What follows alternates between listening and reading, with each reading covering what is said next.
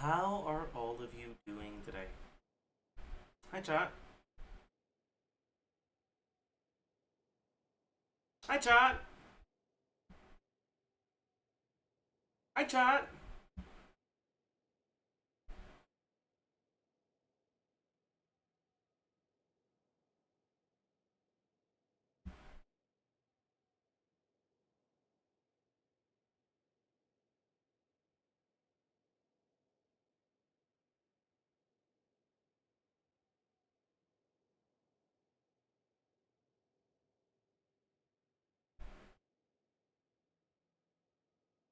Hello.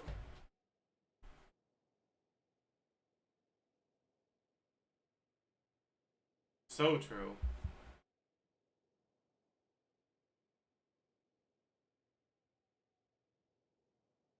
I haven't slept at all. My sleep is broken. Ah.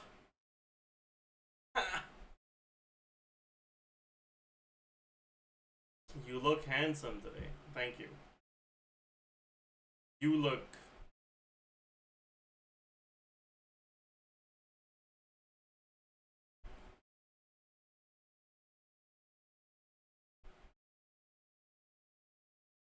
Yeah.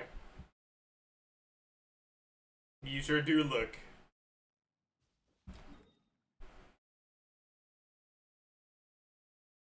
Yep, you do. Thank you, I think. I got you.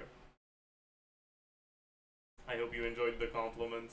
I don't do those every day.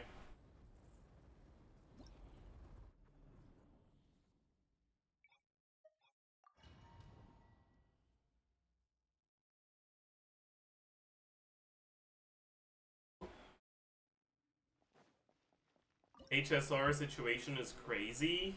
What's the HSR situation? Is there an HSR situation?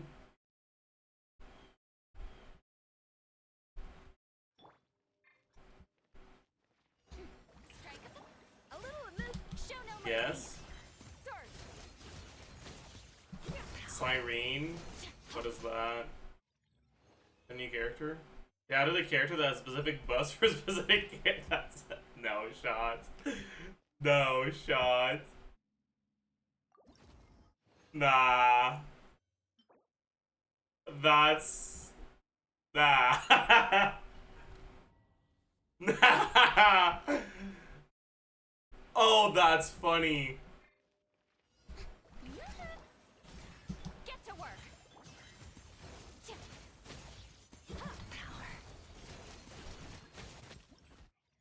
Oh, that's so funny. There's even a sus Columbina League Crumbs that has the same thing. Bro, you fucking fell for the most obvious rage bait. Couldn't this have been a Sans or something?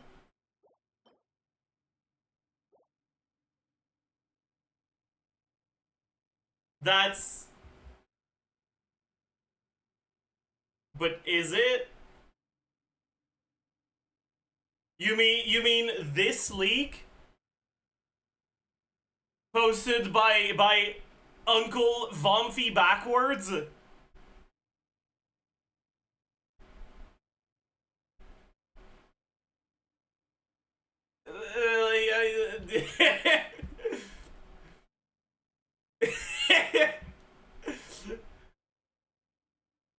He's legit. Well, the shit, you're right. He's right. He's right.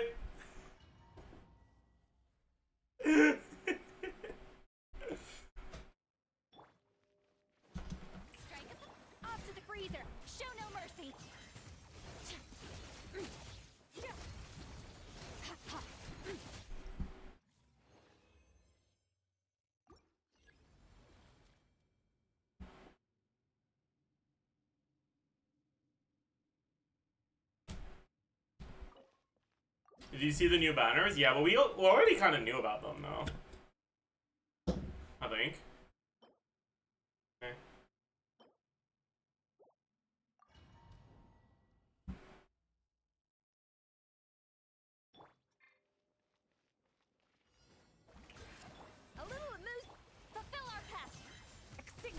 It's actual kit mechanics too, not numbers. Like if you gave Chaska extra bullets, that's insane.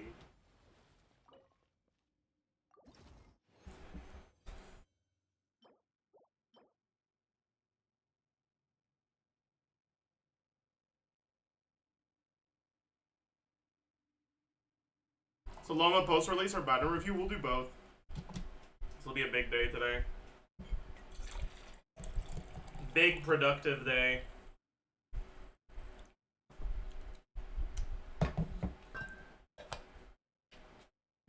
Like summer solstice type day. Like biggest day of the year, man. Like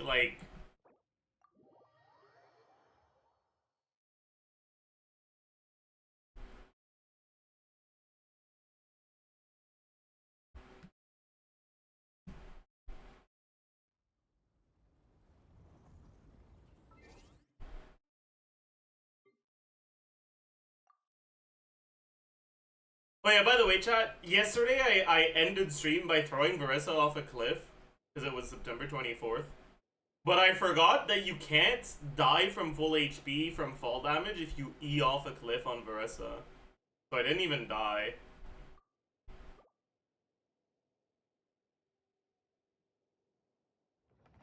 It's capped at 50% of your HP.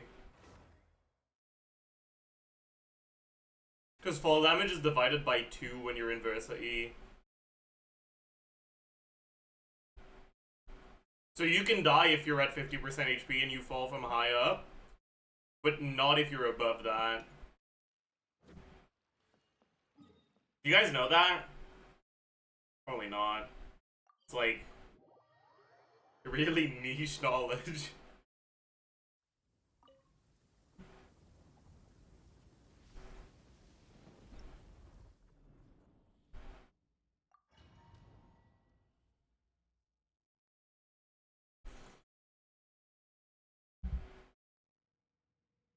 This is the consequence of the Siren kit. Huh? What? I'm sorry, what? Yeah, category mistake indeed. What's going on here?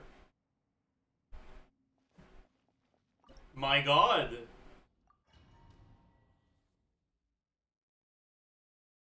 Huh?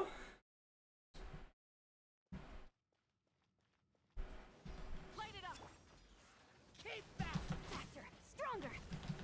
Let's help protect us. Wrath from the skies. Oops.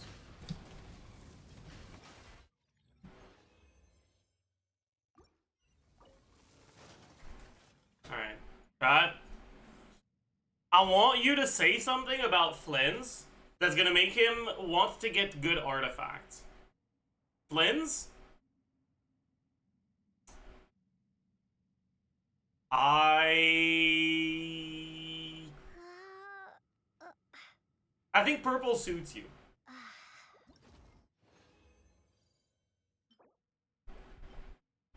Never mind, man. Fucking ugly ass.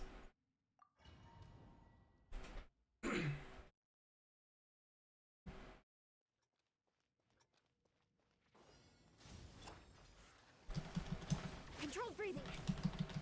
Start the. Let's dance. Pyroclastic surge.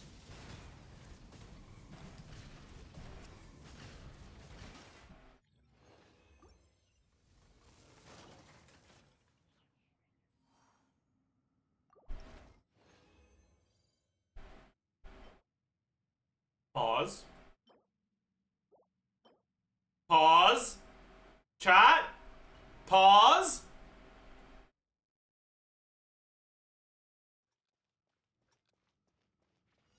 Rise. Faster, stronger. Let's. Light of the blazing sun.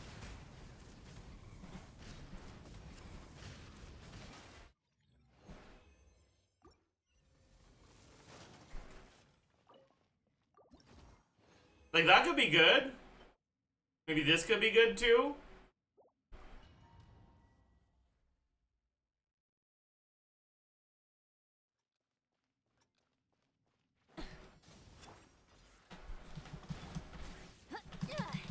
On my... Let the show be... Pyroclastic surge!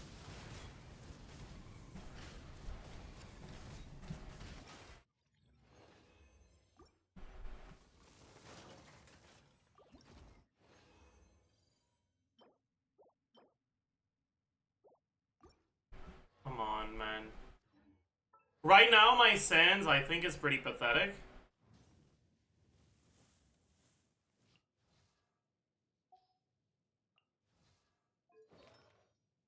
Who was placeholding? Was it Yao Yao? I mean, it's not even that terrible, I guess. And I'm kind of close to being capped on crit, so this might not actually be an upgrade. Even if it rolls a decent amount of crit. Eh, whatever. That's good. That's good. That's not good.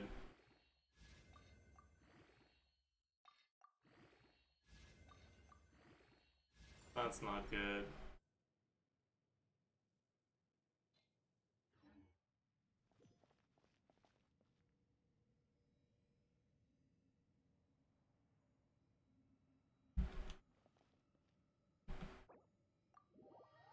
Well.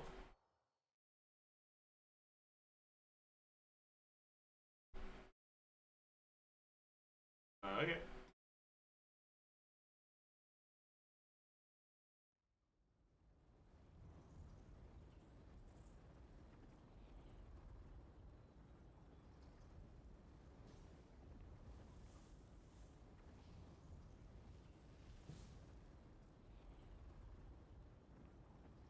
Hmm.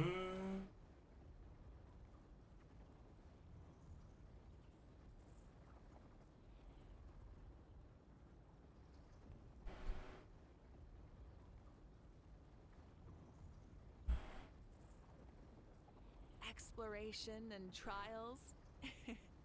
Adventuring is right up my alley. Okay.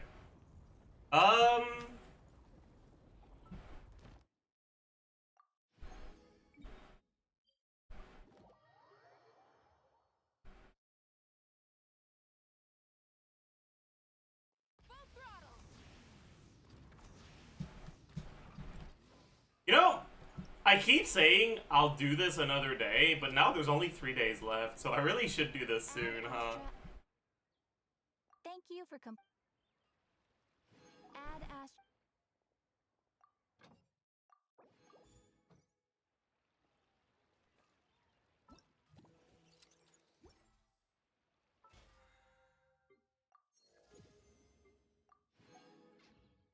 Have someone do it.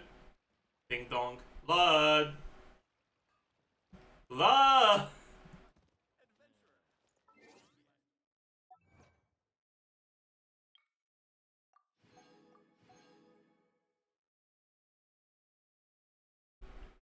Oh shit.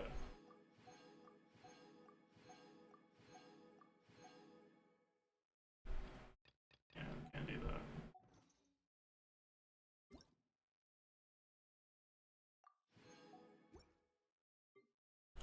Alright, chat. Can you quickly talk about the banner?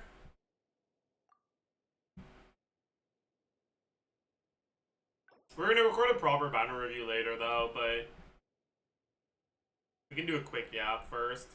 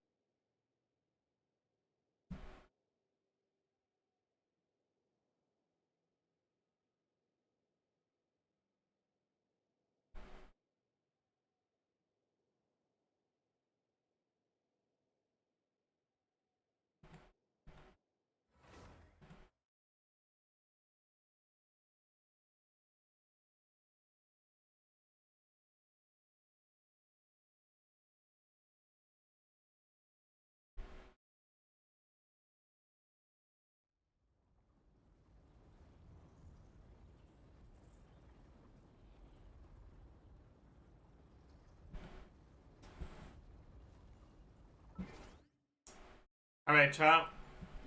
Let's stop. Let's stop. So, it's actually a pretty good banner for Flynn's. Like, for relatively new players that want to get Flynn's, it's a pretty good banner. Because, like, I know C1 is good. Sucrose is good. I know C6 is good.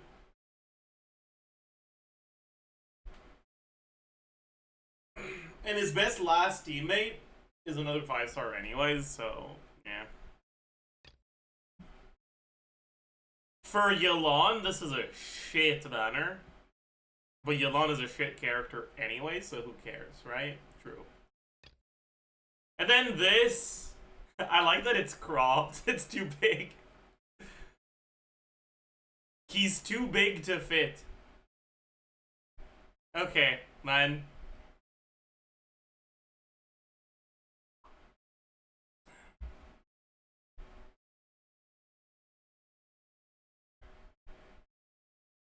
Anyways, Agwa's a fine stats thing, but it's not a great sig, right? It's a sort of weapon that, like, you're not unhappy to get, but you're not that happy either. Also, does anyone know what these two, like, little strings here are supposed to do?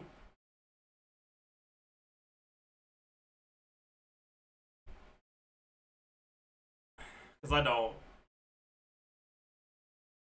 Music, but it's for the smaller arrow. I see. That makes sense.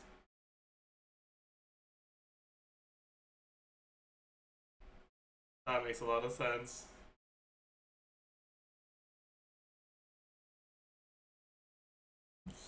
Anyways,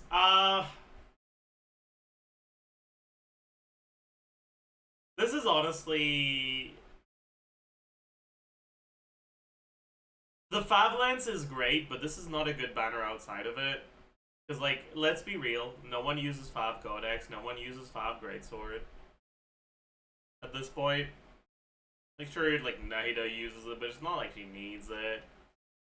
Sure, Ido can use it, but it's not like she needs it.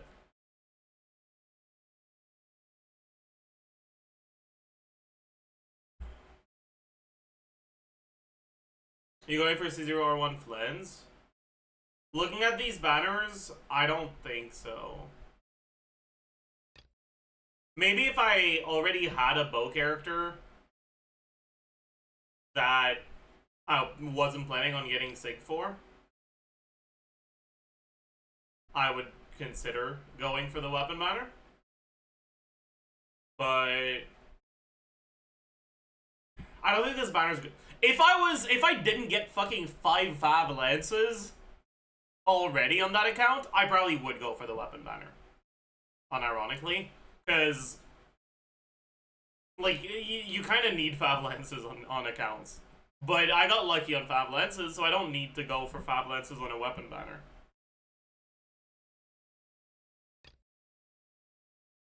Yeah, and I already have Jadewing Spear, so I would much rather go for C1. If I have the primos to go for it. Which, I mean, we'll have to see.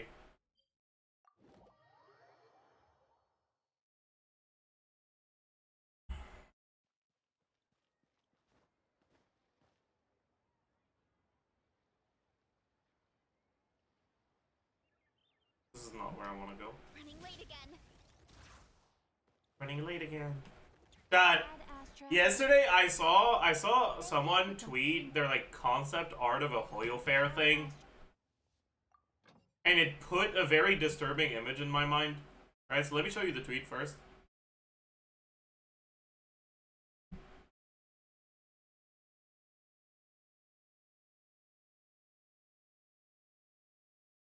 I saw this tweet and I was like,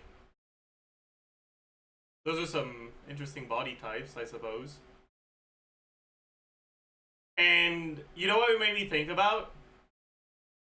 So, have you guys watched Devilman Crybaby?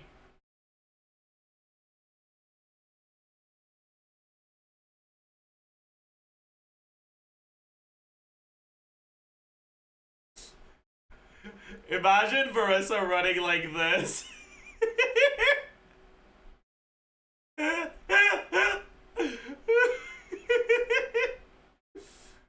Wait, let me actually pull up the scene.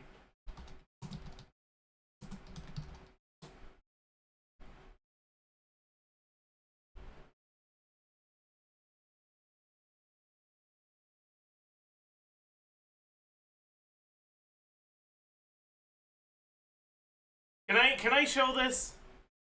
Did they get naked at some point? They don't.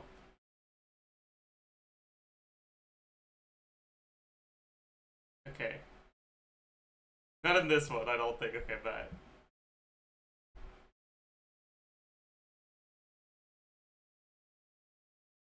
Okay. Is this the right thing?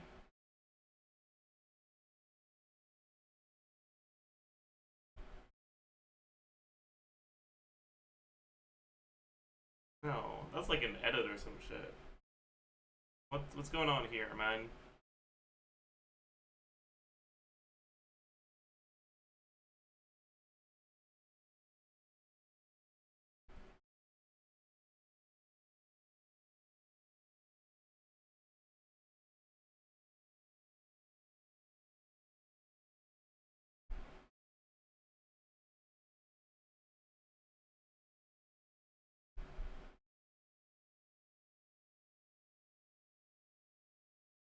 Dude, why is it difficult to find?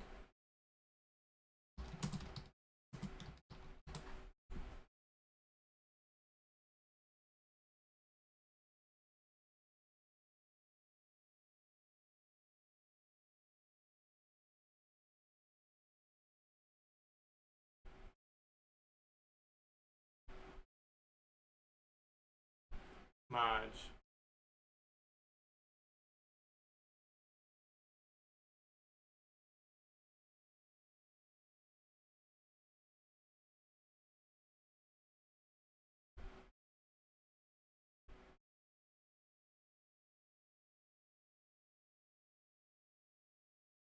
Yeah, whatever, I give up.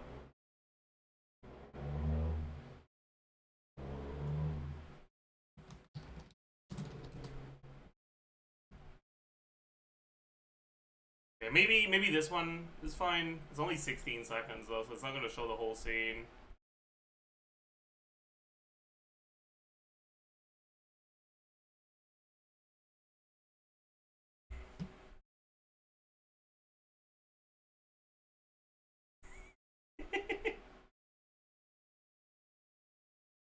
Anyways. Anyways.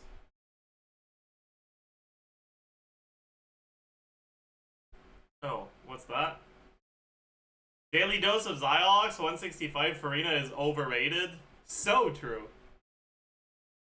So true. He gets it. Maybe I've been too harsh in my judgment of Ziox.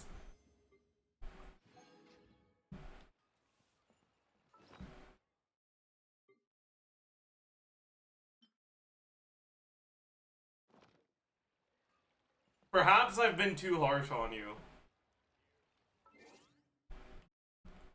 Okay, let's see what he's got to say about it.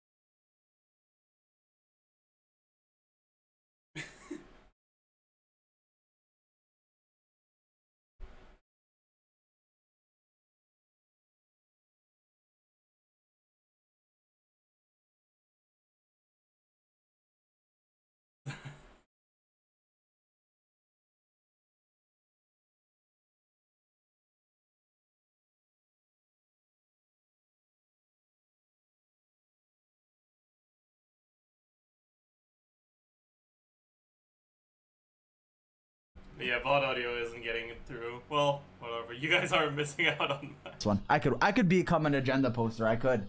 I could. 0 meta teams. This is just not true. 0 personality. I don't know what 7 would be, honestly. 7 cost. 7 marriages ruined. That's not a slander, though. Farina slander is not okay. No, but I. What should the 7 be?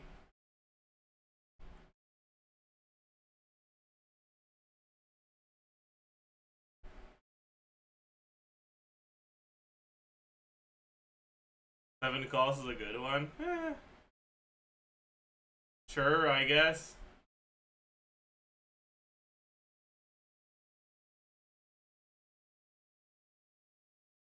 Seven-digit ER requirement. I like that. I chose a character I love just to show how you can nitpick. Just ignore. 7th strongest Archon. Or Skirk, if anyone brings it up. What do you mean meta teams? Mawika Stilali doesn't use Farina. Fucking Varese it up. What do you mean meta teams? Mawika Stilali doesn't use Farina. No way he got rage baited by his own rage bait. Fucking Varesa doesn't use Farina. Bro. Pork ramen, £5. Oh, it's also Japan, so there's a boost there. Yeah, bro, Japan never loses. Oh my god, What? Japan lost. You got cooked, bro. Okay. I guess it's too people are gonna see that zoomed in and be like, it looks fucking what's the word? I forget the word for like disgusting in British. I don't know if I'll get my burst back off 2 E's because I have like no ER, but oh my. You sure won't get your burst back from 1 E, lol. He pushed me away like everyone in my life. It's been like a lot more smooth recently, like the speed of it. What are you saying? Cause like I don't know if it was a computer's issue, but like it used to be like a block and then a block Yeah. and then a block, and now it's like A block of cheese. what? Capitano's so sick, man. He What has is to be he playable. Like, saying? I actually refuse to believe we live in a world where he's not playable. So I know he's gonna be playable. Shit, it's a fucking energy sword, bro. Oh my god. Yoimiya! Is that Kirito from Gun Gale Online? That's crazy. Oh my god. Wait, no, what does it mean? Wait! Oh, it's Malika. Okay, no wonder, bro. I was like, there's no way Yoimiya made that shot.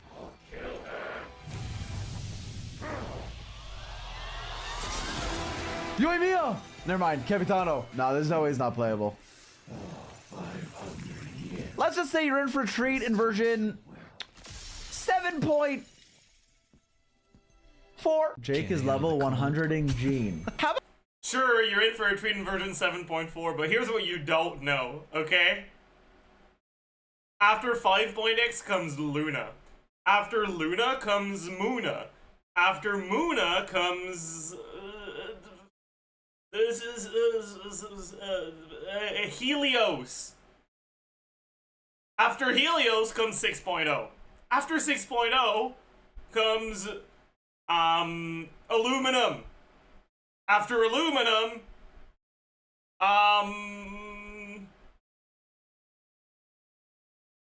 Matchstick.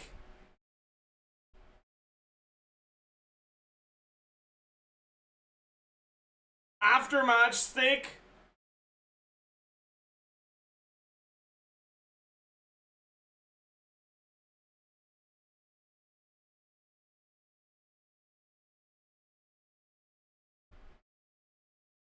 Matchstick comes 7.0. But the thing about the thing about Matchstick is that there's gonna be 30 versions of Matchstick. There's gonna be Matchstick 1, then Matchstick 2, and then it'll go all the way up to Matchstick 30. So sure, it's gonna be in 7 point whatever he said, but that's like 2043. I'll be 43 years old, man. No. I'll be 77 years old because I'm 77 years old every year. True. How about, you know what? How about, and no disrespect to you for just reporting the news to me, but how about he talks to me? And how about you get back to me when his gene is rank 11 or higher, all right? Because a real gene fan like me is mogging a fraud like him. He's literally on Akasha. Wait, no one said anything. No one said anything. Do not type in his chat. Want the look at all these roadblocks. Look at all these people. I will have to. Zarx called you a fraud. For what? What did I do? I didn't. No, shit. Act busy. Yeah. So, anyways, guys. Yeah, as I was saying, like that burning building. I mean, I ran out of it. I didn't really like. It was fine. I'm a firefighter. Yeah. I'm a firefighter, like volunteer, right? It's a volunteer for me. Like, I know I already do so much, but I might as well, in my spare time, help the people of my city. And I also travel. So wherever. How the fuck do I get there? Kanich? Probably Kanich. I haven't given it time to turn off, you know? Like, it never was like off, you know? So maybe I need a cleanse. Yeah, bro. Surely Kanich can do it. It's okay. We're upgrading soon, bro. Well, actually, I guess the more accurate statement is I'm home soon. So there you go. I don't know exactly when, though. Yo, please. Oh, he can do it. Oh, no. no. No. Okay, T. Then. You fucker. No, I'm not doing a build review right now. I appreciate the 100 bits, though. Oh, wait. That was so much easier, bro. I literally just had to do that. Bro, but I didn't think oh my god. I don't know. I didn't think I had to hold E. I also have to finish my llama guide. Now, my llama guide will be a bit later than my Inefa one because I made an early video. But yo, Inefa, I was like day 2. I was literally day 2, bro. But also, on my life, bro, on my life, I will be milking Flynn. To the Sigmas of Australia. The goofier government is still capping. But is anyone surprised? When a Rizless, oralist, unk prime minister is running a show, a chopped government is what follows. It seems like every day they're asking, twin, can I borrow $1? Twin? It's so performative. I'm surprised there isn't a minister for Labubu's or a parliamentary secretary for Dubai chocolate. One of the issues I've been tweaking about lately is AI safety. Australia has the potential to be peak at implementing this technology safely, but at the moment, there's more AI slop than a Deloitte report. True. I don't even know what that is. PMOSM, wilted rose emoji. The wilted rose emoji. About AI, they tell us the incredible productivity lift it offers. At Grok, is this true? Like speed doing a backflip, the attitude is good, but only the dangerous part. Our government, like Tung Tung Tung Sahur, needs to win a big stick. To all the industry insiders who suggest that AI should be allowed to train on copyrighted material for free, I only have one thing to say. Side down. Wait, this is true though. Gens think what I'm doing is click farming, but I'll keep rage baiting until they crash out. So, Sigmas, keep hope posting, keep newing, and keep doing it your best, twin. Those who know. Oh. She gets to those who know. 6, 7. Okay, I'm done. I gotta go back to Genshin. Where's my OBS? Oh, fuck, this music is too funny. Yo. Get this. Oh, okay, got it. No, you fuck. Get fucked, motherfucker. The sneaky senor. That's what they call me. Wait, I gotta. Oh fuck. Oh. Okay. I mean, like, what do you want me to do? Way. Oh, E. Wait, E, and then. Watch this. Bro, how did that see me? I meant to inch forward, and it. Okay, kill this guy. No. Why did he decide to turn right? Okay, lock in. Odds, ban the guy that said hammer me before we get another Reddit thread, bro. Please. Wait, I need to get this.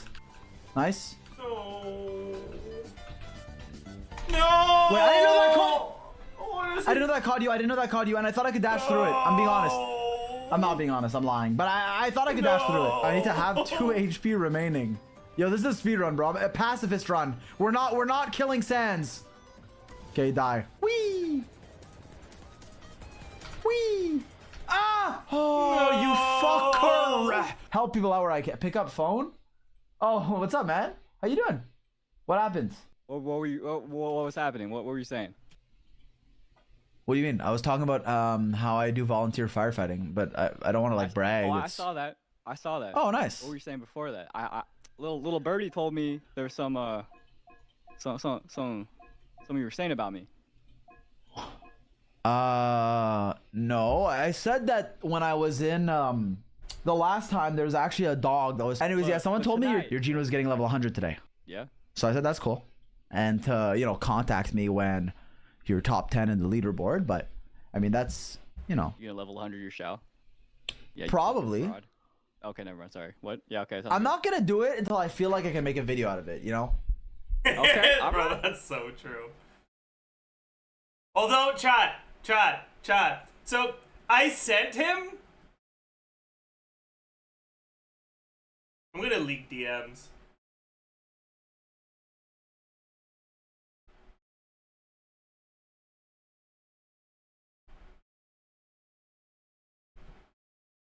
Uh.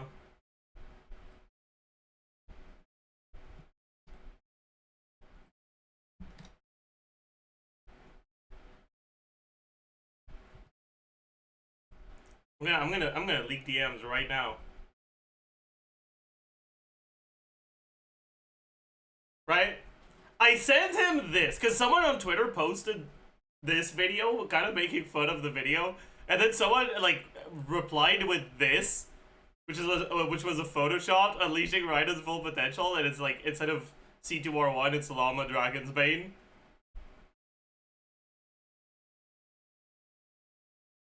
And he replied, "What if I remade this and I level 100 her?" Chat, we might have. He might be cooking. He might be cooking. That would be a good video. He's a whale, so he can afford it. But when I see the opportunity, I'll strike. I respect that. Yeah. You're timing it. I'm timing it. You're seizing an opportunity at 100% sex rate. Sex rate? Success rate. Anyways, see you tonight. What? Oh yeah, see you tonight. Yep. All right. See you. I see it. Bye bye. I have a bad feeling about Dire Drake clear. Okay, first of all, something about Dire Drake sounds very sinister. Okay, we're here for Hoyo Fair. Let's play poker. I have a pair. Linny's brother. Pear. That's not his name, but like from it. Oh shit. I fell down the stair. Take a picture. You don't have to stare. Okay, yo, it's not starting. Alright, all good. Sounds like despair. Wait, I like the way you think. He's losing hair. Wait, I like that one. I know you're not talking about me, but I do like that one. Is this what it feels like when I stall my stream?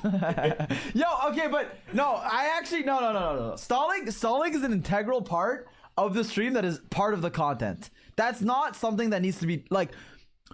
True, actually. Speaking of stalling being an integral part of the stream that is part of the content, we stare. Ooh. We grape. We drape. Not bad.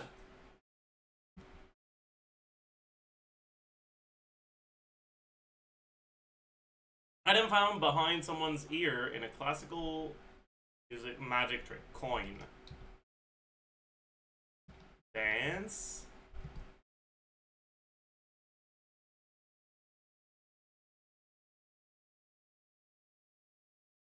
Ads. Gave a hoot. Cared.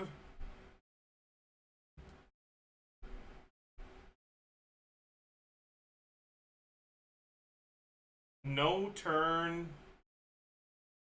Huh? App images, icons.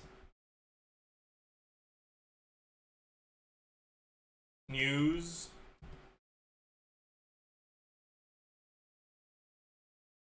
Data. Arrow. On red. Okay.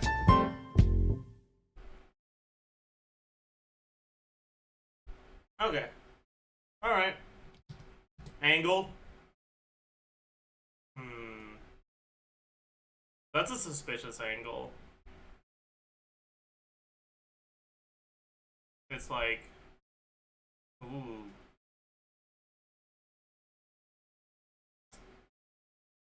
I don't like this angle at all, man.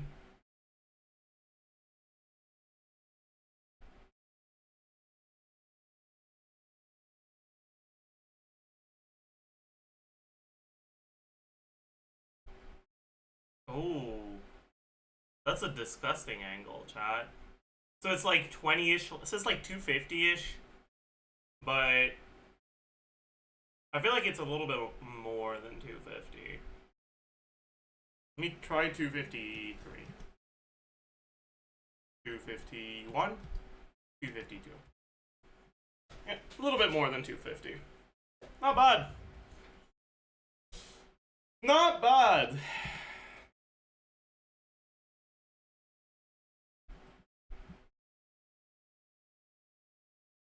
Oh, gee, I wonder what this could be. Chat, what's this reference from again? It's like Gulliver or something?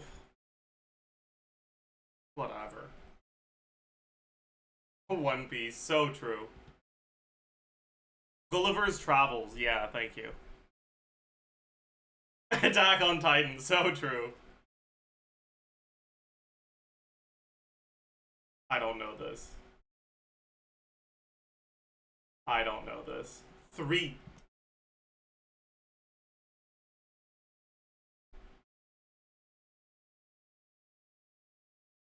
Well, we can probably cheat just from the letters, right?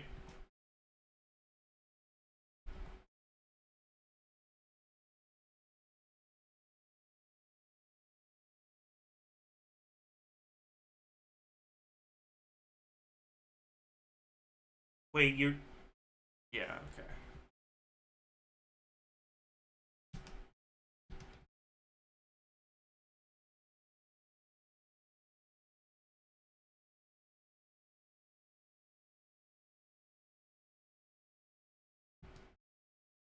"3D Kanojo Real Girl." Yep, it's gotta be that. Bet. Dude, okay, easy clap. I don't know. Is that? Wait, is that Uma Musume? Wait, it is, isn't it? But which one is it?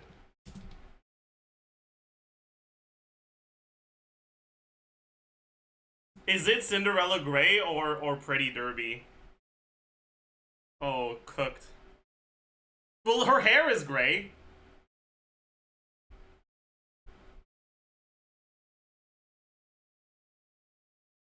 But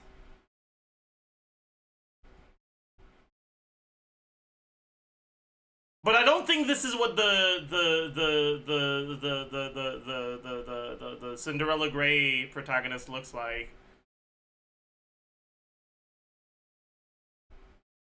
And it's not her, because like her face is on the poster, and I'm pretty sure it doesn't look like that. So I think it's the other one. Yeah, bet. Okay, not bad. We got all 3 of them, and we totally didn't cheat on this one. Who the hell is that? Anyways, who the hell is that? Anyways, what's his name again? Is it Kazuma?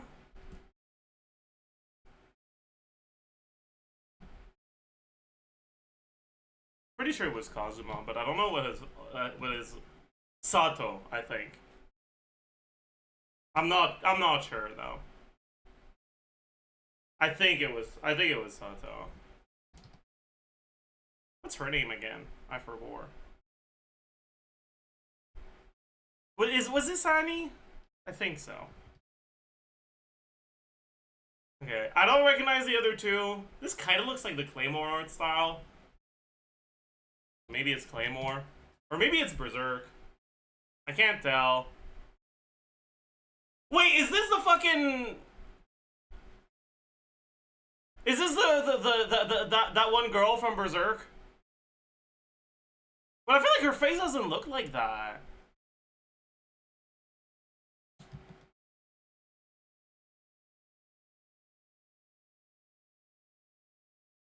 I'm kind of talking myself into Berserk. I don't remember her name, though. Okay, yeah. I feel like her face doesn't look like that, though. Maybe it's because I haven't read it, and I've only watched, and yeah, okay, yeah, whatever. We're so cooked. That's gotta be Slam Dunk, right? I don't remember this character at all, though. I should rewatch Slam Dunk, honestly. I don't know any of the other ones.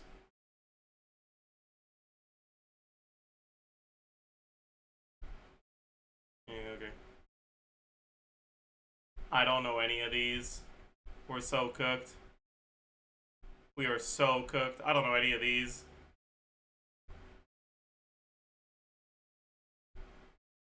Cooked. Okay, yeah. Well, GG.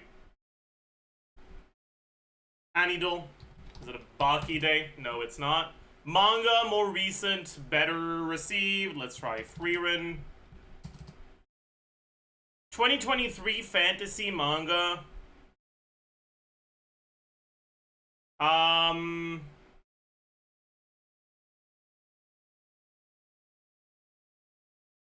Better than a 7, but worse than a 9. What do you mean Freerin has no themes, man? That's crazy. Dungeon Meshi? Yeah, we can try that. Comedy fantasy. Interesting. Interesting. Comedy fantasy. Mashal? That's not 2023. No shot. Ranking of Kings? That's not 2023. It is? Really? Mashal Season 1 2023? It is?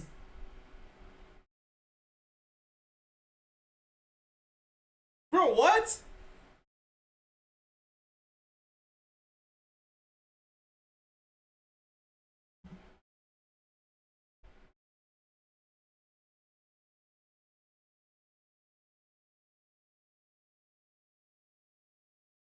Dang, 7.6 is low? Well, Mashal isn't that good.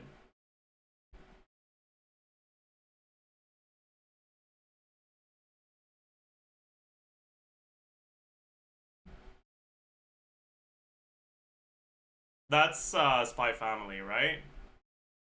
No. No, it's not. It's Cowboy Bebop. What am I fucking saying? I'm a fucking idiot, bro. My bad, bro. Okay, sorry. Sorry. Dude, I'm so sorry. I'm so sorry. I'm so sorry. Listen, shut the fuck up. I don't know what this is.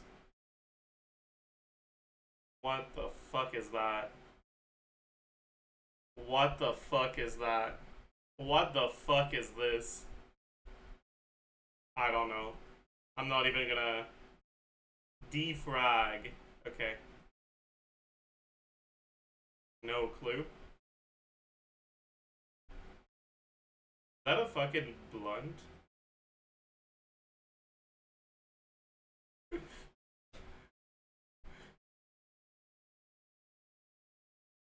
I don't know what this is.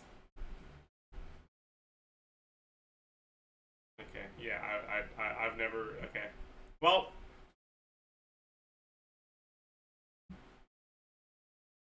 That wasn't too bad.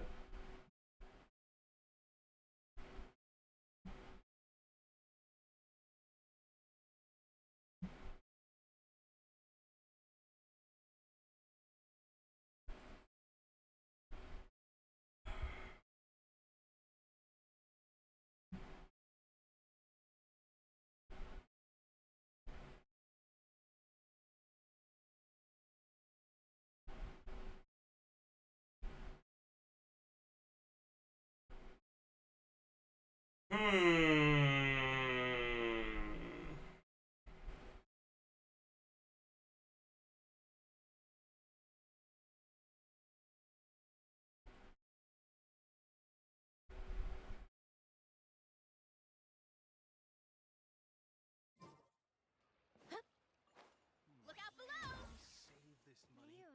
Alright, chat. For it. Should we record the banner review before the LAUMA post release? I'm down, actually. I feel like it's less of a commitment, you know? It's more yap and less, like, serious.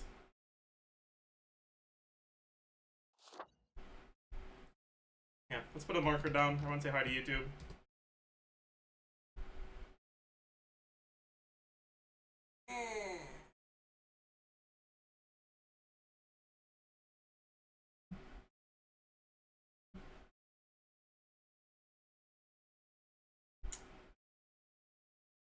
Hello, beautiful people, and welcome.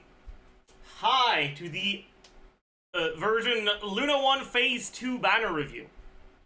Flynn's is going to be coming out soon, and he is running alongside a Yelan rerun. Their banner features Aino's first banner, but this is not the first Aino for anyone other than people who have not done the story, because you obtain one Aino from the story. So this is just for Aino constellations, not for the character, because the character is given for free. Sucrose and Dory. Obviously, we have their respective signatures, and we have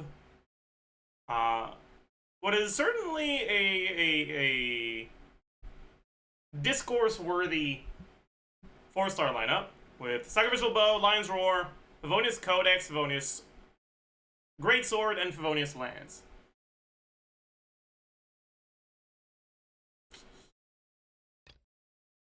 But first, as usual, let's just talk about Flynn's.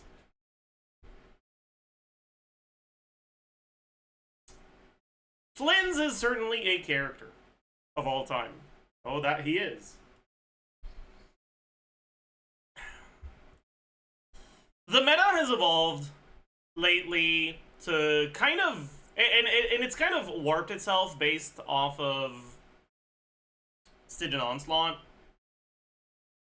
And Stygian Onslaught is more and more pushing for whatever the latest character is, not just by having them deal very high DPS, but by featuring enemies that have mechanics that are very easy to deal with when you're using the latest character, and pretty awful using something else. That is the case for the current Stygian Onslaught with LAUMA, with the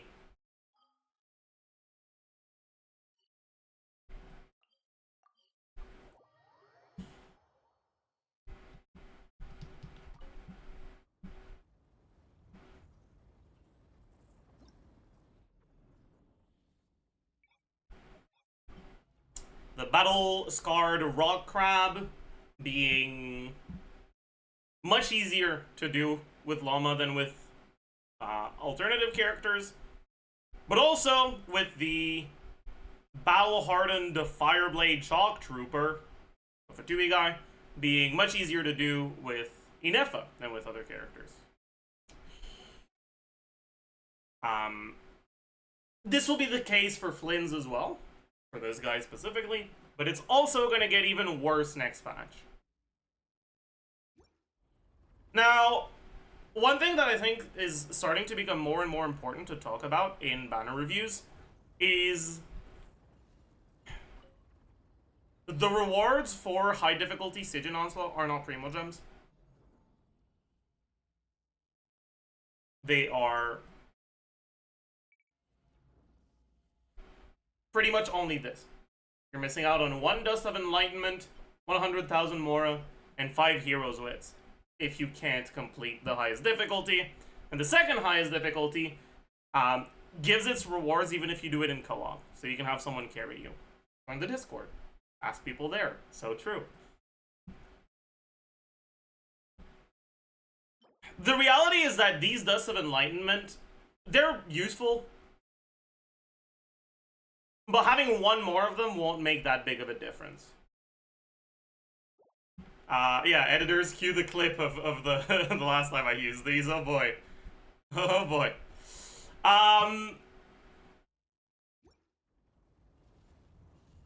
And so just remember when you're evaluating these banners, if you aren't able to do one of the Stygian Onslaughts, it's really not the end of the world.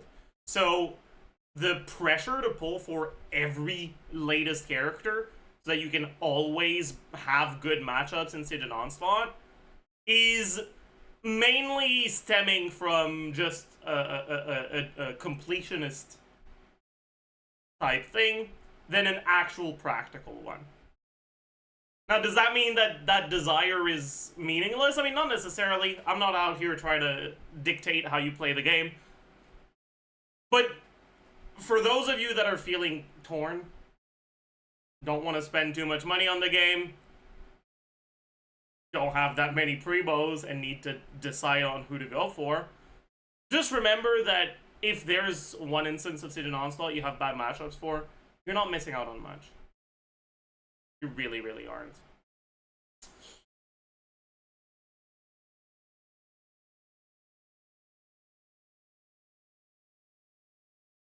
Anyways, okay,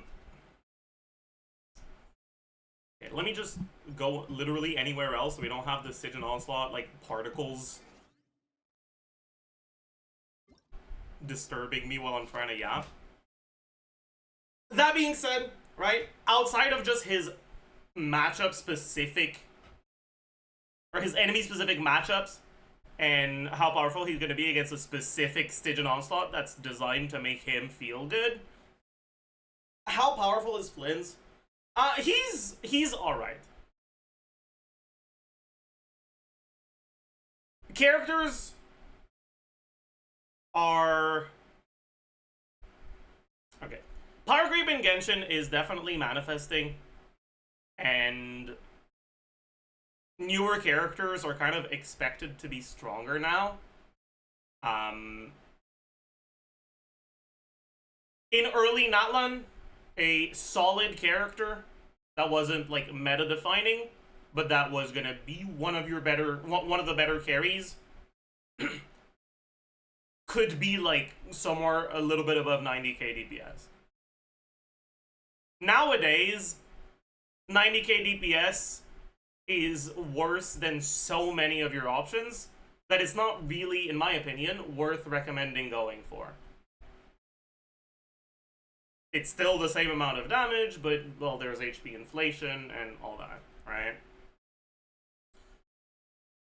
Flynn's best teams generally hover somewhere between 100 and 110k DPS. That's E0 or 0 stuff. And his best teams without Inefa are like 20% behind that. Which means he is at that similar-ish 90k if you don't have Inefa to those like early Natlan carries without the later Natlan supports that may work with them, right? If you do have Inefa, though, he's on a similar level to the later Natlan carries, excluding the outliers with Mawika and Skirk, right? He's on a similar level to Varessa. He's on a similar level to the LAUMA Hyperbloom teams, things like that.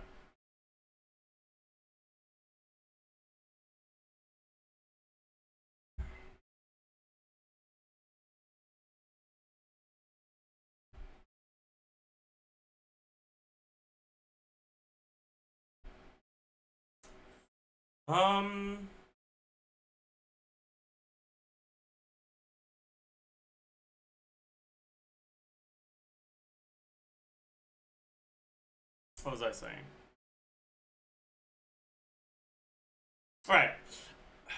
Is that going to stay the case long term? I'm not sure. Flynn's current best team is Flynn's, Inefa, Sucrose, Aino. We'll talk a bit more about Sucrose and Aino because they're on the banner. But for now, let's leave it at that. Flynn's, Inefa, Sucrose, Aino. I would say that right now, Inefa is clearly a character that's intended to be strong enough to stay in that team long term. Sucrose is a character that I could see getting phased out of the teams eventually, but not in a major way, right? I could see a character being slightly better than Sucrose for Flynn's teams, but I kind of don't expect a character to be much better than Sucrose. Because Sucrose does provide a fairly good amount to these teams. Aino, on the other hand, is pretty much only there because we don't have other good options that synergize with Flynn's for Hydro characters.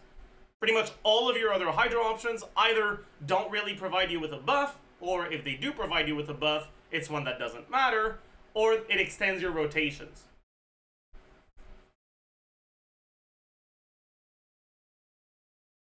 And pretty much the only reason why Aino is the best option is because, well, her constellations do something. then something is better than nothing, even if she's not that powerful here.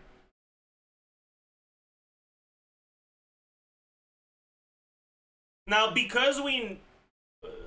I guess we don't know? She doesn't... At least I don't remember seeing a vision or a moonwheel on her. But I'm pretty sure we kind of know that Columbina's a Hydro character. And she's supposed to be the Archon equivalent for Nodcry. Yeah, she does have fucking water feet, that's true.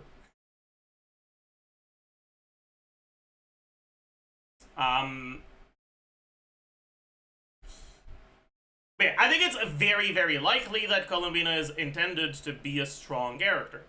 Now, because we currently don't have Hydro units that have good synergy and are good in Flynn's teams, it's very possible that if Columbina ends up a character that has the ability to be used as a support, she will improve the damage of Flynn's teams. Probably not just Flynn's, probably also the other Nodcry carries that will be released before and after she comes out. But for Flynn's, among others.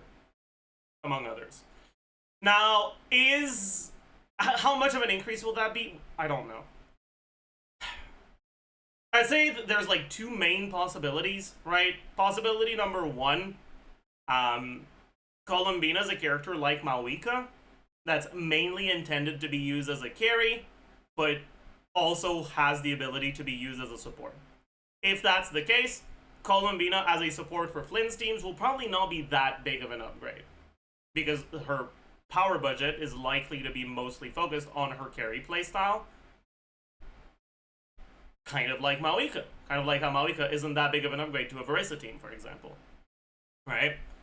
And then I would expect maybe Flynn's teams to go to like 110 to 120k instead of 100 to 110k. The other possibility is that she actually is designed to be a support. And I think if that's the case, it's very unlikely that it will only be a 10-ish% DPS upgrade. And it would likely be bigger than that. Maybe bringing Flynn's to 120 or 125k to like 130, 135. It's obviously pretty difficult to evaluate Flynn's overall power level in the long term because of that. We don't have a good Hydro, and we know there is a character that is very likely to have a role in Flynn's teams coming out fairly soon. What that means is that if you're someone with a lot of self-control and patience, there is no reason to go for Flynn's now. You can always get a character on a rerun, and you'll obviously have a much better understanding of how good Flynn's is going to be long-term once we see what Columbina does. But a lot of people will pull for reasons other than just how strong the character is going to be for their account. And I think the specific reason that matters more here is new character, new gameplay, fun, pog, wow. And if that's a contributing factor to why you pull for characters, like having to wait 6, 7, 8, 9 more months to get the character you want, might suck ass. And you might not want to do that. You might want to get it now. And so, for the rest of this video, I'll be talking about Flynn's, completely ignoring the possibility for Columbina to make him better. But I just want you guys to remember that that possibility does exist, and if you want to know how much before pulling Flynn's, you're gonna have to wait. Anyways, how good is Flynn's? How important is it to get him? What does he provide? Like I said, Flynn's currently has his teams at around 100 to 110k if you have a Nefa, and about 20% behind that if you don't.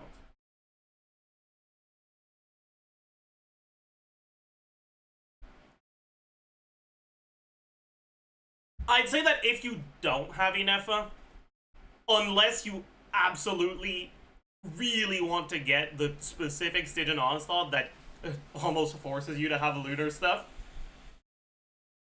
so like the Fatui trooper on this one, or that abomination of a fucking wild hunt enemy on the next one, he's a very easy skip.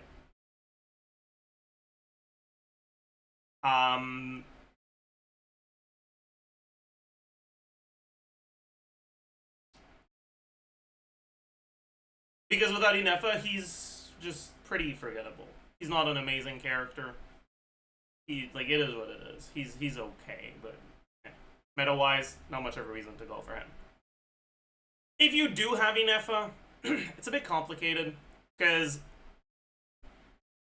the reality is that there are a lot of Inefa teams that are able to get good enough damage without him.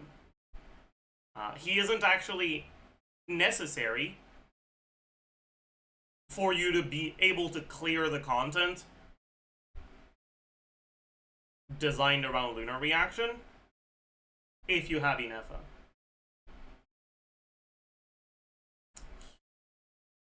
That being said, he will be better than the alternatives. I think mainly we saw some footage of people doing testing with Flins on the creator server, and there's some dire clears on the Fatui Trooper with C0R0 Flins. But if you're not interested in the skins you get from Dire, Inefa by herself is more than enough for Fearless.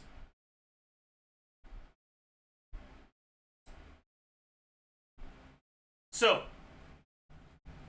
if we reiterate what we said so far, if you don't have Inefa, Flins is okay. He's not amazing, but he's very skippable. If you do have Inefa, Flins is good, but Inefa by herself is already good enough that you won't need Flins for menacing Sidon Spawn.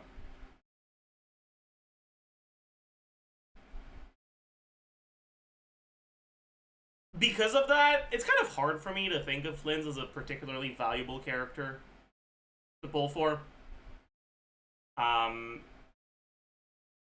Especially because he isn't actually above the other, like, pretty solid carries right now. Not just carries, but, like, you look at LAUMA Hyperbloom teams, you look at Verissa teams, and he, at best, he's, like, a side grade to that. For, like, overall DPS. So for the long term, adding him to your account once enemies stop shilling Lunar stuff won't have mattered that much.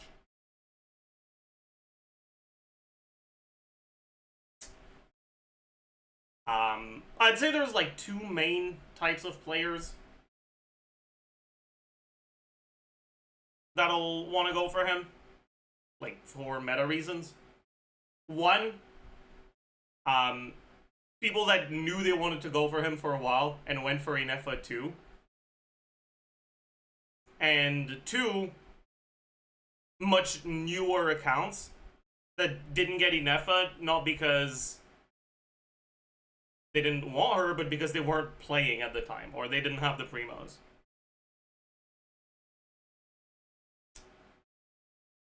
I'd say if that's not you, if you don't fall under either of those categories, pulling Flins is not going to be a great meta decision. You can still do it if you want, but you'll have to accept that meta-wise it's not going to be a particularly worthwhile investment. I suppose, let's put it that way.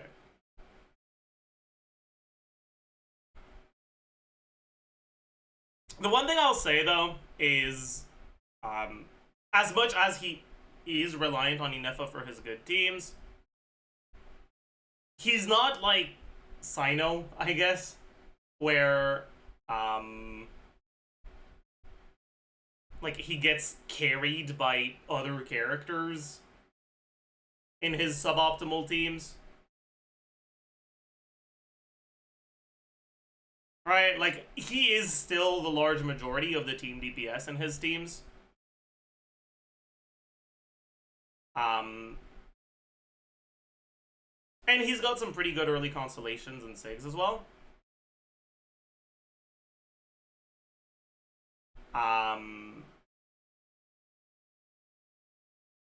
There's no point in constantly waiting for stronger characters to be released because it never makes sense to get them. I mean, sure, but Flynn's is weaker than characters that have been released before.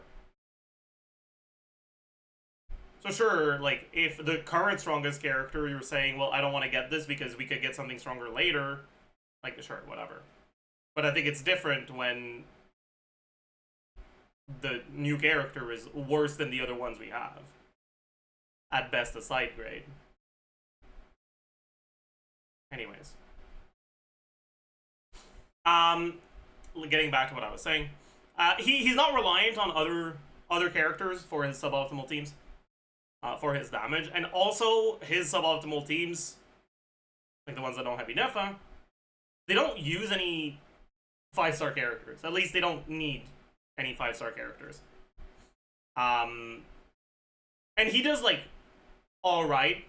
Even in the teams where you don't have constellations on any of the 4-star characters.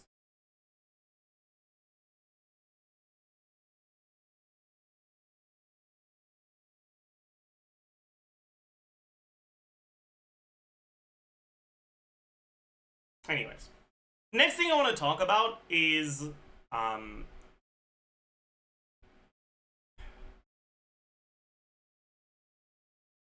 the idea that you need a carry of a given element.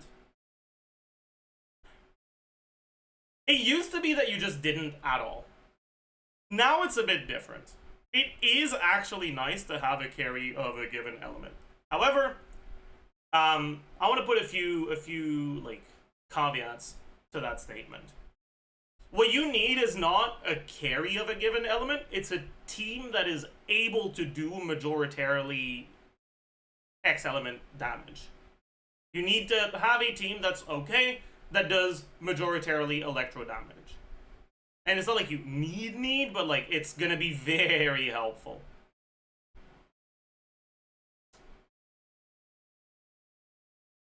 And while Flynn's is good at that, if you're only going to get one Electro character, he is not the best one by any means.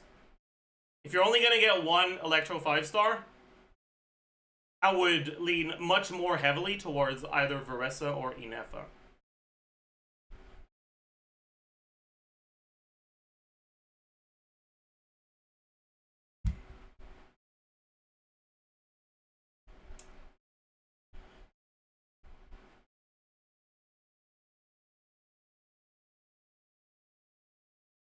One of the nice things about Inefa specifically is that Inefa is good for content that wants you to have majoritarily electro damage, but she can also be good for content that wants you majoritarily of a different element, because she can be used as a support for non-electro carries.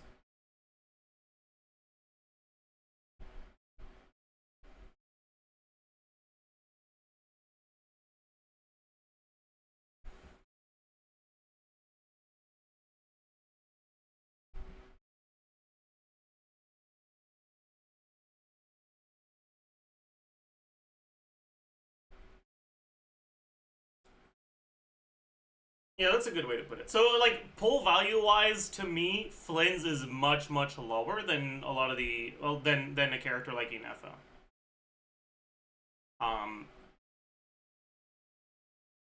But again, right, and bringing it back to what I said about Columbina earlier, it's very possible that Columbina teams don't need Inefa as much as I know or other Hydro teams do. If, for example,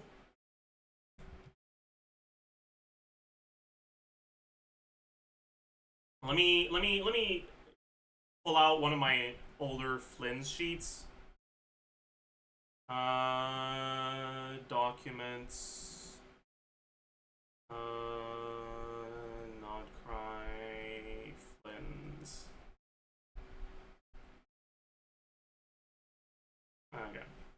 So, let's invent a Columbina kit. So Columbina.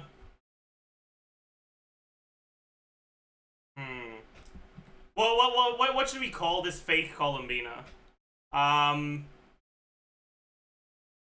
Mooner 1. Let's assume that Columbina is a character that does not give relevant buffs, but accepts buffs. That Columbina is a damage dealer. And that in a Lunar Bloom in a Lunar Charge team, she does Lunar Charge damage. Even as a Hydro character. Right? So, I don't know, let's say 350 base attack. You build her 20, yeah. PM. I don't know. Maybe she gets a self EM buff or some shit. I don't fucking know. 20, let's say 24 self Lunar Charge. Yeah, sure. Why not? Motion value. I don't know. So like something like nothing, pretty much nothing for motion value. Non-lunar charge, and then lunar charge damage goes the hard. You get like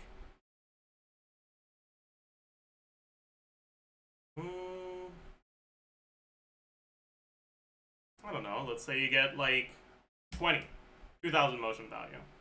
Maybe even more. 30. Fuck it.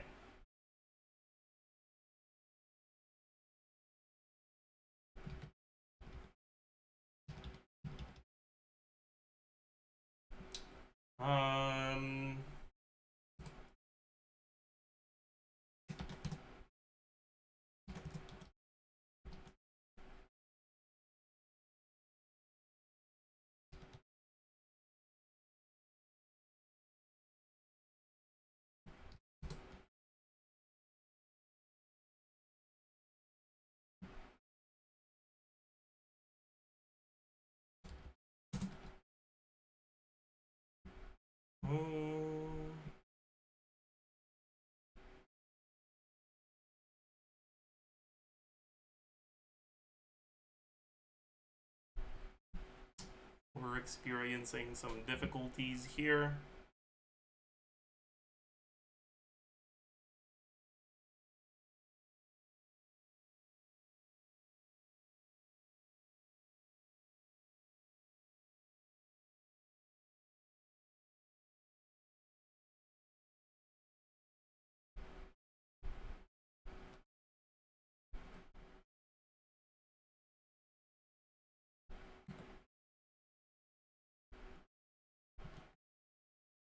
Why is it saying 0.3? Shouldn't be that. What's going on here? Oh, because I changed the wrong thing. Oopsie. There you go. Okay. And then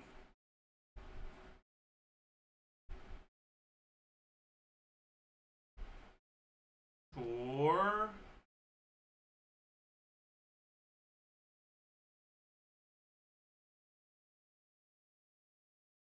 then Eon Song. Wait. And then we give her. I don't know.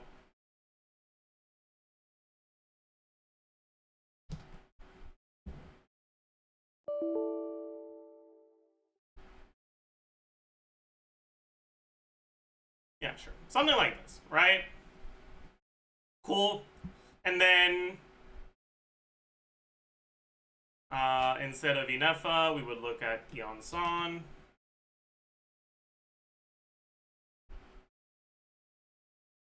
E6.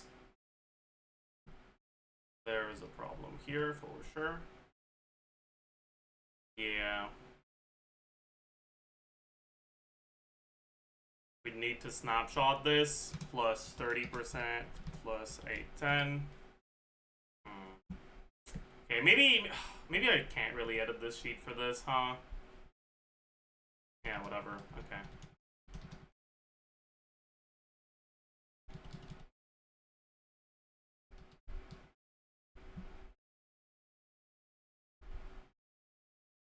How do I properly convey this? Okay. If Columbina is a character who maybe only buffs the active character for the buffs and also has good personal damage, then she wouldn't buff Inefa's damage. And because in Flynn's teams, one of the main reasons you use Inefa is because she's got a similar buff to the other Electro characters while also having much better personal damage. Well, there's a very real chance that if Columbina buffs Flynn's damage but not Inefa's, and has good damage, you'd rather use a character that buffs Columbina and Flynn's and sacrifice personal damage there, right? Or even if you wouldn't rather do it, it's very possible that the difference will be smaller. All of this to say, right, Flynn's Inefa reliance could very well change in the future. I still expect Inefa to be his best, like, Electro, like, second slot in his teams. But I think it's very possible that once Columbina comes out, the gap between Inefa teams and others can be a bit smaller.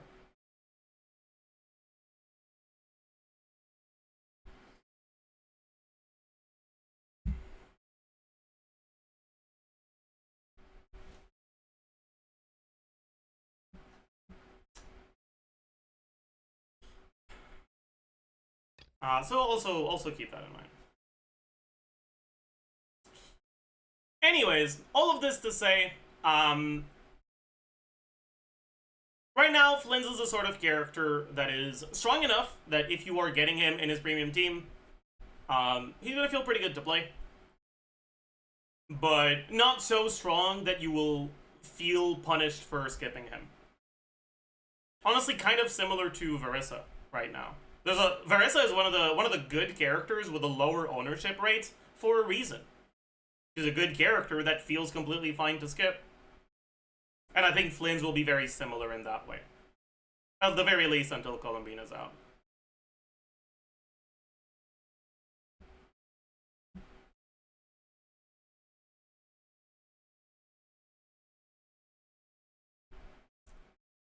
Anyways, that's enough about Flynn's. Let's talk about Yulon. Biggest fraud. Oh boy. Yeah. If you've been on this channel for a while, you might think that I'm a bit of a Yulon hater, and you wouldn't be entirely wrong. But I will try not to be too biased.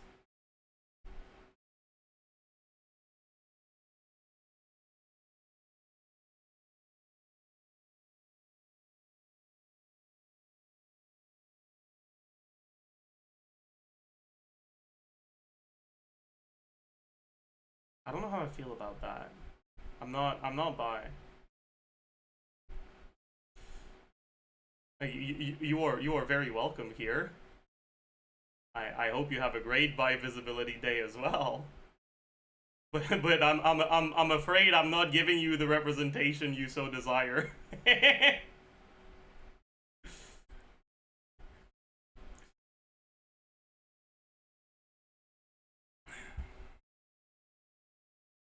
You're not? No. I'm not gay either, chat. I'm straight.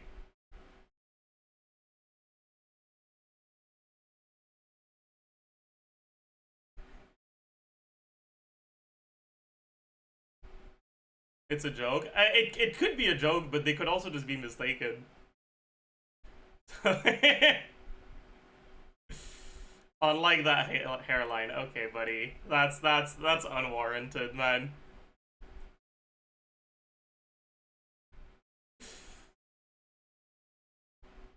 That's unwarranted.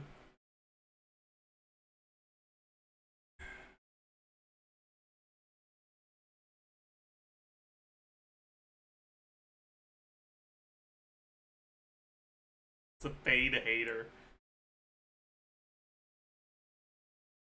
Anyways, let's sorry for the distraction. Let's get back to hating on Yelan. So true. So Yelan is a character that's had a very weird place in the meta since her release. She's always kind of been on the edge. So like she's been always standing somewhere between pretty strong to kind of whatever.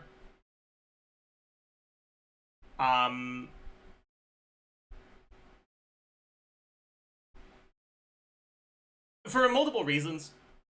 Mainly, one, the competition in the slot for hydro applicators.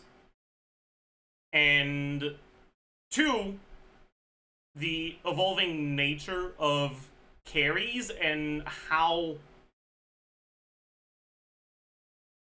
they interact with hydro application. So let's quickly talk about the state of the meta on Yelan's release. Right? On Yelan's release, what carries were in the game that weren't like completely ass?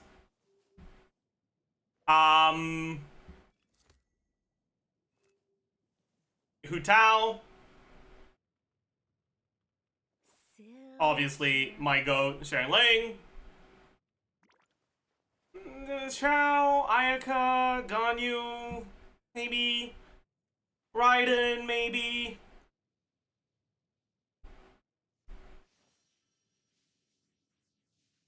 You can make an argument for a couple more, but like I'd say those were the main ones.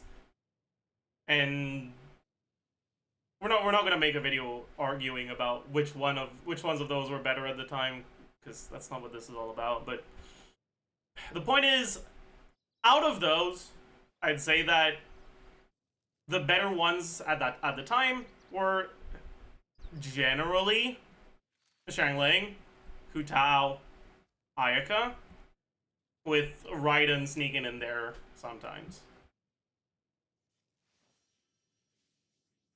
And the reality is that Yelan could be used with all four of those.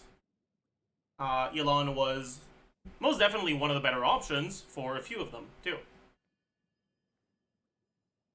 So Yelan had a pretty strong place in the meta.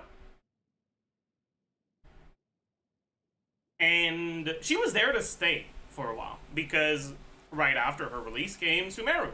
Sumeru introduced Hyper Bloom, and at the time, Hyper Bloom was very strong. And because Nahida came out fairly early in the Sumeru life cycle, and because Nahida had quite good application if you played her on field, you were more starved for hydro application than dendro application in the Hyper Bloom team. So playing double hydro teams tended to be better than double dendro. Because of that, Yelan was also part of the best Hyper Bloom team. Which meant that Yelan had a very, very, like, solid place in the meta for a while. Alhaitham came out, gave you some more options with Nahida teams that were maybe less reliant on Yelan, could still use her, but it wasn't, like, necessarily the best option. Sometimes it was, sometimes it wasn't. And then Fontaine came out. And Fontaine is where Yelan started losing some steam. Lenny doesn't use her. Neuvillette doesn't use her. Risley's freeze teams at the times were pretty ass, and his melt teams obviously don't use her. Chevreuse gave the pyro carries more options that wouldn't allow you to use her. Some of Navia's teams used her, but some of them didn't. Some of Arlecchino's teams used her, but some of them didn't. Some of Chlorine's teams used her, but some of them didn't. You could use her. Right, and then Natlan came out, and you could use her with Milani, but not ideal. Not very good with Kanich. Doesn't work with Chaska. Usable with Maoika, but it's a lot worse than Melt. To the point where you'd generally rather play a 4-star like non-dedicated Melt support like Rosaria or Kea over Yelan. Doesn't work with Varessa. Iskavi and Skirk came out, which gave Yelan a bit more of a little something, but she's not necessary at all in those teams.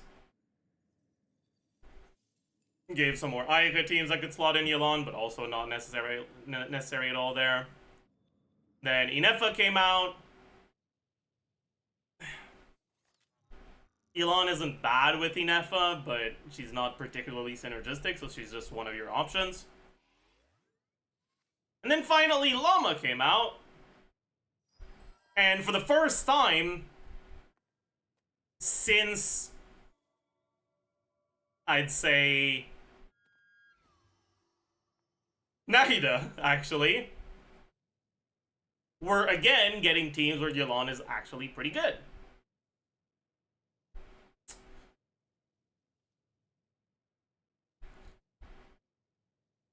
But she's not necessary, and she's not even close to necessary. I'd say that right now, Yelan is a character who doesn't feel bad to have on an account, but is very, very skippable for a support. There just is no carry that outright requires her. Maybe not requires her, but like has a much stronger Yelan team than alternatives.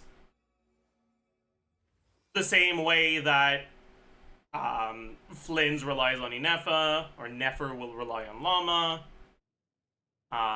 or Skirk can rely on Escoffier, or Maoika to some extent can rely on Citlali. There's just no character anymore where it works like that for Yelan. Yelan can have good personal damage if you don't build her, like if you build her teams around her ability to deal damage. But it's not like outstanding. It's just like alright. Unless you on-field her, and when you're on-fielding her, she's not as good as the like modern carries anymore.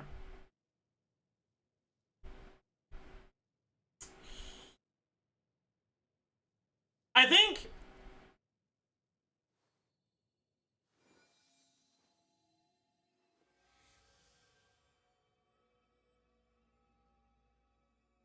Yelan is a character that I would not recommend a new player go for. But that also doesn't feel bad to have.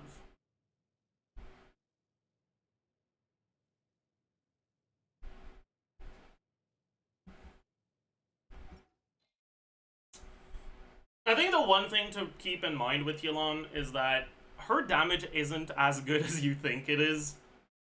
Her damage is good in the teams that can actually afford to build damage on her. But when you look at her best teams, they generally are not teams where you build that much damage on her, except maybe the Hyper Bloom teams.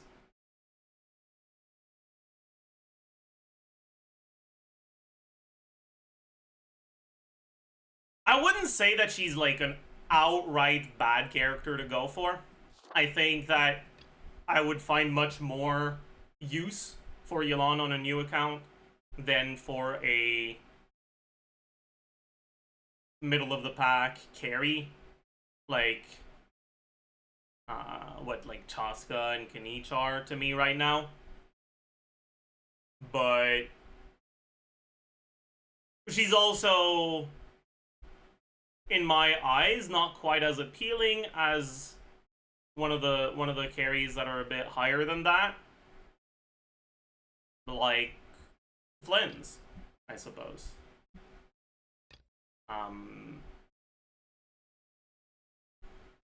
For people that like her, though, I do think it's important to mention that as much as she's not that great meta-wise anymore, she's also, like, incredibly playable. And what I mean by that is there are so many teams where if you really like Yelan and you want to play her all the time, she's a usable option.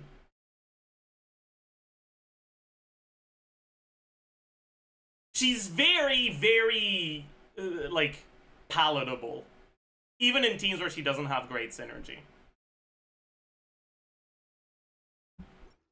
So, like, for example, she's very palatable in some Milani teams. She doesn't have very good synergy with Milani, but in teams that have enough Pyro app that the coordinated attacks from Yelan won't prevent you from vaping, mainly with channeling or with burning, Yelan is one of the good options there. Right, she's got a bit of damage percent. She can maybe vape her E. She gives you Hydro Resonance and some energy. She's not bad. If you want to play Kanich Burgeon because you hate yourself, you can use Yelan. Already said, you definitely can use Vape Mahika with Yelan.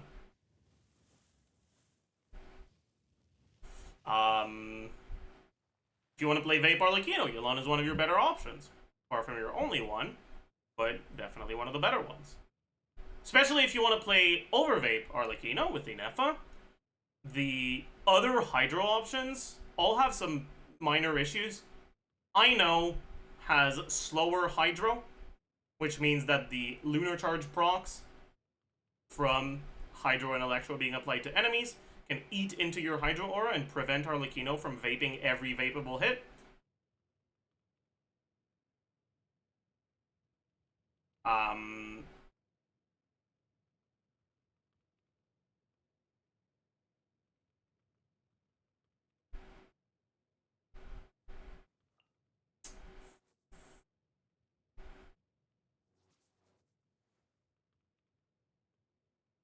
But with Yelan, that doesn't tend to be a problem.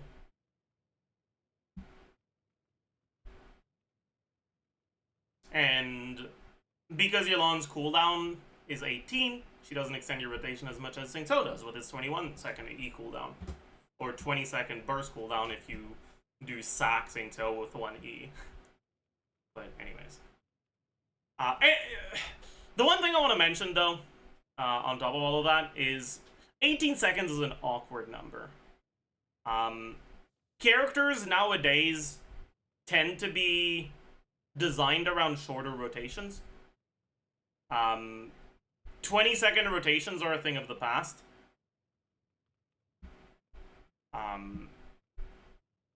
And now, rotations are almost always shorter than that. 18, 16, mainly. Sometimes they're longer, like Skirk, for example, has longer rotations. But we're seeing more and more carries with shorter rotations. And that means that Yelan's 18-second burst cooldown gives her an aspect in which she's better than Xingqiu that actually matters. But also an aspect in which she's worse than some of the other Hydros. Like Candace. See if you have her C6. Like I know. I mean, fuck, like sack Barbara.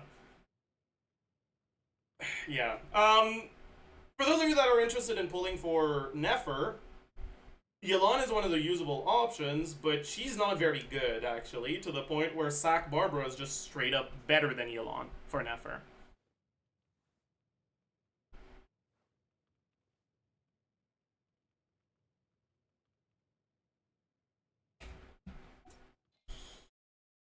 Anyways, seeing the game move in a direction where damage percent buffs aren't always relevant like they used to be, because we're getting more and more characters that deal damage that doesn't scale with damage percent, I don't see Yelan really coming back in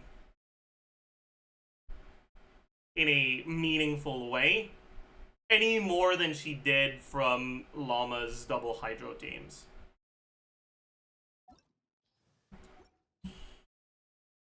But she's a very palatable character.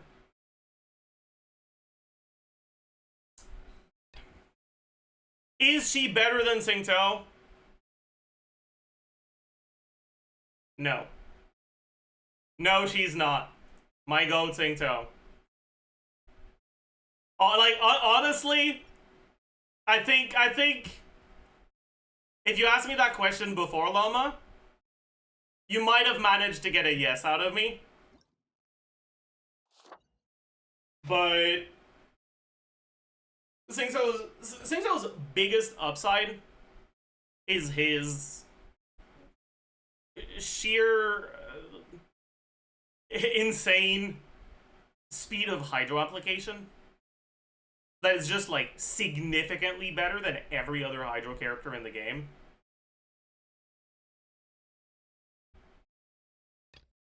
And in teams where that matters, like Hyper Bloom teams,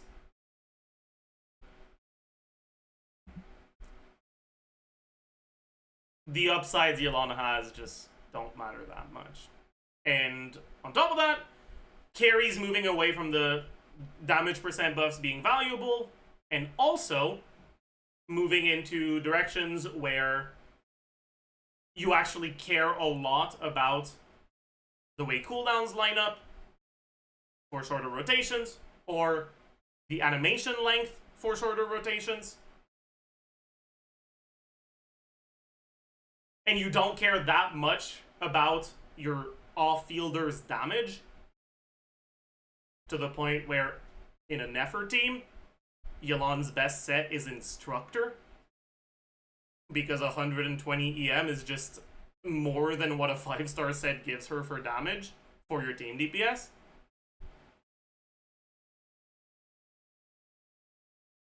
And she's the only character in a Nefer team that is able to reliably proc the Instructor, so you can't just put her on, like, the Serenade set and someone else on Instructor.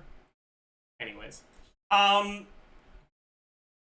With all of that, we're also seeing some possibilities for Singto alternating skill and burst, so not bursting every rotation, using burst on one rotation and skill on the other, being basically the same damage as a Yelan team, but with the added defensive utility from Singto's damage reduction and tiny bit of healing.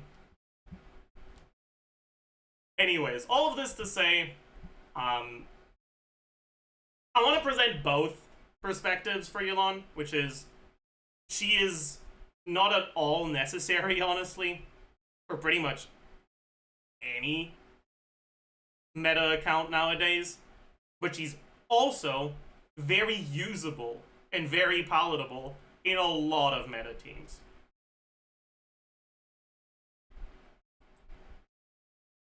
I think with the game moving into a direction with a lot of matchup specific things, I would tend to recommend going for more powerful but more niche characters. A lot more than a bit less powerful but more generalist characters. So a character like Yelan to me is not too appealing. But that won't be the case for everyone.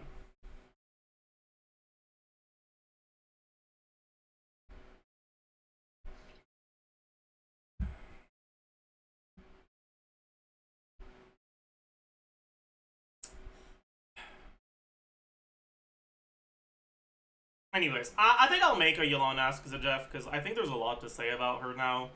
You can look forward to that if you want to know more. But for now, let's move on to the 4-stars on this banner. And let's start with Aino. Aino's a new character. I don't think I made a pre-release for her, so... Did I make a pre-release? I think I might have, actually. Did I make a pre-release for Aino? I think I did, and I shit-talked her the whole time. Right?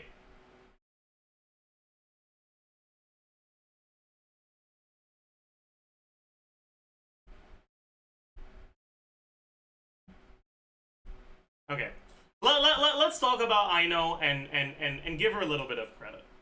Aino is a bad character, okay? I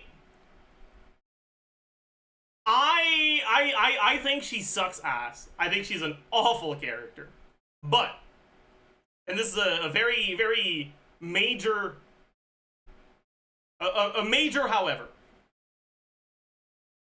She provides the sort of buffs that no other Hydro characters do. We don't have another Hydro character that is actually focused on direct reaction buffs, the same way Ino is.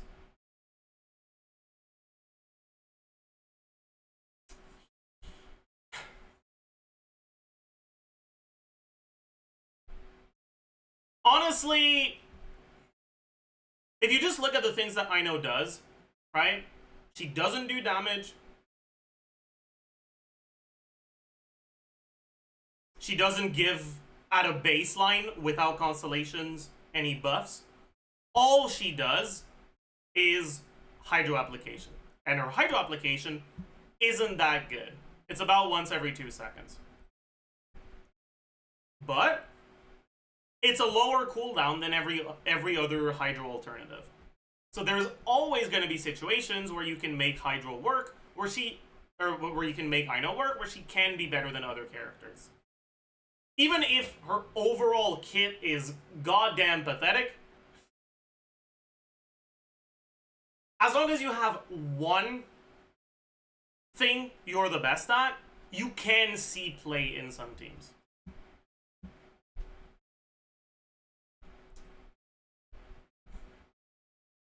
And she is the best at cooldowns. She's the only Hydro character that can allow you to have rotations as short as 14 seconds. Kind of. Farina kind of can do that too, if you just don't swap to her on the second rotation, but that's kind of cringe. Anyways.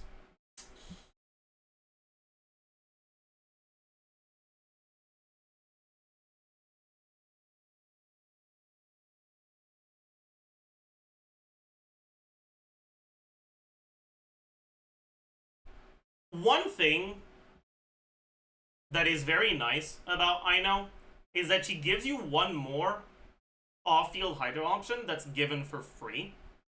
So one, for like very new accounts that don't even have Xingqiu, they can have Ino and enable Hydro teams very early on. Two, for accounts that do have Xingqiu, but are playing more than one carry that wants some Hydro, they're not going to be fighting for Xingqiu as much.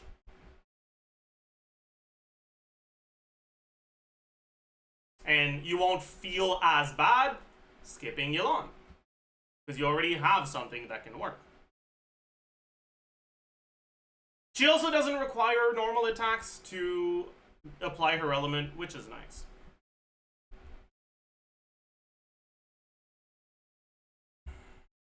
Anyways.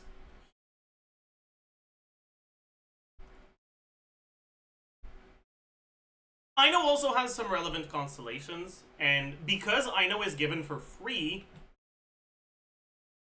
that means everyone starts with her. So the impact of her being on a banner is more so the impact of her constellations than it is the impact of her base kit. So let's talk about the constellations. Ino has 2 constellations, a C1 and a C6. The constellations in between don't matter. Let's just talk about those constellations in between first to talk about why they don't matter. C2 gives you one more Hydro application twice per burst, or 3 times per burst. It's okay. But honestly, it's not that big of a deal. Most of the teams where you actually do consider Ino don't need particularly fast Hydro app. They're okay with the fairly slow Hydro app.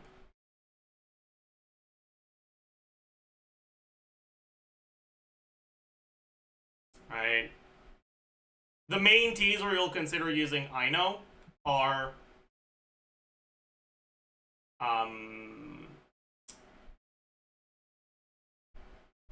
gonna be with Flynn's and Nefer, and for both of them, this doesn't do anything. I guess you can think of her C2 kind of like Eonson's C4, where it doesn't really do shit for the teams she's actually best at, But it makes her a bit better in the teams where she doesn't start with having the best synergy. In the pre-release video for Aino, I talked about her with Arlecchino and Inefa, and I'm not too convinced about that anymore because her Hydro Amp is slow. You end up missing out on a few vapes, and we can't test the C2 yet, so I don't know exactly how reliable this is gonna be, but it should help the Arlecchino team a bit. Should be all right. That's kind of it. Like, it says it does damage, but it doesn't. Okay? It's kind of like how there's technically numbers here, but, like, those numbers could be 0.01 and it would not change how strong your team is.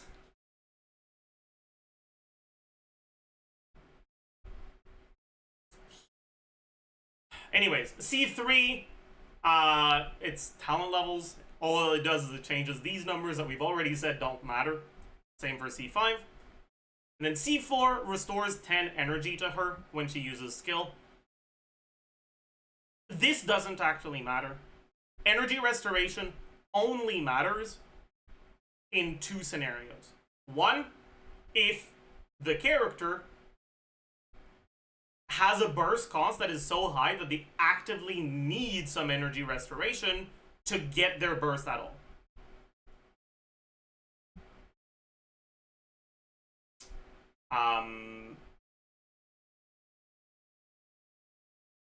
Two, if the character cares about their stats.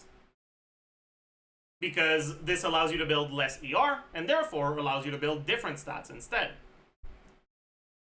The thing with Aino, though, is that her burst cost is pretty low. Her ER requirements don't tend to be high. Her weapon options tend to give you energy. Fav Greatsword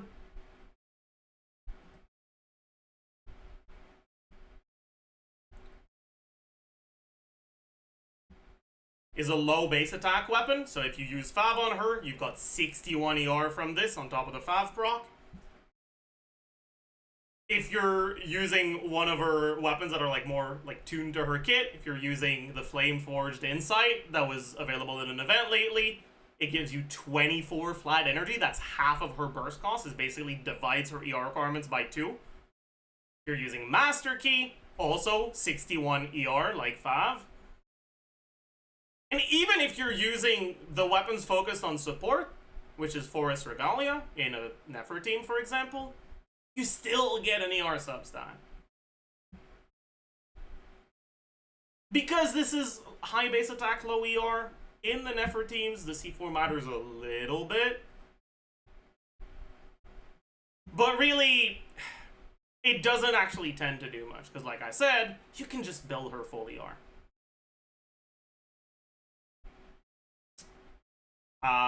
But in the Nefer team specifically, without the C4, it can be a bit difficult to go for an instructor set and Forest Regalia, because Forest Regalia doesn't give you that much ER, and instructor is a 4-star set, so you get less stats. And with the C4, it's a lot easier to get away with it. So it kind of matters for the Nefer teams, but it's not that big of a deal. C5 doesn't do anything, like I said, and then finally her C6 is 35 lunar reaction damage. Now, you might see 35 and be like, oh my god, that's a lot. It is not as big as you think it is. Let's talk about how lunar reactions work. Every reaction gets its damage increased by... Every reaction that deals damage gets its damage increased by Elemental Mastery. You click on the like question mark icon next to your Elemental Mastery stat in your character stats, it tells you by how much it's increasing for each type of reaction.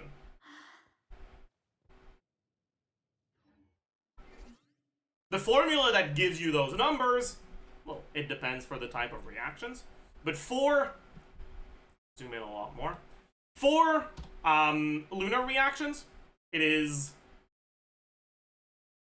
you have your Elemental Mastery. For now, let's say 200.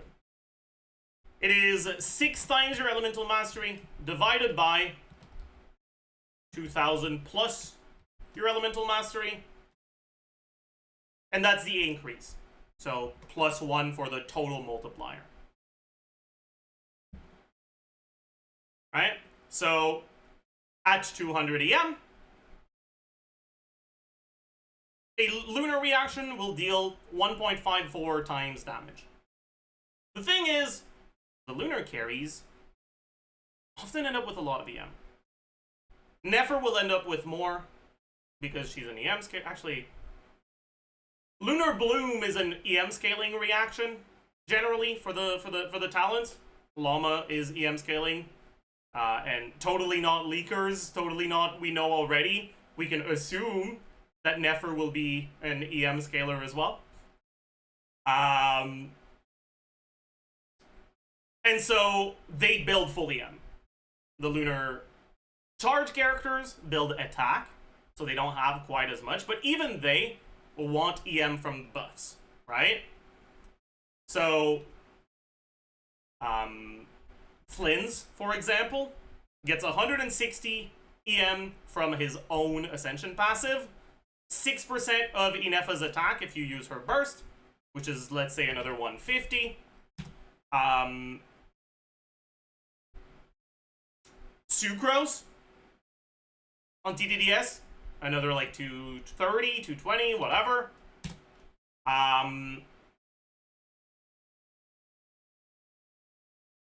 The Sylvan Mood Serenade set on one of your characters, another 120. The carry set, the Night of Unveiling Sky, or whatever it's called, that you're using on Flynn's, another 80. And so you end up with a pretty good amount of EM. But then on top of that, you also have direct lunar charge damage increases. So lunar charge percent. Well, both the Serenade set and the Sky set give you 10% lunar reaction damage each. So that's 20% or 10% from each. Flynn's Ascension passive gives you 20%. The Ascendant Gleam effect gives you upwards of 36, but in most cases, somewhere between 15 and 20. Let's say 20.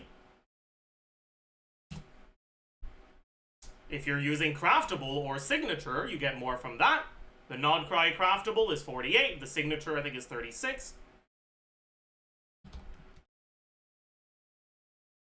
And that number just gets straight up added onto this. Which means our EM multiplier is starting at 370% for Flynn's. Technically, there's also the base lunar charge damage increase that you get from Flynn's passive and from Inefa's passive of 14% each.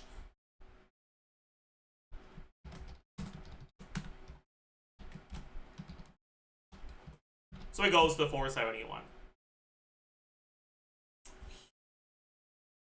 How does Aino's C6 work here? It's just plus 15 or 35, but it's never just 15. You're always an Ascendant Gleams in teams in teams that care about this, because the only teams that care about lunar reaction damage are teams where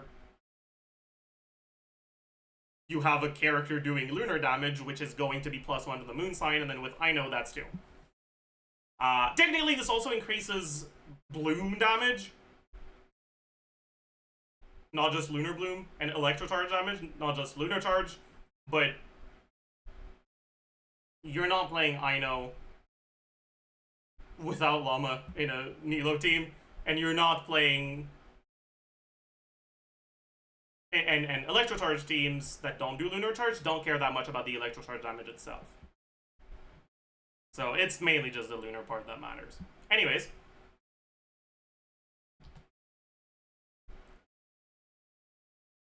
What Aino does is she just adds 35% to this lunar charge with her C6. which is about a 9% increase here, 9 to 10. This is only to your active character, so it won't work on Inefa's damage in a Flynn's team. So it's like 5%-ish team DPS. And then if you're on a Nefer team instead, Nefer gets a lot more EM because she builds full EM, right? She's going to be at like 1400 maybe. And so this 35 is even less now. But it affects a larger portion of your DPS because Nefer teams are more focused on Nefer personal damage. So it's still a similar, somewhere between 5 and 7% team DPS. Now, 5.7% team DPS from a 4-star constellation is actually kind of nice. But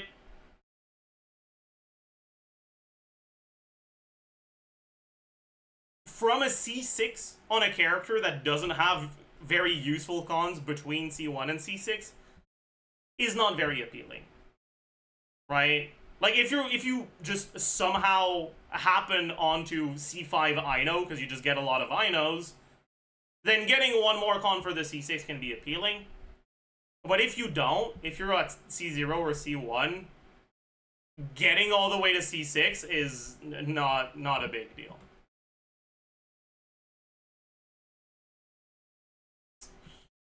For Flynn's,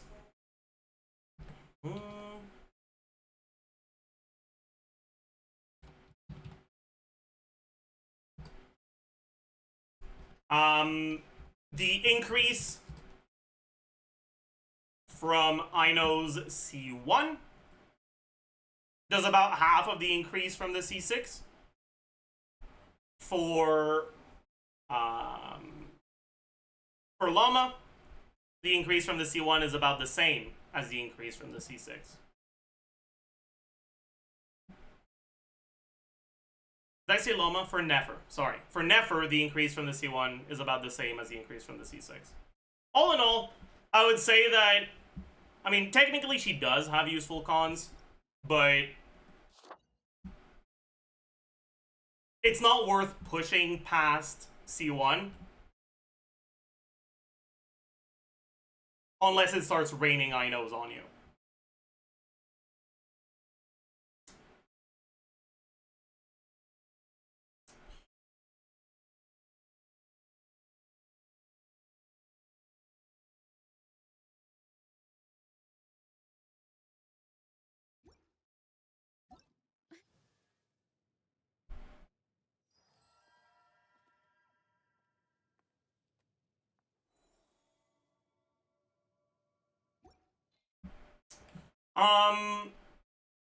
I want to quickly talk about Ino and Nilo teams. Honestly,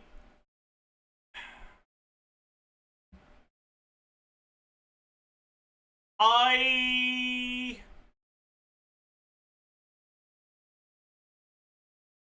don't think as highly of Ino and Nilo teams as I did back in the pre-release.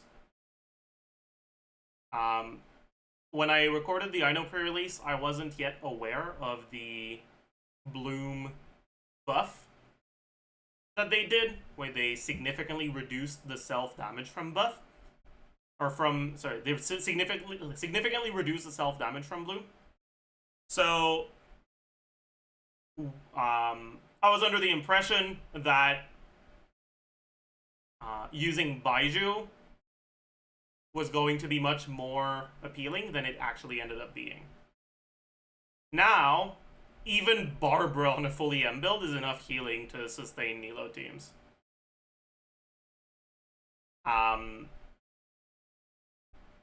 Which makes a character like Ino that doesn't have hydro-infused attacks and therefore gets a lower amount of blooms by default just a lot less appealing. She's still usable for sure. Specifically for the crab in Siege and Onslaught, the crab has a mechanic where it spawns seeds on the ground, and you can hit the seeds with bloom reactions, and if you do, that bloom damage will be sent onto the crab itself, but it'll be multiplied by 5. But that includes Lunar Bloom. So you can set up a massive LAUMA nuke with a whole D that hits multiple seeds, and all of those seeds have their damage multiplied by 5, and you can end up one-shotting this boss with a LAUMA whole D. And obviously, if that's what you're trying to do, then using Ino, who enables Ascendant Gleam, which increases your Lunar Bloom damage, which allows you to use the Nogcry support and carry set, is a massive deal, right? Yeah, we can... What's that? Okay, that's completely unrelated. I thought you were sending me the clip of, I thought you were sending me the clip of someone one-shotting it. Oh well. Hooked.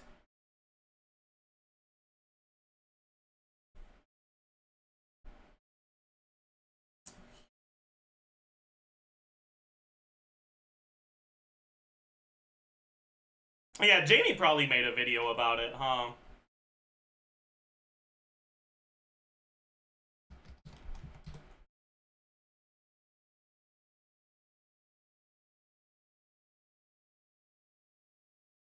Okay, this isn't a one-shot, but it's a very quick dire clear. You guys can check out Jamie's channel. I'll try to remember to put a link in the description or the comments. I might forget. I really hope I don't forget. That would be pathetic. Oh goodness. But yeah, so is this the run itself? It is.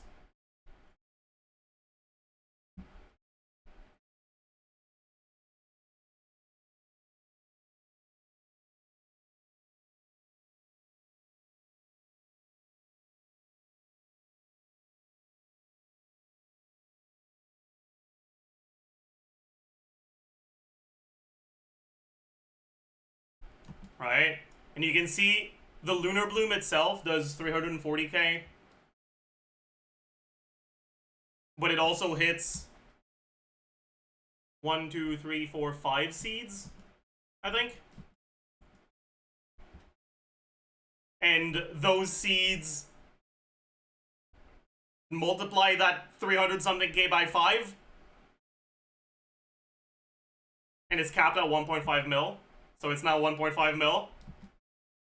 And each of them does that to him.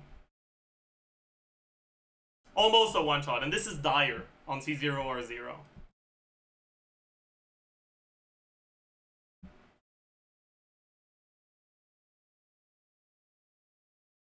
But yeah, check out Jamie's channel. He's another theory crafter. He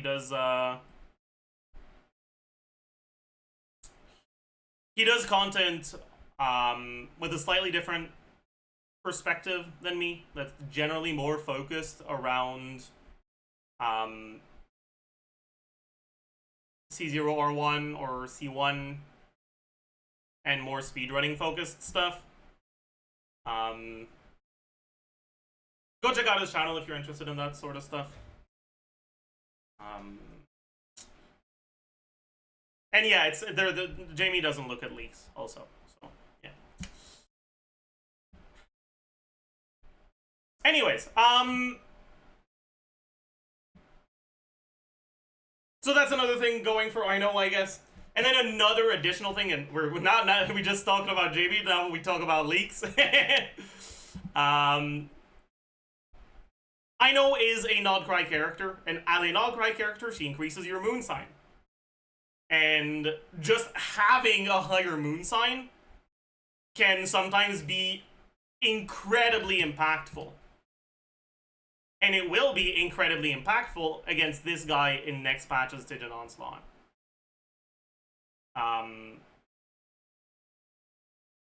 So for example, personally, on my main account, I'm not going for Flynn's or Ineffa, and honestly, I'm starting to lean towards skipping Nefer because I was kind of disappointed by her in the story.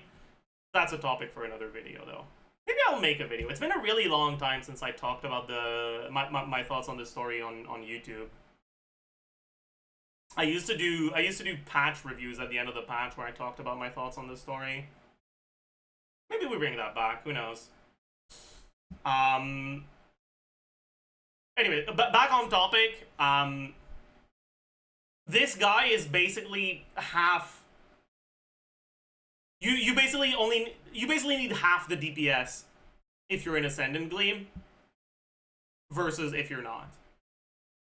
Like, straight up, he's not even saying like lunar damage. It's like no. It's the recommended thing here is a Moon Sign Ascendant Gleam. That's it.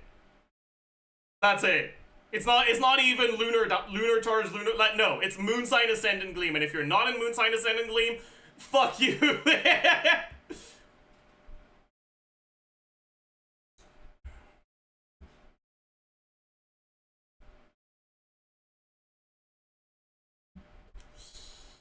And yeah, basically because of that, I know is gonna be very relevant next patch for people that are only getting one non-cry character.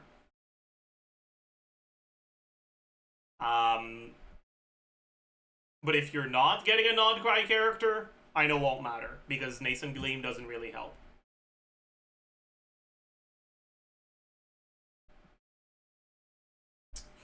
Another nice thing that I know has going for her is that because she has access to high energy generation weapons that do not rely on you dealing a specific type of damage, like Fab relies on you dealing a crit. It just relies on triggering a reaction. This energy restoration effect works on shields. And they keep putting enemies with shields in Siege and Onslaught.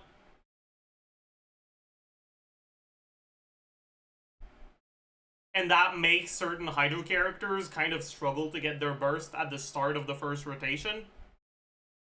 This will be nice for Aino. It'll be very easy for Aino to get her first burst, basically, if you use this weapon. But, event weapon. What's that? You didn't do the event? What's that? You weren't playing that patch? Oh, what's that? You didn't get the refines? Well, guess what? You're only getting 12 energy instead of 24. Yeah. Yeah, it is what it is. Anyways,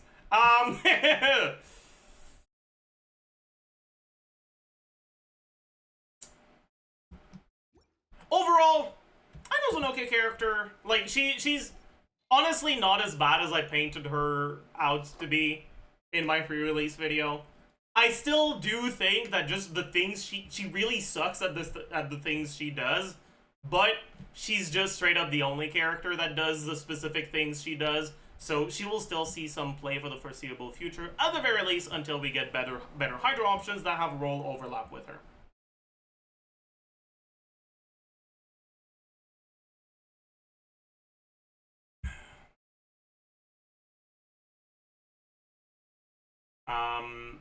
Next is Sucrose. And just like Elon, if you are a longtime viewer of this channel, you've probably heard me talk about her a few times. In the opposite way that I talk about Elon, really. I've been a Sucrose better than Kazuha sayer, I guess, for a very long time.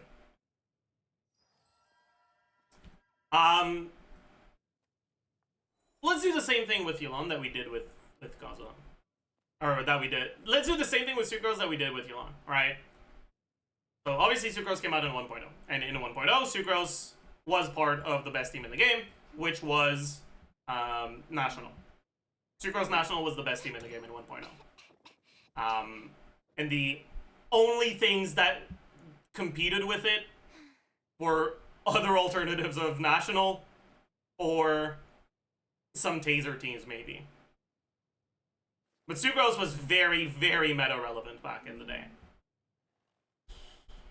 Then they released a few characters. They released Child, which could also very much use Sucrose in his international teams.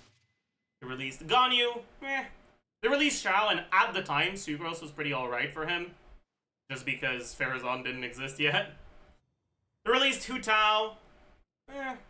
Didn't love Sucrose, but didn't hate her either. And then they released Kazuha. At the time, honestly, Xiangling was still the best team in the game, and so, in my eyes, Sucrose was just better than Kazuha, because Sucrose is better than Kazuha for national teams.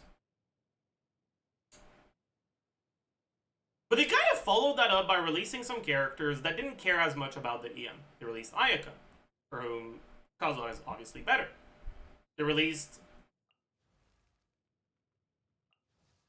Raiden, that didn't really want Sucrose, and could replace Sucrose in National for people that didn't want to bother with time in Globus Worlds. On top of all of that, I don't want to do any sort of revisionist history. It took a while for me to realize how good Sucrose National was. I was not a Sucrose National defender in 1.0.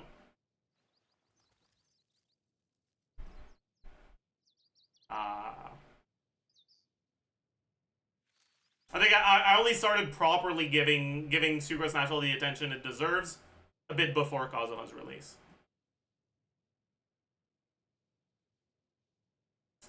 Anyways, but yeah, with Raiden, if you weren't playing Raiden National, you wanted to use Kazuha. Oh boy.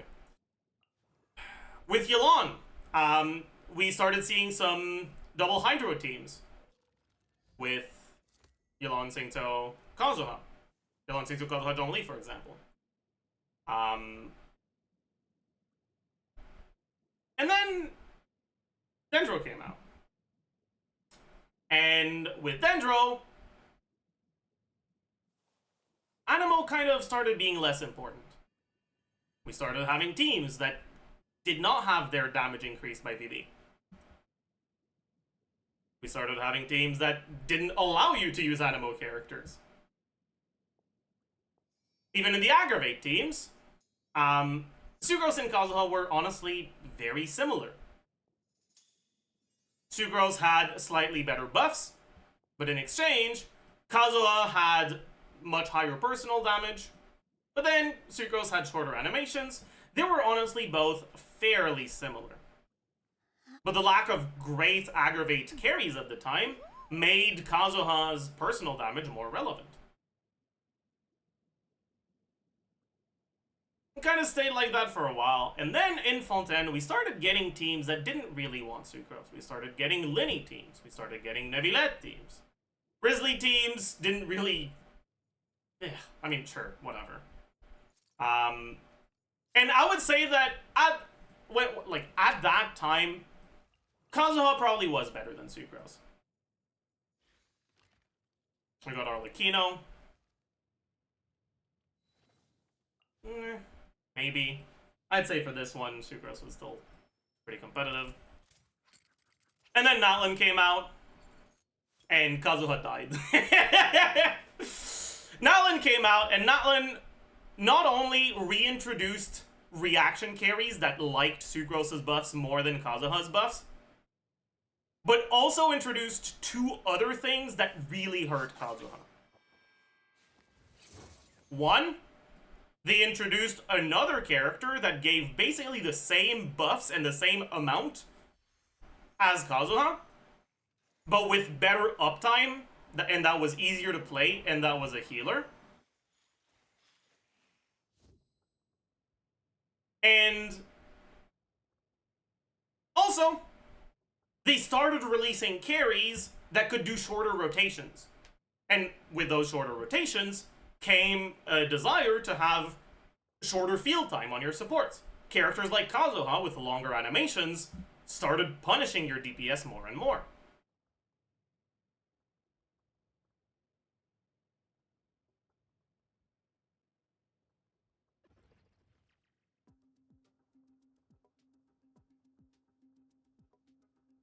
And I would say that, as of late Natlin,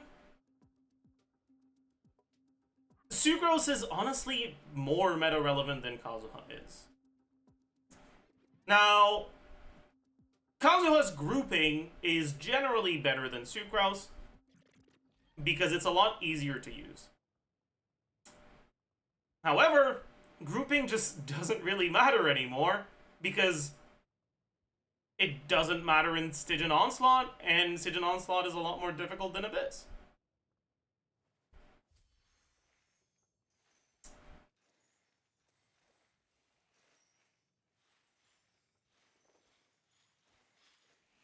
And then even in Abyss, we're getting more and more carries that either don't allow you to use those groupers, or don't need them because their AoE's big enough without them.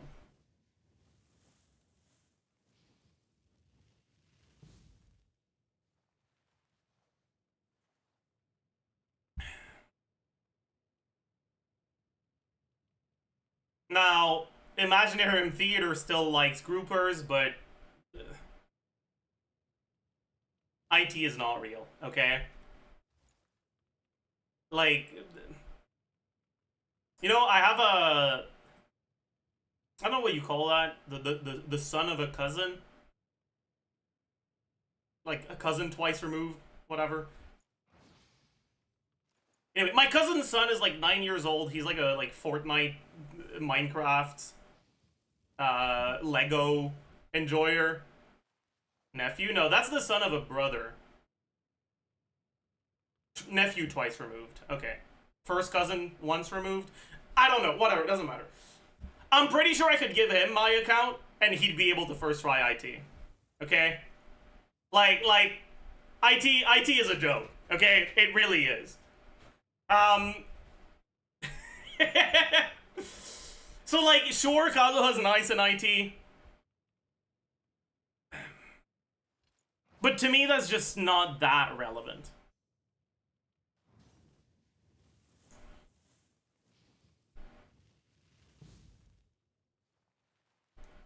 Now, they are gonna add a new IT difficulty. Maybe that'll be harder. But it kind of seems like it's not gonna be harder. It's just gonna be, hey, you need more characters now. Haha. I don't know. Part of me is hoping for an IT rework that actually makes it a good mode, but yeah, when Braves Kirkadara is 10-starring IT, you know it's not a hard mode. Oh.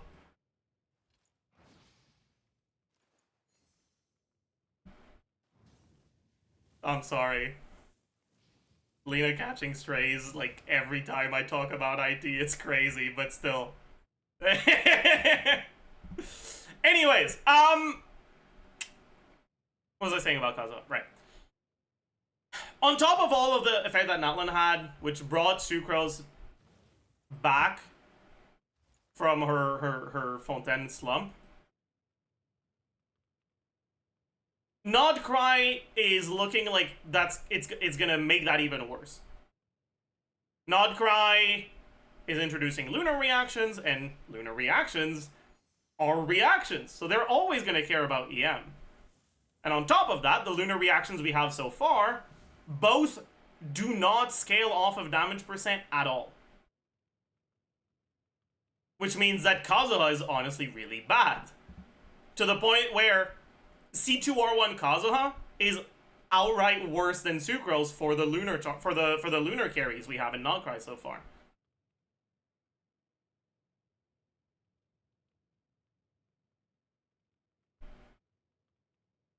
He gives worse buffs for much longer field time. Now,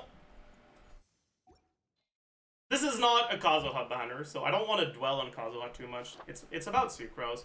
The point I'm making here is that Sucrose is a character that is very relevant in today's meta. She's most definitely one of the characters that is the most nice to have on account.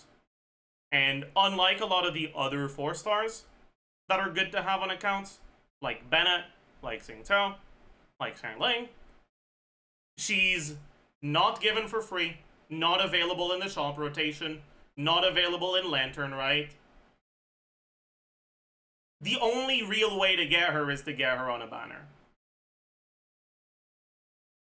Which means there's a lot of accounts that just don't have her. I've heard of the nightmares of players that started in 2.0 and still don't have sucrose. And because sucrose doesn't really have relevant constellations, so true. It's actually kind of a big deal. People that don't have shovelers, for example, like, yeah, it kind of sucks, but C0 shovelers teams don't tend to be that much stronger than, like, other archetypes are for your pyro or electro carries. So the difference between not having shovelers at all and having C0 shovelers, I mean, it is there, but you don't feel completely cooked. With sucrose, though, you kind of do. Especially if you play Molani, if you're gonna be playing Flins. All this to say, sucrose's C0, very, very nice.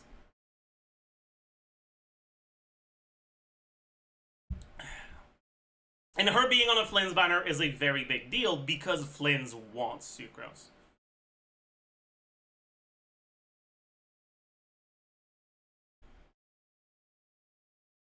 Always be careful, though. When you pull for a 4-star character, you can get spooked by an early 5-star. And if you get spooked by an early 5-star, you can tell yourself, it's fine, I just got lucky, it doesn't change anything, I'm still gonna get my sucrose, it's okay. You can tell yourself that, but the reality is that, like, that 5-star you got spooked by early, you could have been spooked by a different one if you were pulling on a different banner. It is basically, like, using up your next 5-star on one you might not want, instead of one you do. That's not how luck works, though. I mean, it is, though.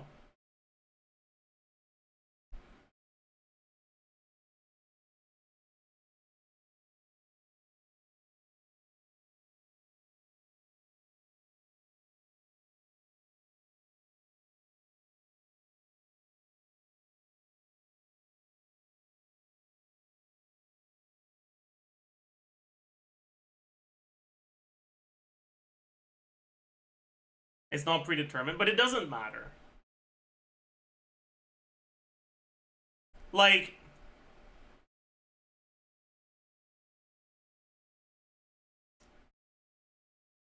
getting spooked by an early 5-star is an event that is just as likely to happen on the Flynn's banner as another banner.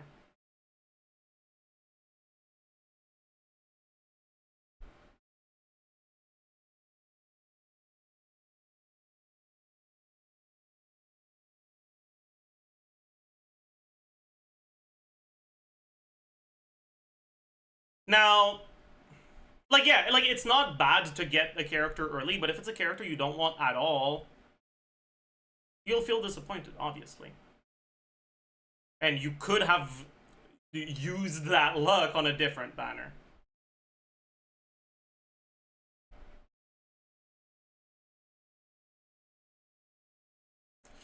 The point I'm making here is, as a general rule, I don't recommend pulling just for a specific 4-star.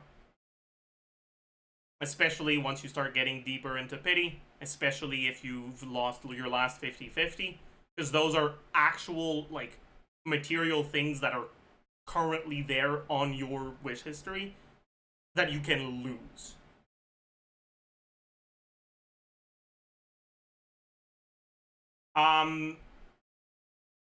But for people that really like Flynn's and that want to get him, if you get an early Flynn's before you get a Sucrose, the fact that Flynn's early constellations are quite good means that going further on the banner so you can get your first Sucrose isn't even a bad idea, in my opinion. Unless you just don't want his cons at all.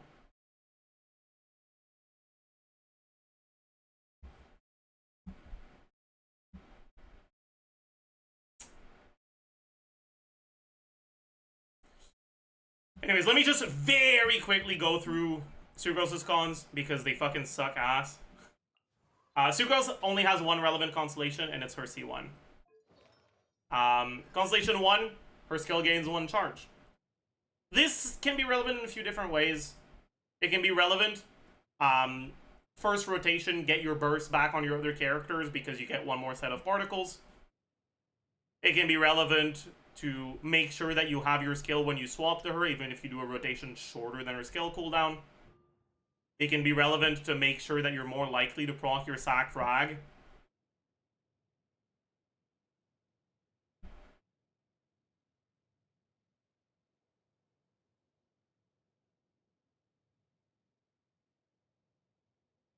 It can make it so that you have slightly better grouping, because her E is her main form of grouping, because her burst is not very good at grouping. It's okay. But that's kind of it. C2 doesn't matter. 2 more seconds of burst doesn't really give you more damage. Meh. Because her damage is not great. Technically, it's 2 more seconds of uptime on her buffs, because her EM buff gets refreshed when her burst hits enemies.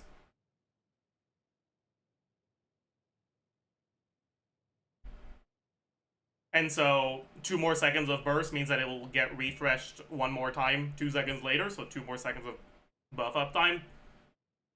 But generally, that doesn't matter. You don't even use her burst in every team. There's some teams that don't want to use her burst at all because it screws with your reactions. But there's some teams that do.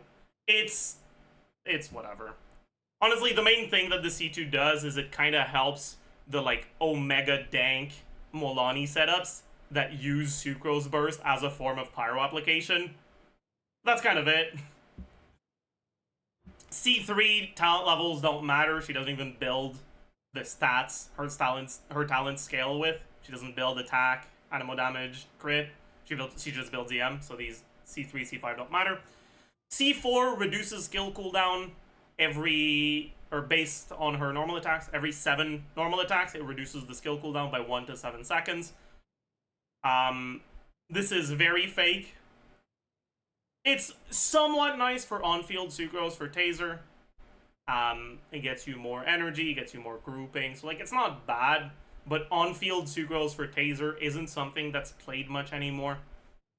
On top of that, if your current skill cooldown is like 1 or 2 seconds, you cannot, like, and you roll a 7 here, it won't reduce your skill cooldown, refresh your skill, and the like 5 overflow reduces the next skill cooldown on the second charge. You just lose out on that. So in practice, this is not 3.5, or this is not 4 average. It's like 2 or 3. And you don't get that many procs of it even on teams that on-field Sucrose a decent amount. It's whatever. And finally, C6 gives a 20% elemental damage bonus to the element absorbed by the burst. But the burst pickup range for elemental absorption is very small. So often it either doesn't absorb anything or absorbs the wrong thing. On top of that, there are not that many teams. Okay, teams that use Sucrose generally have their main form of damage be reactions, because otherwise why is Sucrose here? But if your main form of damage is a reaction, if your burst infuses an element, it will apply that element and trigger reactions and steal reactions from your carry. If your burst absorbs Hydro in a Molani team, your Molani isn't vaping anymore because Sucrose applies Hydro now.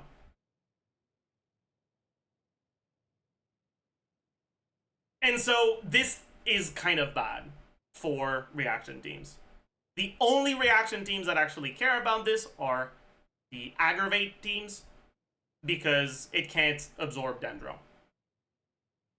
And applying more Electro is good, not bad. Technically, this isn't awful for Lunar Charge teams either, but good luck absorbing Electro, and also lunar charge damage doesn't scale with damage bonus. Her C6 is just not very good. It's something that like bridges the gap between her and Kazuha in mono teams, like mono pyro or something. And that's pretty okay for aggravate teams, but it's not something you really care about. The only constellation on Sucrose you really care about is a C1, and even then, it's more of a quality of life thing than an actually relevant DPS thing. So you don't have to worry about it too much. Alright. Final 4-star on the banner is Dory. Dory's bad. Dory's not a good character. She's got a lot of issues. Her burst duration is too low to have good uptime on teams that would want an off-field electro character. So she's not very good at like Hyperloon teams or whatever as a trigger. Her kit is like designed, I guess, around giving energy to your on-fielder, right? Her burst restores energy and HP to your on-fielder, and her cons give the on-fielders energy recharge.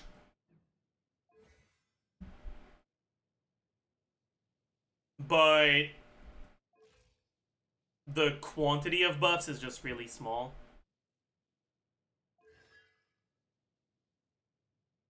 Now, for a character like Flynn's, this could be useful, but then we run into an additional problem, which is that her burst cooldown is 20 seconds, so it extends your rotations by 4 seconds if you use it every rotation, so it's just pretty bad. So you can't even take advantage of her on a team where you have an electro character that wants energy generation. And at that point, like, why does she exist? Dory is not very good, unfortunately. You can use Dory as an on-fielder at C6. Dory, I think, still is the character with the highest team-wide healing in the whole game if you on-field her at C6 with TF. The sheer amount of healing she does is crazy if you spend field time on her.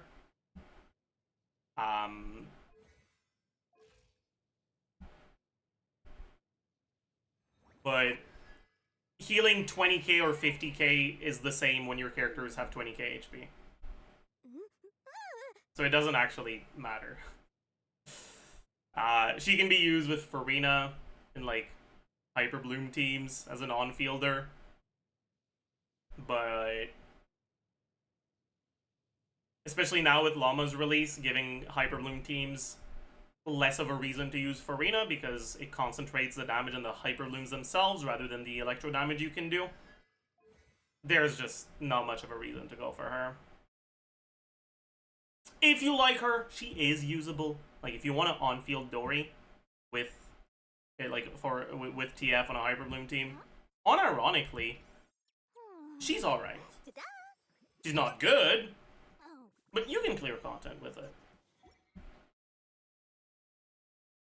But it is not something I would ever recommend to someone who doesn't like really like her.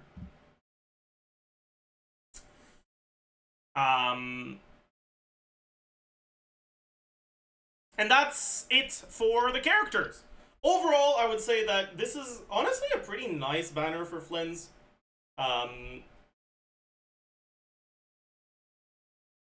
New players that want Flynn's get Sucrose on the banner, which matters.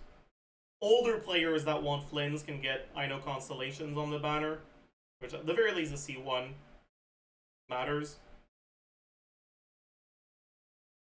It's not an amazing banner, because it won't also like build up your other teams all that much, but it's okay. For Yelan, though, it's a bit more pathetic, honestly.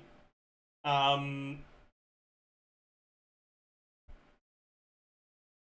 Yelan is not a character that has any specific team she really wants to be on. I will say, because LAUMA just came out, people that want to play Hyper Bloom, I think there's a decent amount of them that are considering getting Yelan. If that's you, this banner is like, okay. It's not amazing for you, unless you don't have Sucrose at all. If you don't have Sucrose at all, I'd say this is a pretty solid banner for new players that want to play Hyper Bloom. But Yelan is not necessary for Hyper Bloom, man. Just put the Singto in the bag. And finally, let's talk about this event banner.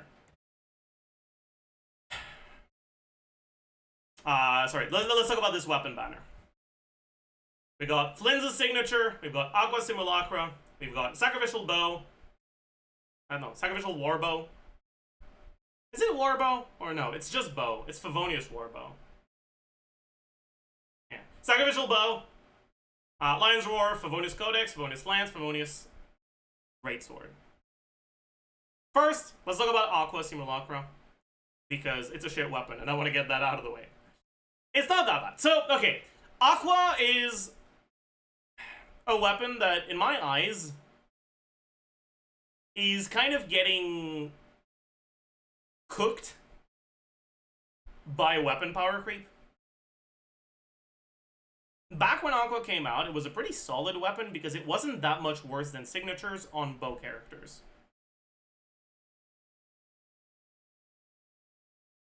And while it wasn't that great on Yelan, because a lot of Yelan teams needed her on really high ER, where Fav was not far behind Aqua, if not better than Aqua.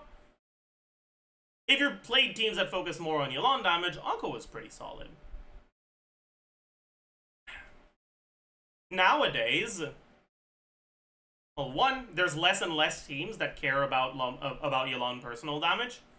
So there's more and more teams that want her on Fav, or if you're going to go for a 5-star weapon, Elegy over Aqua. But also, they keep making signature weapons stronger and stronger, which keeps making Aqua less and less of a good thing to consider as a stat stick for characters. And on top of that, they're also making craftable weapons and event weapons stronger and stronger, which bridges the gap between the best 4-star options and Aqua as well. Nowadays, I think Aqua is a weapon that it's not something you're unhappy to see, but it's pretty average at best, in my eyes.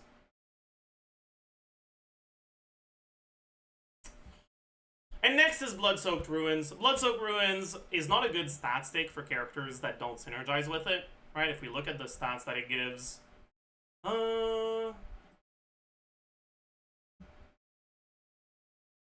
it's high base attack crit rate substat. After using Burst, you get Lunar Charge damage, which only matters for Lunar Charge characters. Then on top of that, even for Inefa, it's dog shit uptime because it's 3.5 seconds. And after triggering Lunar Charge, you gain crit damage and energy. This part works on Inefa, I suppose. Although, I don't know if it works off field. I think it might not. I don't think it works on off field, actually. So, it's not even going to be that good for Inefa.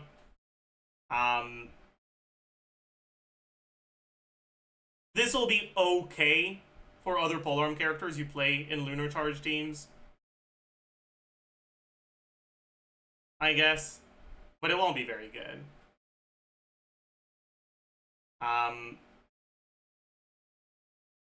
So it's pretty much a weapon that's exclusively for Flynn's. And on Flynn's, it's a pretty good weapon. It's in line with other recent signature weapons, where it's anywhere between because the energy requirement is kind of hard to directly convert to a DPS increase, it's generally going to be anywhere between, in the best case, if your ER breakpoints are allow you to use much better artifacts with this weapon, maybe up to 35% damage. And in the worst case, if the energy isn't helping you too much, it'll be 20% damage. over the craftable. Generally, somewhere between 25 and 30. But the Battle Pass weapons are a bit better than the craftable, and also, Jadewing Spear, for people who have it, is a decent amount better than the craftables, and better than the Battle Pass weapons as well. For people who have Jadewing Spear, Blood-Soaked Ruins is an okay increase, but it's pretty noticeably worse than getting Flynn's Constellation 1. So, if you have Jadewing Spear, I'd say that you're much better off getting C1 than getting R1. And if you get C1 and you have Jadewing Spear and you want to go for more, I would also go for C2 before R1 if you have Jadewing Spear. If you have Staff of Scarlet Sands, that's even more the case, because Staff of Scarlet Sands is even better.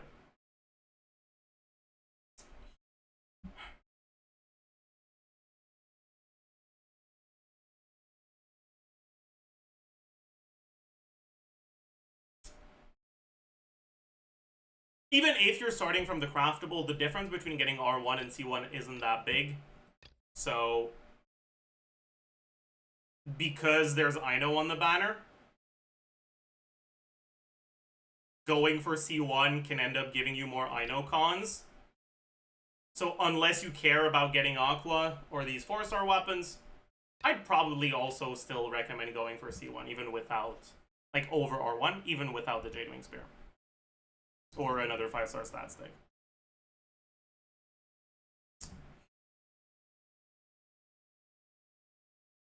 Next, let's talk about the 4-star weapons. Sacrificial Bow is bad. You don't care about it. No one uses it at this point. Like, sometimes you'll use it on Diona when, like, good front-loaded cryo application matters, I guess. It's not completely worthless, but it's not something you care about, really. Sac Bow is not it. Lion's Roar is not it. It's just outright worse than the craftables, even with the passive up.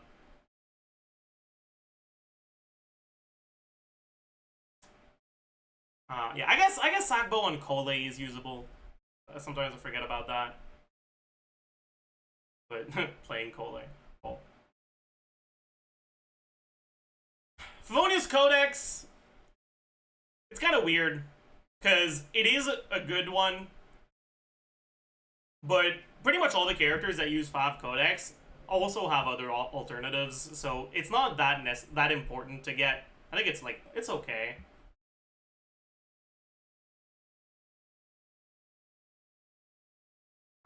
But yeah, TDDS existing makes Fav Codex a lot less impactful. Fav Claymore used to not matter at all, honestly, because there wasn't a Claymore character that wanted Fav. Now, I know exists. In teams where you care about the energy generation on other characters, like Flynn's teams, Fav is better than the event or the craftable. And pretty noticeably so. Like, you would much rather use Fav.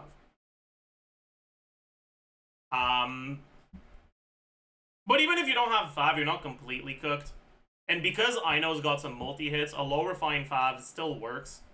So it being on the banner doesn't matter that much. And then we have the best fucking weapon in the game, which is Fav Lance. Yeah, Fav Lance is a good weapon.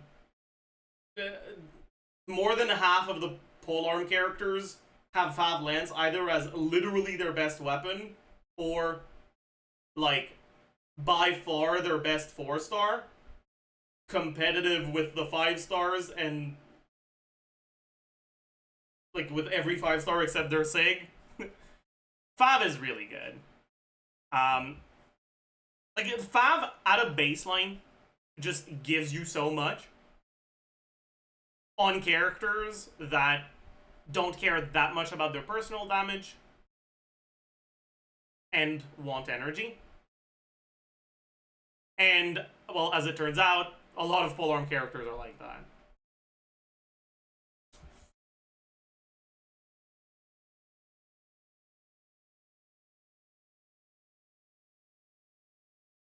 I'd say that overall this banner is pretty average. Fav Lance is obviously amazing, but the other five weapons don't matter that much. Like, they're good, but they're not that impactful because there's not that many characters that want them. And then Lion's Roar and Sackbow are pretty bad. For Yelan, if you're not getting Flynn's, it is not a good banner because this is not a good stat stick on anyone except Flynn's. But for Flynn's, it's a pretty solid one. I'd say slightly above average banner for Flynn's players, and don't even look at this in this banner's direction for Yelan players.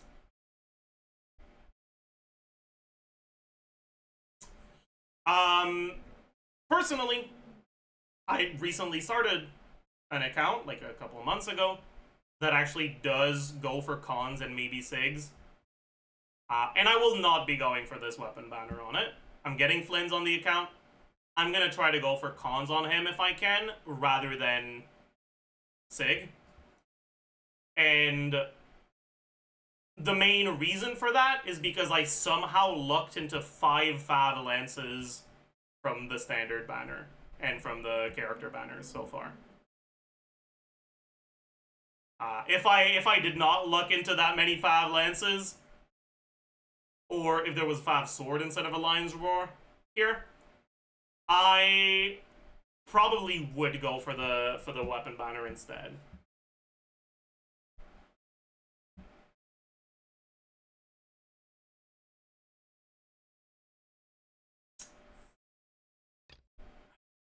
Anyways, that's gonna be it for the banner review. I think we yapped a bit more than we usually do on this one, but I hope you enjoyed, hope you learned a thing or two, and I will see you guys in the next one. Bye, YouTube.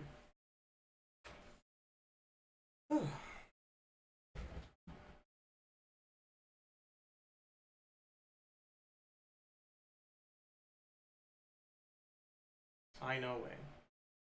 Tell the editors, recorded banner review. We'll also record LAUMA post-release today.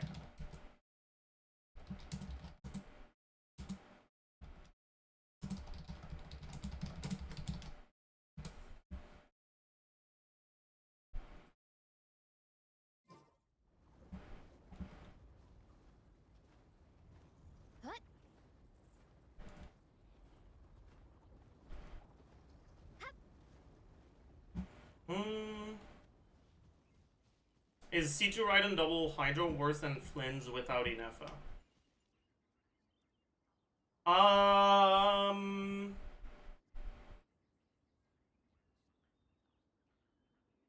That's a good question. It's probably pretty similar, honestly.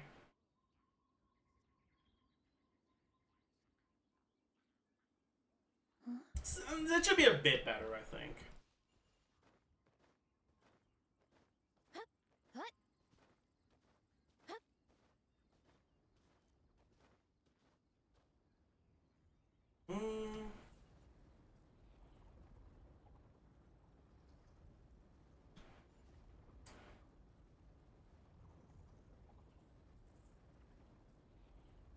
Please, I really need help because my uncle is just rage baiting. Is a chance of Diona not activating R5 sack 0.2 to the power of 5? He says it's not. I think it is.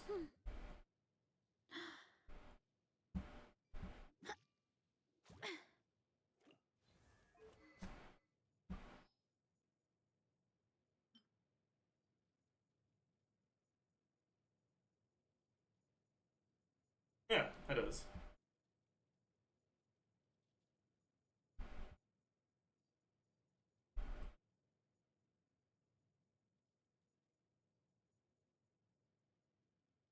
I'll tell you right now, okay? If you didn't proc sack on Diona, it's a lot more likely that it's because you swapped out before the E hit, or because your E missed, than because you didn't get the proc. Or because you used the E before the cooldown was up, actually. It's probably one of those, honestly. Because otherwise,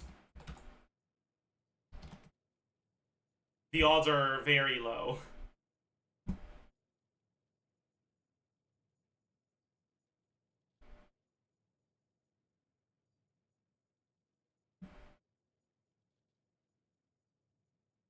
Chad, are we in the middle of recording? No, we just finished recording, but we're about to record the second video.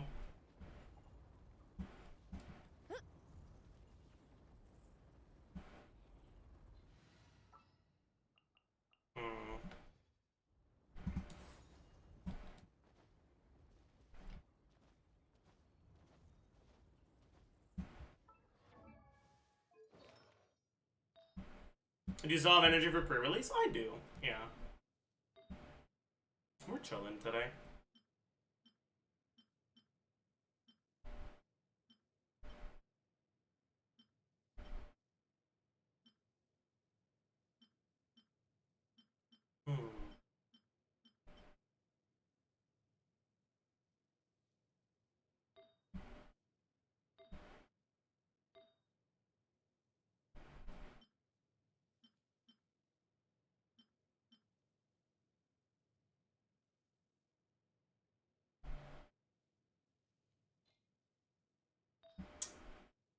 Wonder if I would ever use this if I leveled it.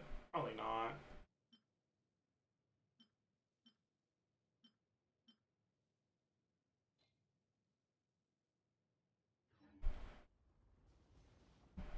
When are you doing the Sigurd World Quest? How long is it? If I can mash through it in like 5 minutes, I'll do it now.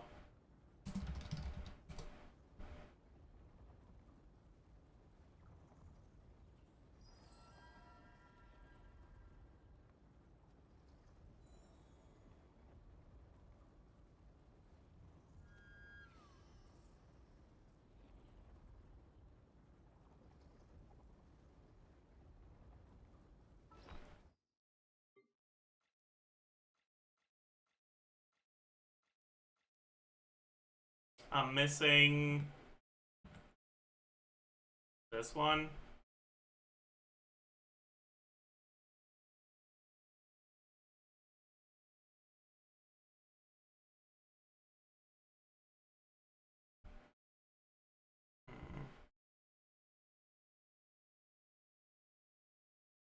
Where the heck?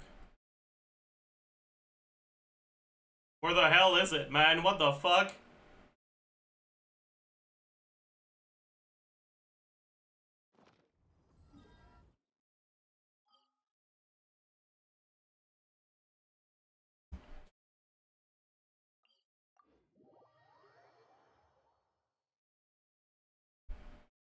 The wiki doesn't have the location for the things. It's annoying.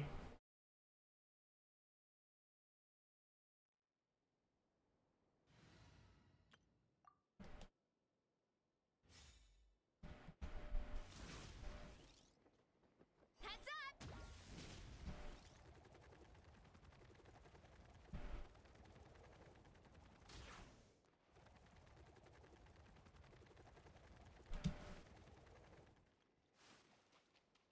It's that one, right?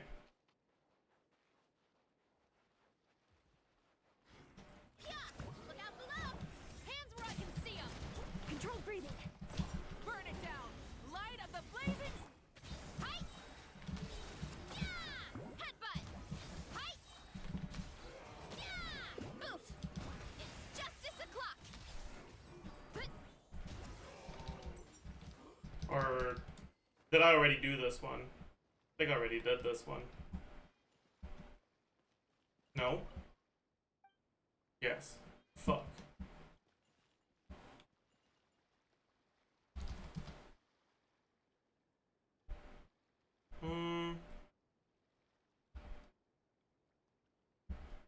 What are they called? They're called hide seal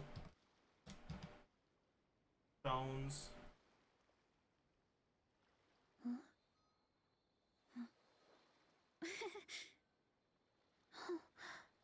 Does anyone know where the helmet is, chat?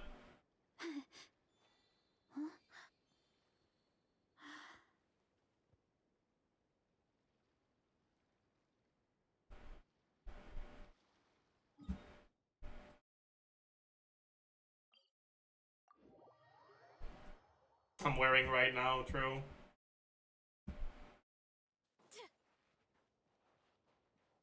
He's not there either, right?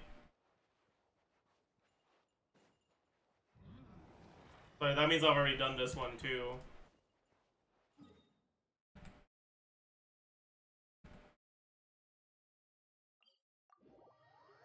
Isn't it random? Is it? Try and stop me.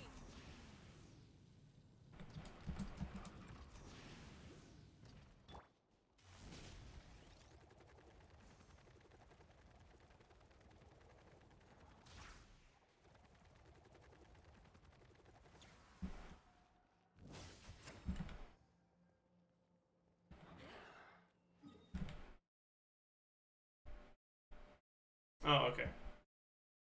It's not random, and I was at the wrong one.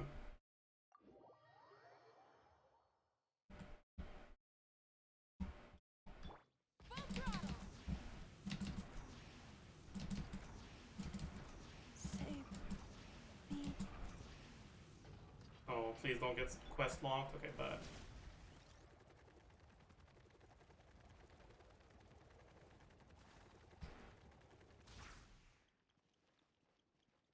Running late again. Cooked. There it is. Okay. Justice will prevail. Faster, stronger. Rise with the sun. Pyroclastic surge. Here are we coming. Yeah! Yeah! Hi! Yeah! Oof! Huh. It's justice o'clock. Yeah!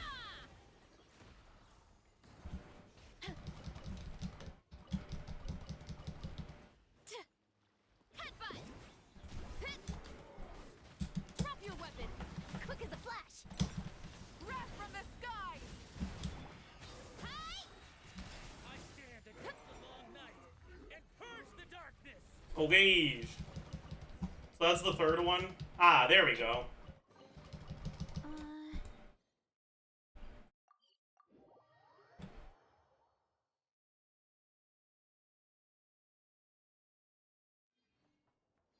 Running late again.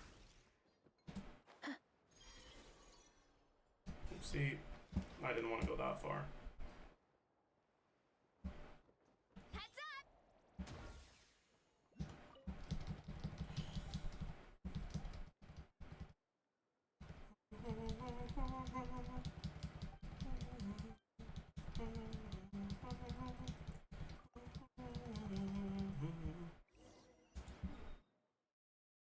Is this where he is?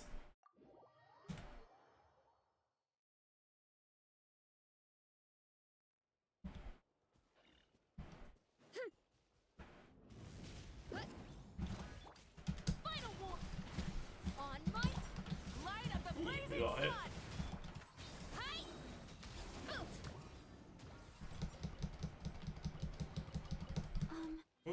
Are these edible? Huh?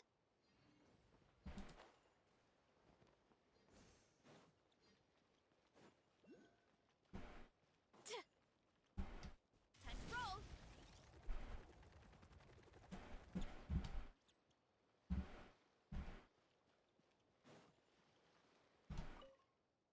Return the relics. But I want to keep them, and they're mine. It's my artifacts.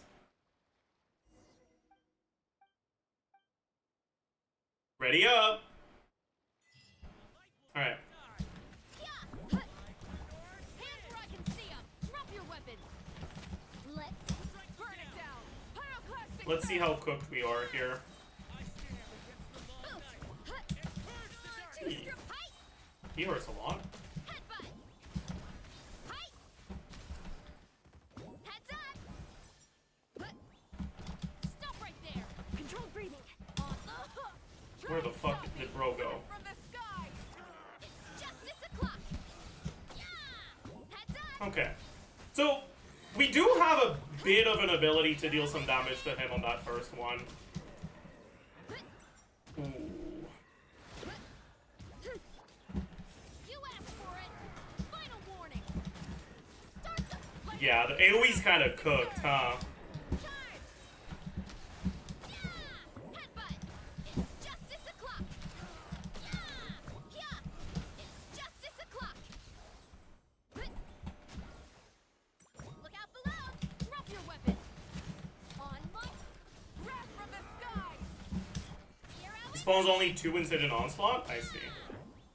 Wait, what? Whoa, whoa, whoa, whoa, what? His max HP wasn't 0 there.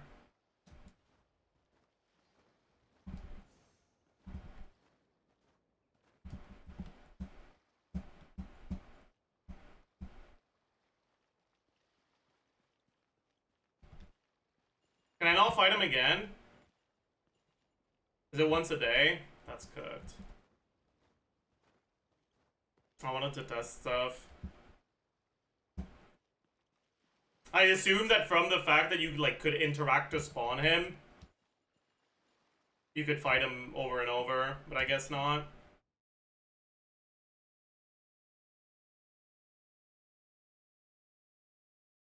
When you transition him from normal to gray, it dents the gray HP. I see. Okay, he's not that bad then, honestly.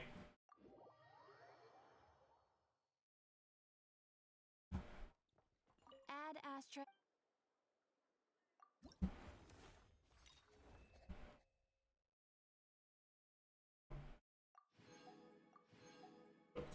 I got hit.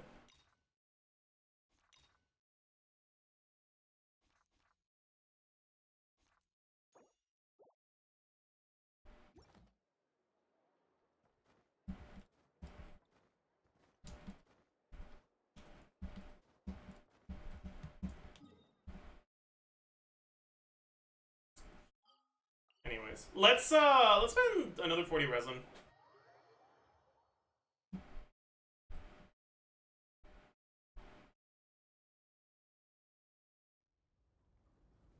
Hmm.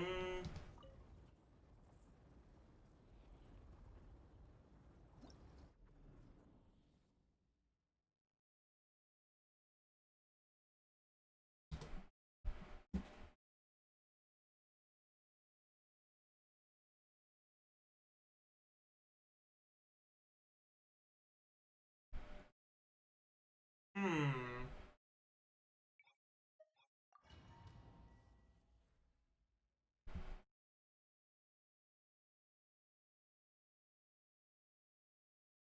Yeah, I think I'm gonna scrap the idea of making a video on the next hidden onslaught because it's really not that bad actually. If every time you clear him you get additional progress, it's really not that bad. It's still pretty bad for Dire, but I don't give a shit about that. Get to work.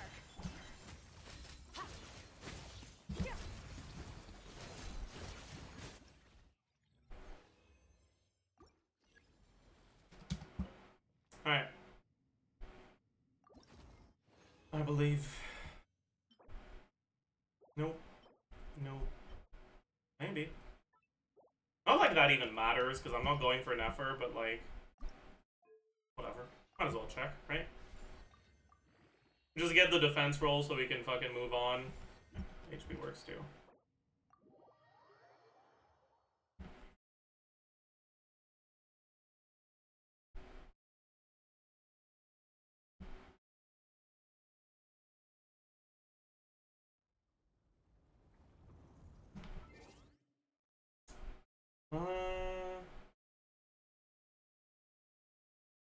Check something.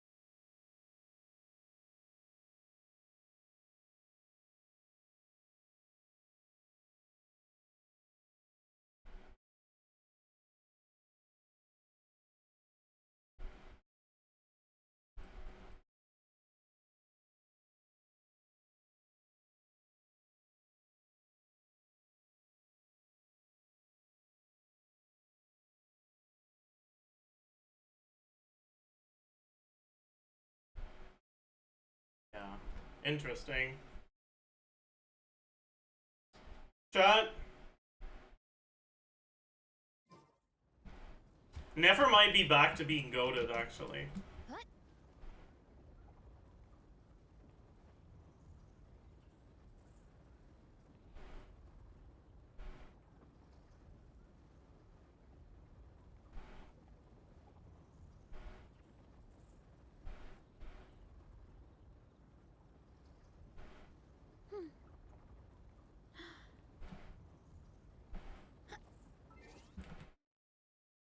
Cause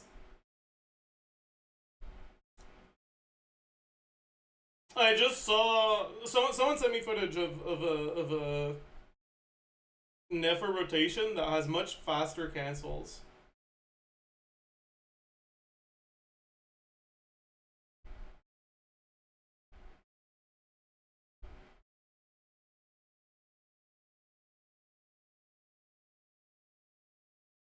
To show it to us. I don't want to show any leaked footage on stream.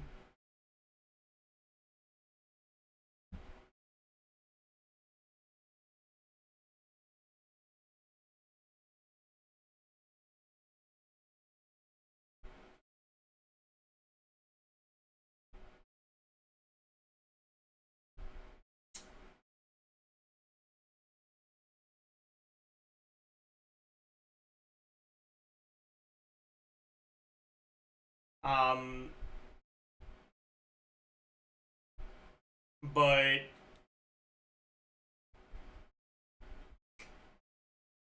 I saw an 18-second rotation with Nahida.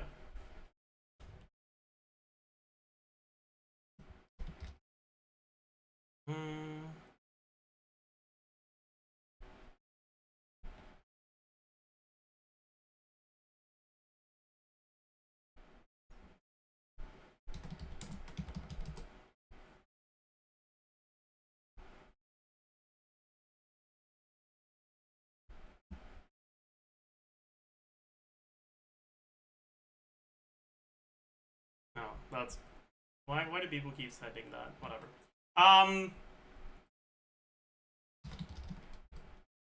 Nahida, Fav, Codex.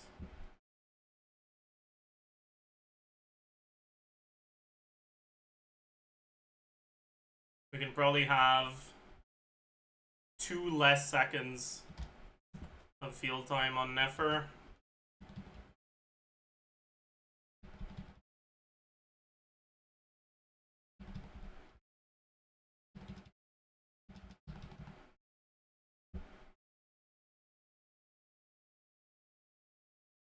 So we're now up to 114k with INOC1.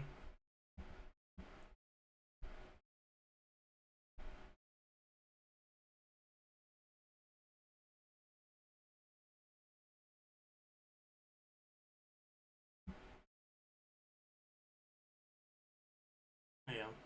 I don't know if like this would be doable official with Chain Breaker. Because 15.5 seconds, now you're starting to run into issues with Nefer cooldown, right?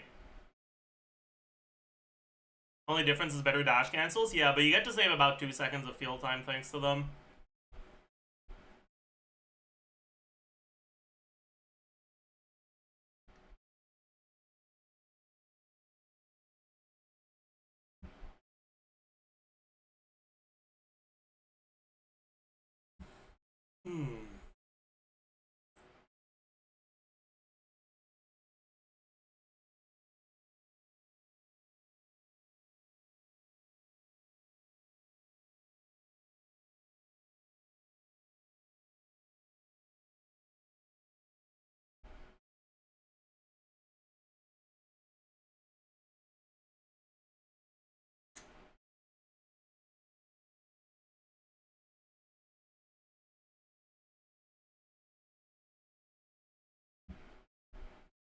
Then you could also do Cookie.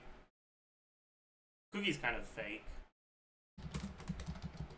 Like we could do Sapwood Cookie, but that's fake as fuck.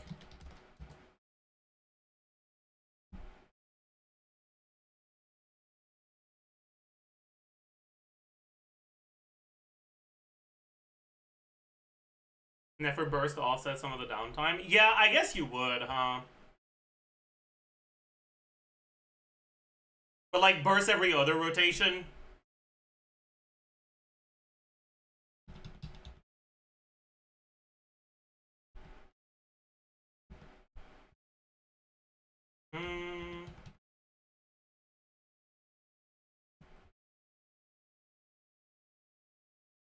Because you don't want to have to build ER, right?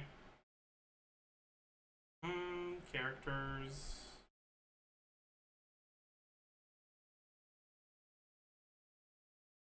The burst is 381.9 plus 572.8.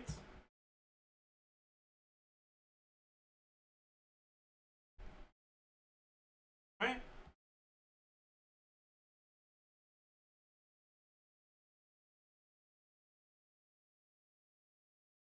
Yeah.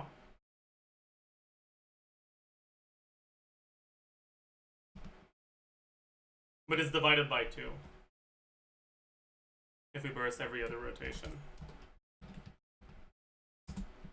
Q divided by 2.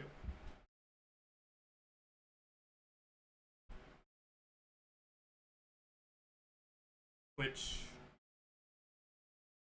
Right.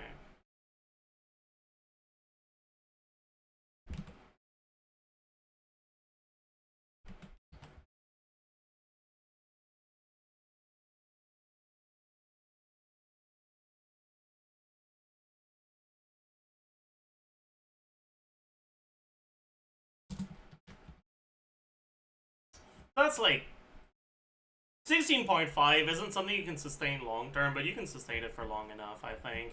Because in practice, it's probably 17, because no one plays perfectly. I think this is fine. But you're not actually using Sapwood and Forest Regalia.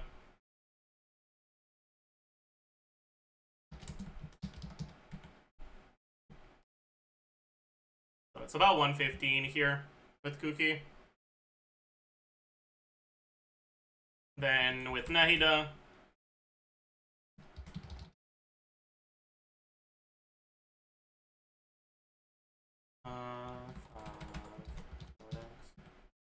About 114. With Inefa. 120. No, it's more than that. Did I burst every rotation on Inefa or not? I forgot. I did. So I needed Ketane. Yeah. But like, realistically, we just go 5 lands. Yeah.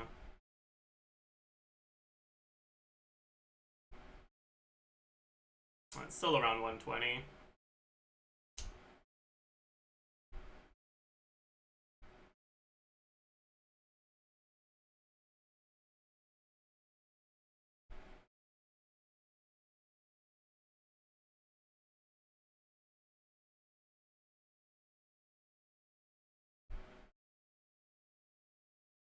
But it's not that big of an upgrade over Kuki.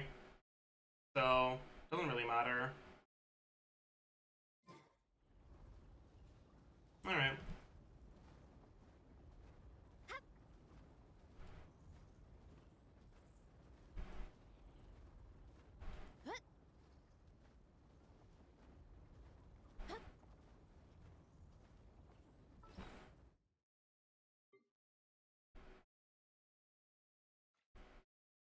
How difficult to do her cancels. It doesn't look like it's that difficult, supposedly.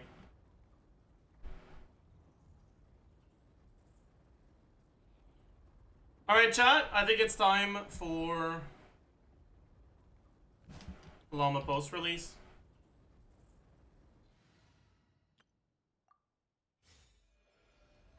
Is there any team I want to test some more before I do that?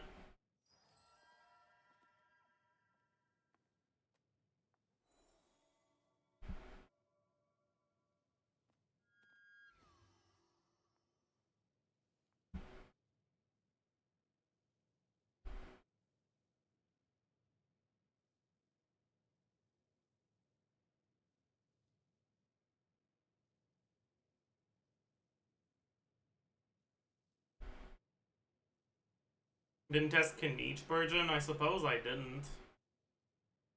But... ugh. I don't want to.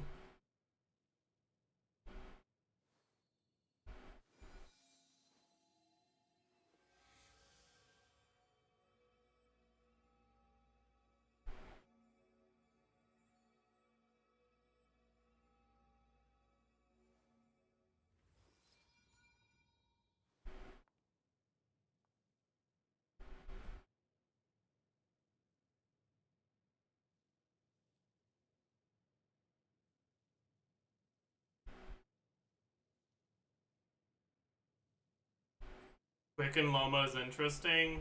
Yeah. But I don't have any of the Dendro carries that work in Quicken, so...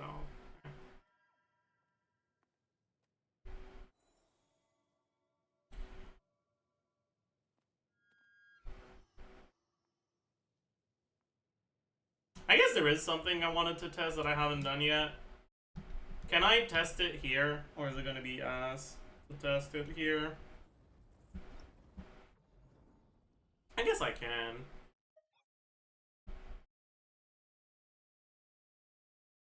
Probably want to do in Dire, so the HP doesn't suck too much.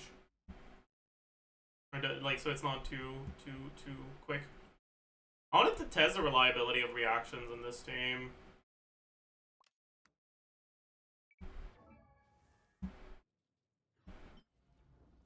What would the rotation be?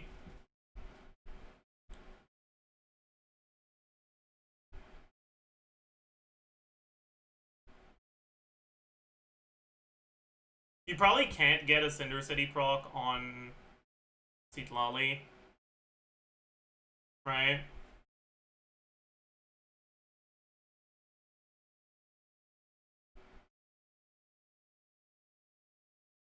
Maybe if you open your rotation with LAUMA, or with Citlali into LAUMA, you can.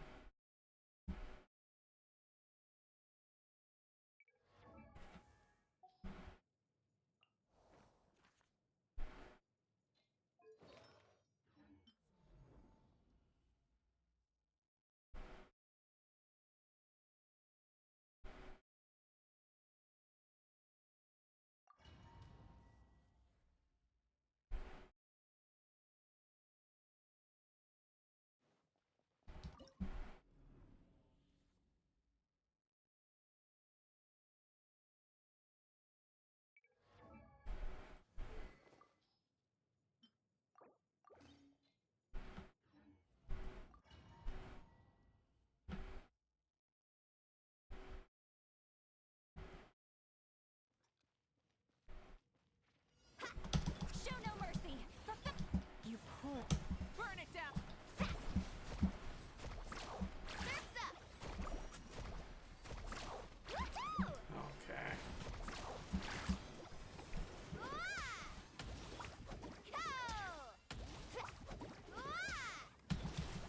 Show no mercy. Leave this. Pyroclastic surge. Giants. Carving waves.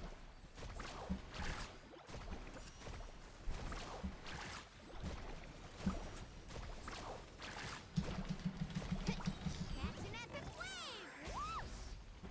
Go! Fulfill our pact. Get to. You poor Light of the blazing sun.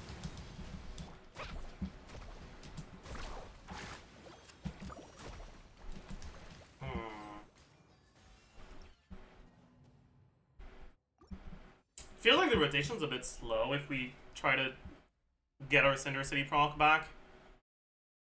I don't think I kill him even in Menacing, or in... not Menacing. In Fearless, so... I should do Fearless so that I get him to phase and he doesn't start flying as early. What's LAUMA doing here? She's got Hydro Shred. And she's helping reliability as well.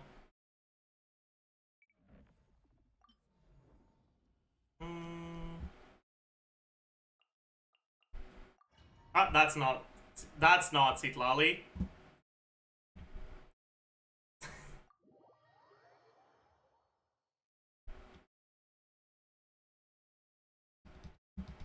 That was not Seat Lolly. Something went wrong here. Wrong cryo character.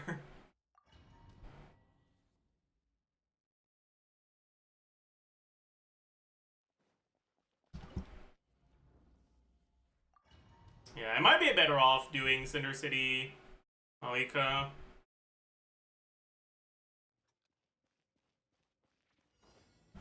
Fulfill our pact. Get to work. Leave this. Light it up.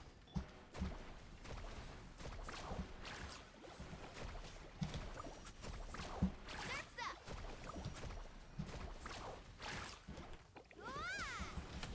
Go!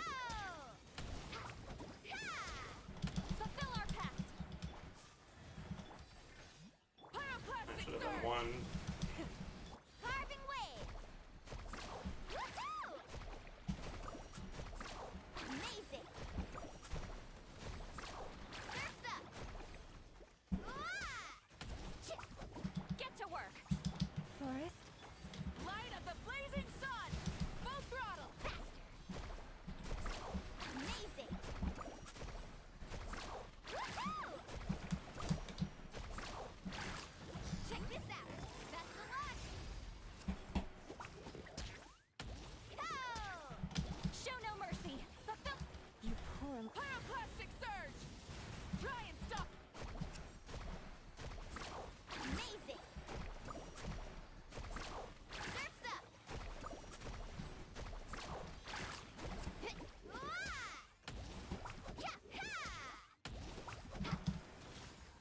Forest. Protect. Oops. Light of the Kinda fucked that blazing up. sun. Let's ride. Woohoo! Surf's up. Catch an epic wave. Get to work. Leave. Pyroclastic surge. It honestly doesn't feel bad.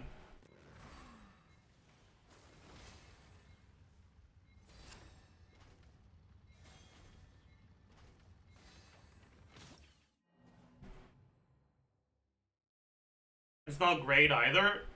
Don't look at the damage. I didn't even fucking double check my builds. This isn't about the damage it's doing, it's about the rotations.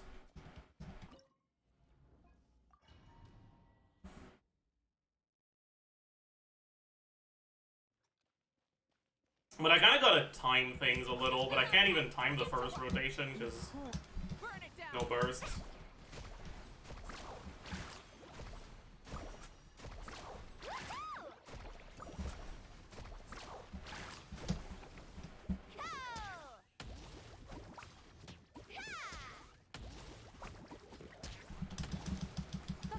There is no way in hell. Breath from the skies.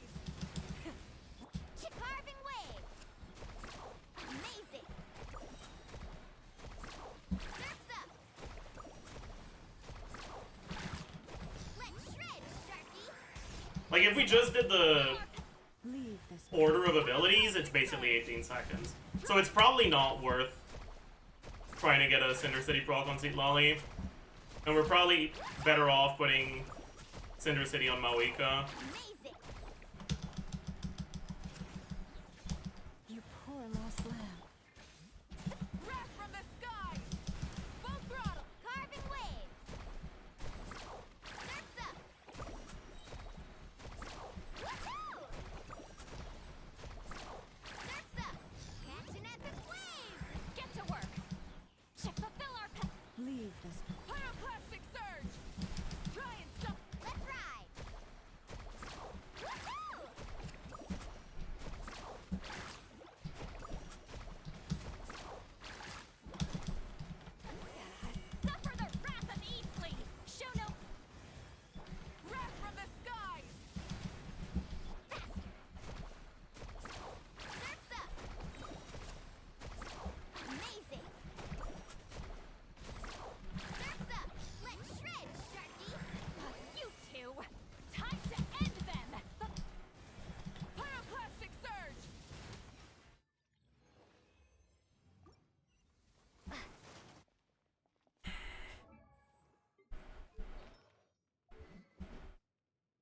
But then what sets would you put on everyone else?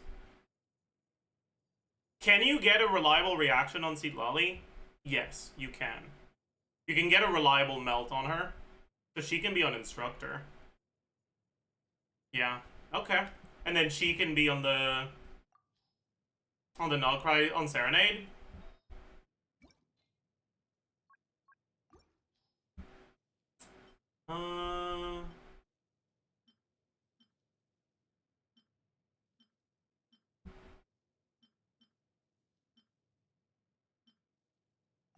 Put this to 8, I guess. Actually, does her EM even fucking matter here? It doesn't. None of her stats matter here.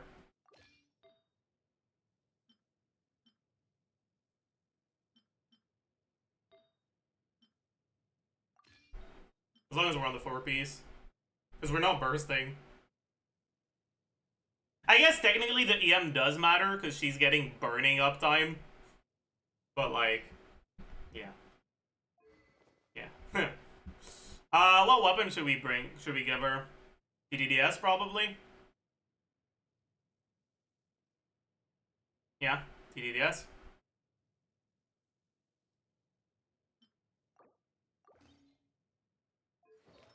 Then, do I have a fast equip for Instructor? I do not. I'm too lazy to make one.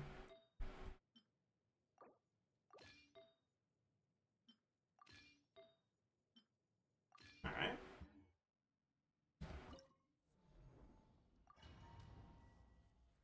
So I'm gonna be honest. This might be my favorite Maloney team. Forest.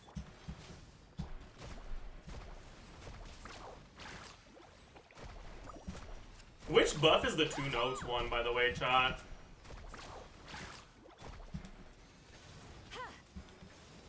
Get to work.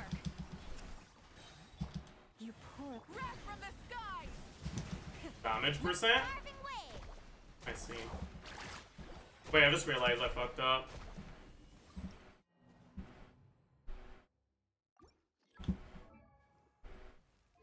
I forgot to put her on Cinder City. Why do I have Noblesse currently selected? What's going on here? Right. Give her this because it's a good one. Give her this because it's a good one. Do I have an EM one that's good? No, I don't, right?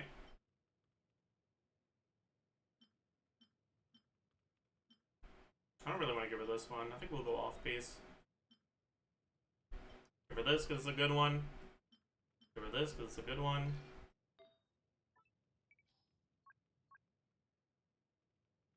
Actually, we have a lot of EM buffs. Attack might be better. Let's just sort by crit rate and crit damage and give something that's got attack with EM subs or EM with attack subs, maybe.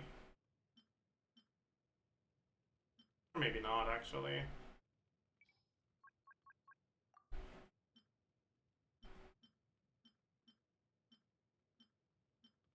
Oh yeah, that's good.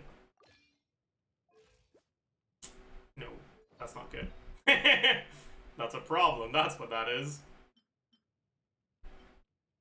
Do I not have a crit damage circle? I literally don't own a crit damage circlet on Cinder City. That's crazy, I never realized that.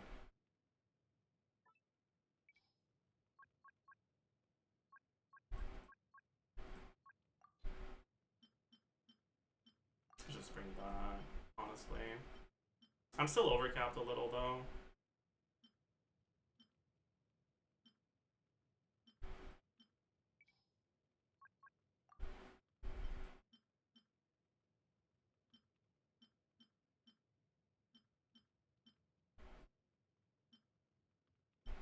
This is probably good, right? Yeah, I'm pretty happy with that. I'm pretty happy with that.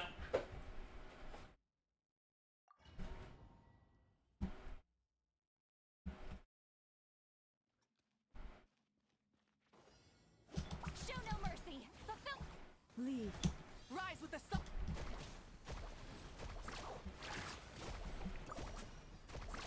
Amazing. What buff did we get here?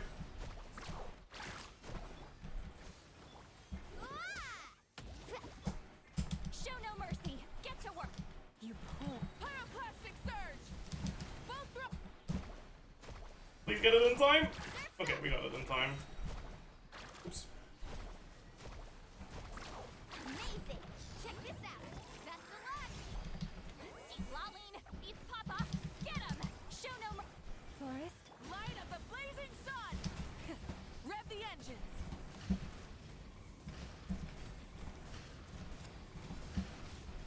Oh yeah, I'm not even Cinder Citying the right thing, am I? I just realized. Am I an idiot? Hmm.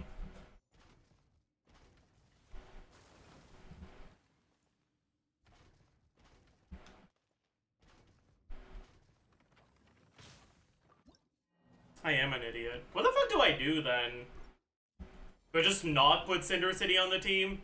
That feels so bad.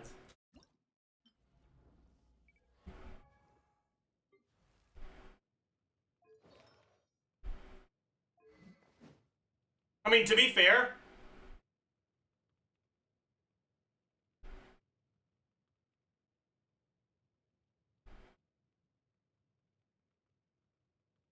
Seed Lolly on Cinder City is fine. Yeah, but you're not getting Hydro.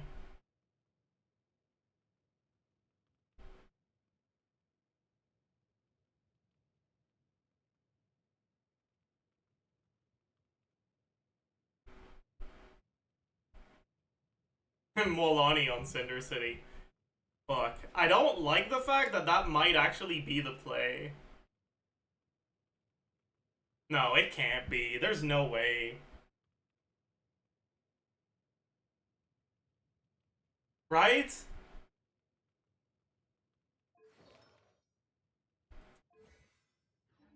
Stop it.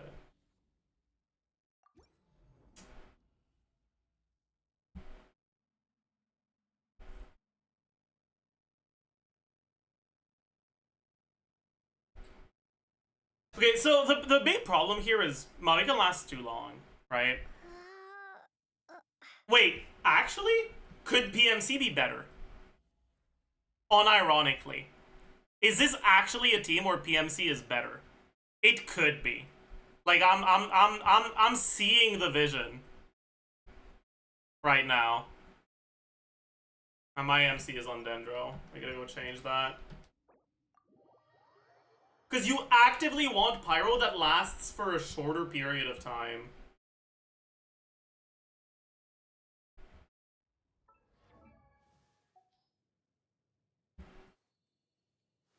This is not a team for the Drake. I'm just trying to think of LAUMA teams with Molani.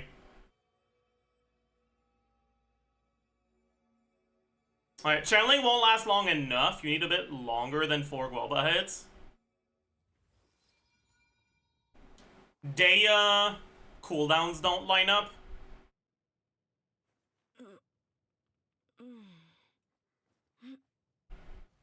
Hutao? No, but Hutao doesn't give Cinder City. Like, if BMC works rotation-wise, it'll be really good.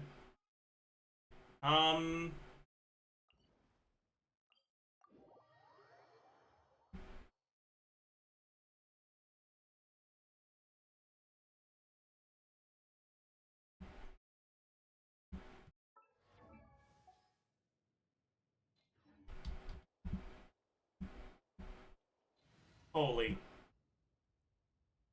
Okay. There's still a long road ahead.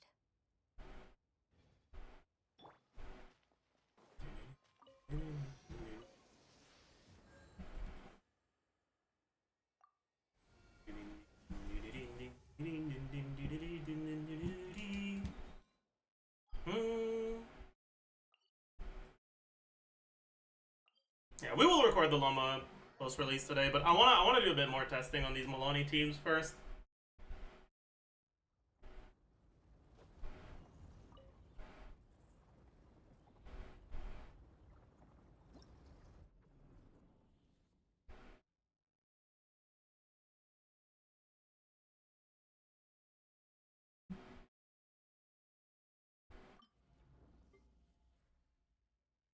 Okay, so first, I mean, we should have enough ER for now, right?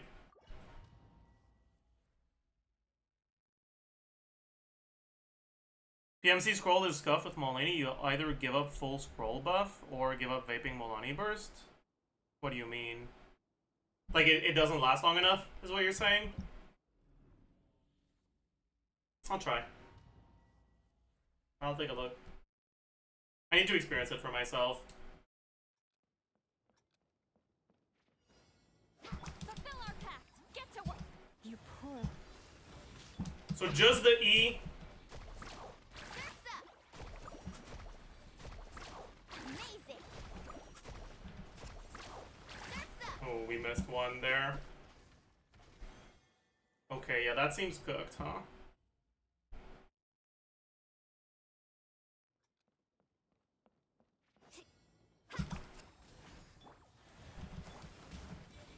Carving waves. Amazing. Yeah, we can't vape the burst. I get what you're saying now. Fulfill our pact. Leave this.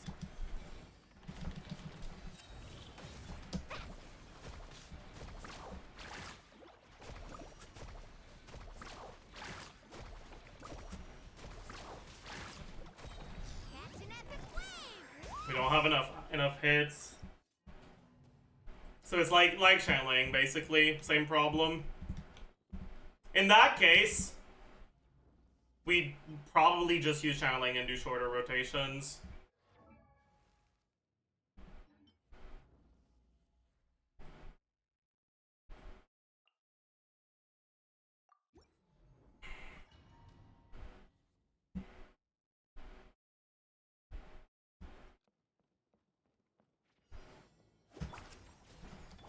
Forest. At the frying pan, carving waves.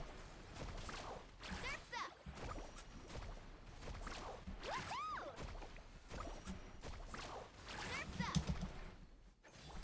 I didn't proc my sack, but it's fine, I guess. That doesn't really work either. Because our skill cooldown is too short. Or sorry, it's too long. Because our setup is too short.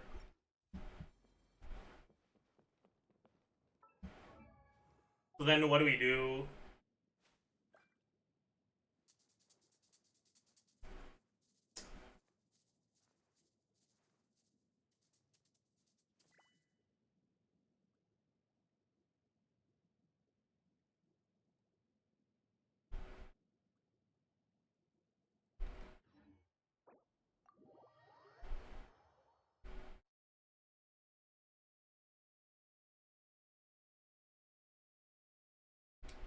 Toma?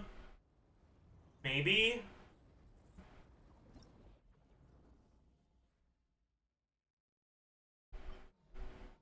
How does Hutao line up? Take a look.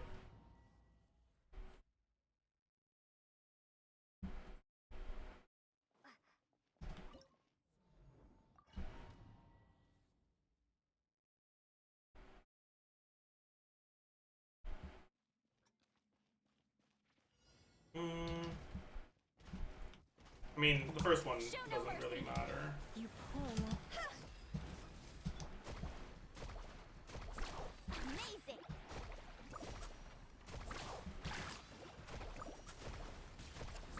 Woohoo! Get to work. Forest. See? Amazing. Woohoo!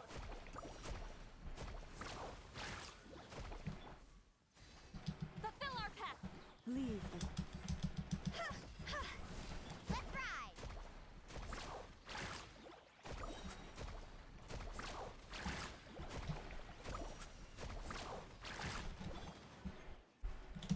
Check this out. Best of luck. Get to work. Forest. See? Phew. Carving waves. I simulated using Hutao Burst there. Woohoo!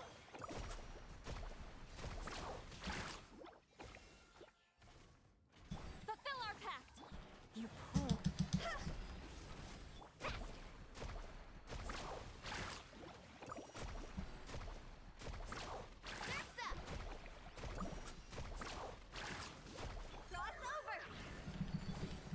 I don't have the fuck. Okay, let me give Hutao 5 real quick.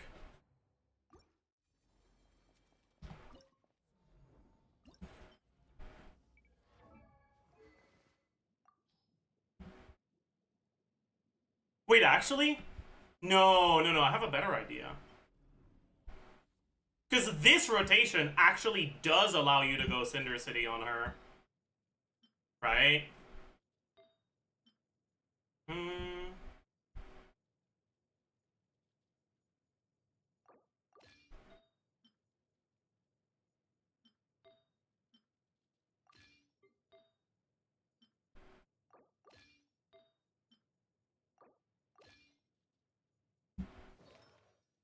And then you can go Instructor Hutao.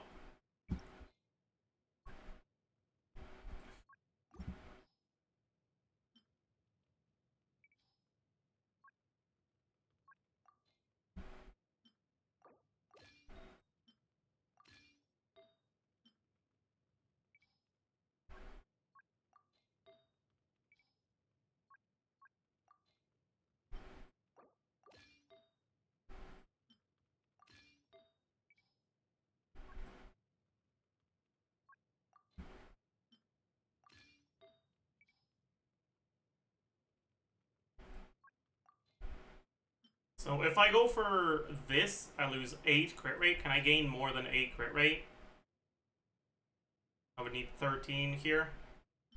Meh. I would need 13 here. Yes. I would need 14 here. I would need 14 here. Just grab 1.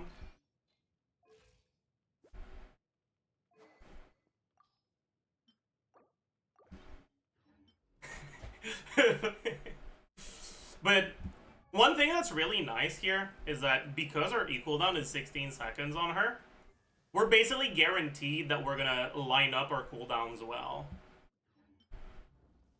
Why do we need Citlali in this team? I mean, Citlali's just good in this team. But I guess you could use...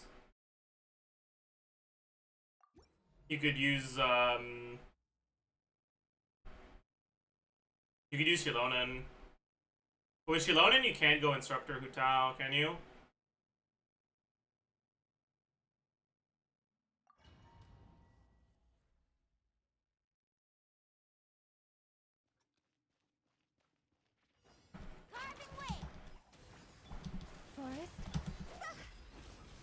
I'm an idiot. Why did I fucking start with my E? Oh no, you can still get Burning proc, you're right. Show no mercy. Leave.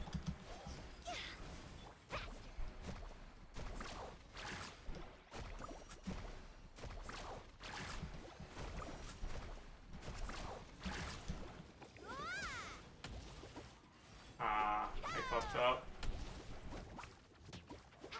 Get to work. Forest. Let's ride. Yeah, LAUMA's app is still kind of Amazing. making things a bit difficult with timings.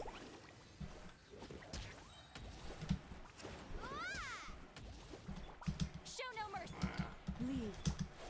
Yeah. We still can't get it reliably. Oh, okay, fuck you.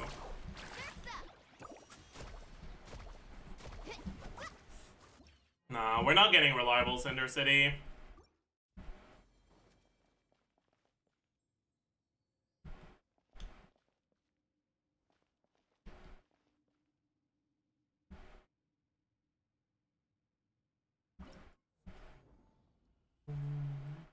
Because LAUMA's skill lasts a little bit too long. Everyone an instructor, it doesn't stack.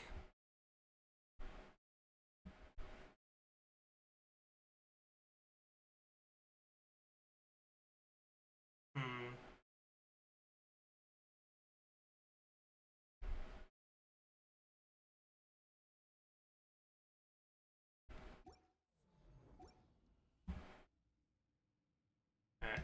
How long is the uptime here?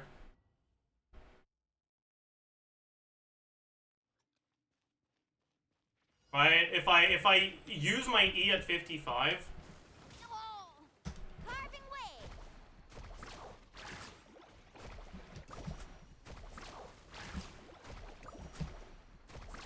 Amazing. fastest I can swap out is like 45, so it's kind of guaranteed.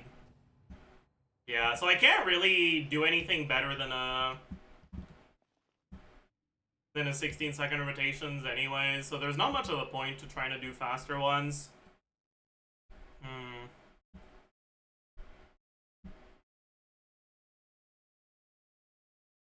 Yeah, okay. In that case, I guess we just stick to this.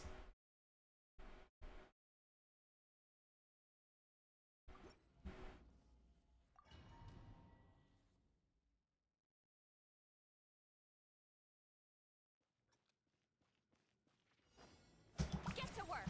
Fulfill our forest. Burn it down. Let's ride. Woohoo! Surf's up.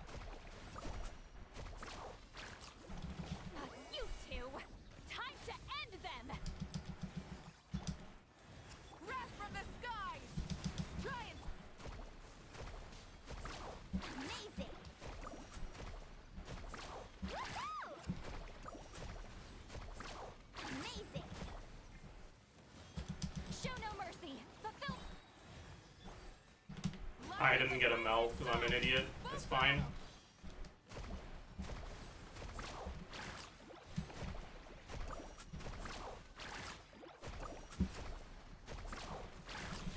Let's shred, Sharky.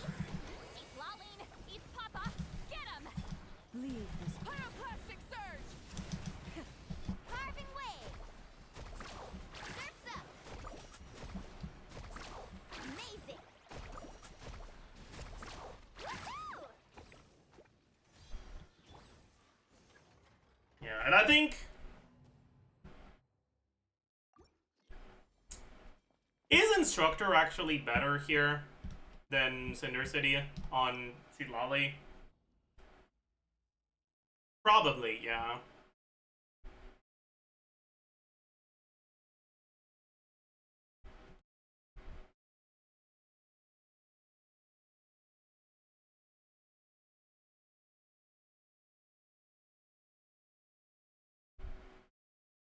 Actually, maybe not.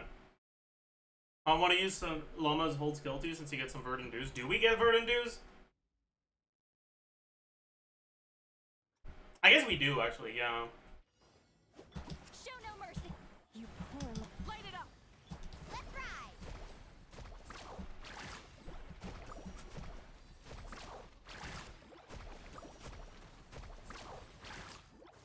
Yes. Fulfill our pact. You two. Time. Forest. Wrath from the skies. Full throat. Faster.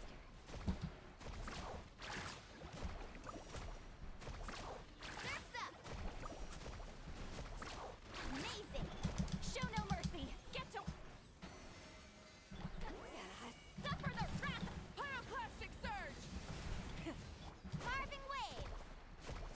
Woohoo! Surf's up. Woohoo! Check this out. Best of luck. Rise with the sun. What did I just do? Okay, yeah, this is definitely doable on a pretty tight rotation. And it feels really easy to get the right setups. I kind of like this a lot, man. I think I'll go back to Cinder City on her, because we don't have great instructor uptime anyways. Oh, I'm already on Cinder City. And this allows us to burst more reliably.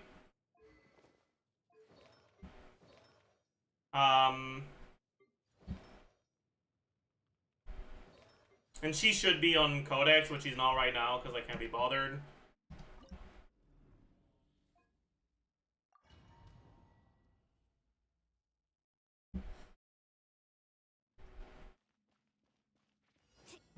Fulfill our pact. Show. Leave this. Burn it down. So first rotation won't really count because Amazing.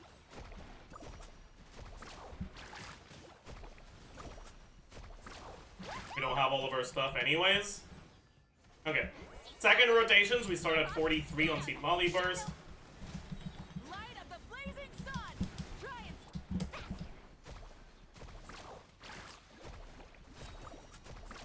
Amazing. Let's shred, Sharky. suffer the wrath of Eatley. Why delay? Oh, Breath from the sky. somehow.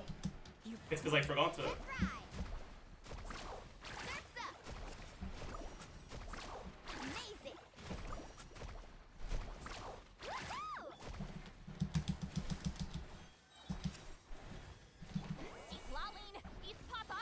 Get him. Pyroclastic surge.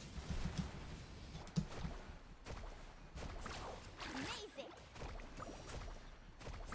Woohoo! Surf's up. Get to work. You two. Touch. That's not the button I wanted to press. Breath from the sky. Full throttle. Woohoo! Nice. Surf's up. Catch an epic wave. Fulfill our path. Forest. Light of the blazing sun.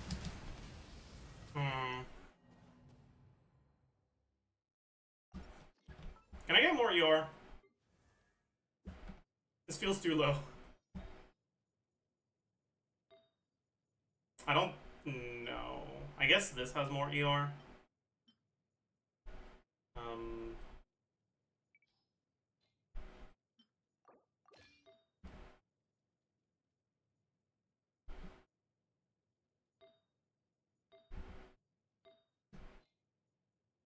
We're on 5 piece. Do +3. I do this one. No. No. Well, this is +9. This is +11.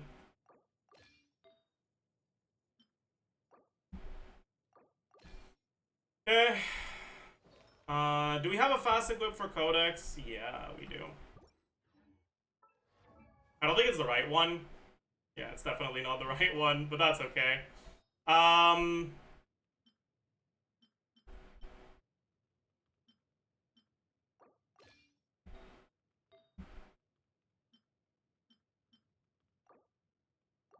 yoink that. I'll yoink this instead. We're gonna crit, it's fine.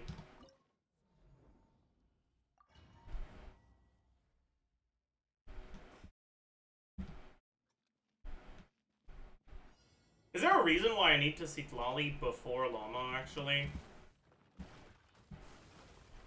There isn't, right? Yeah, there isn't. No, there is. There is. Show no mercy. Oh, Sag didn't proc. Classic. Let's ride.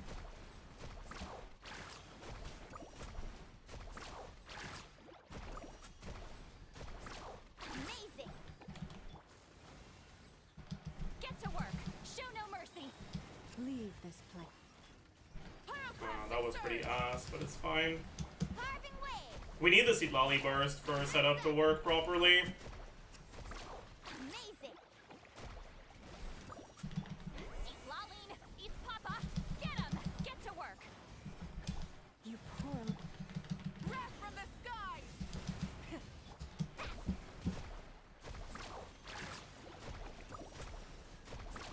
Surf's up.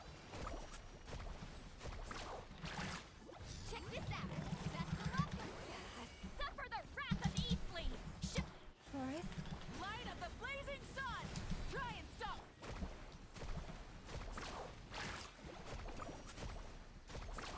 Amazing. Woohoo! Get to work. Leave this. Pyroclastic surge. Let's ride. Amazing. Surf's up. Let's shred, Sharky. Keep lolling.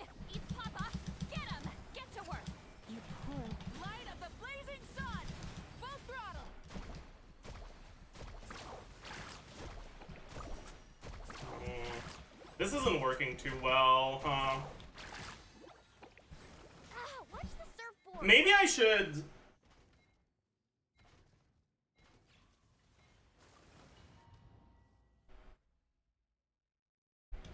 I don't know. Fulfill our path. Forest. Rise with the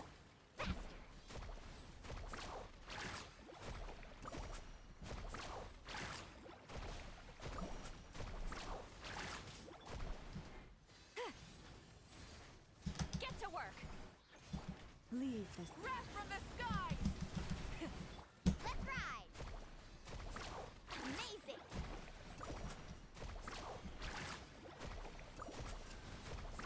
Woohoo!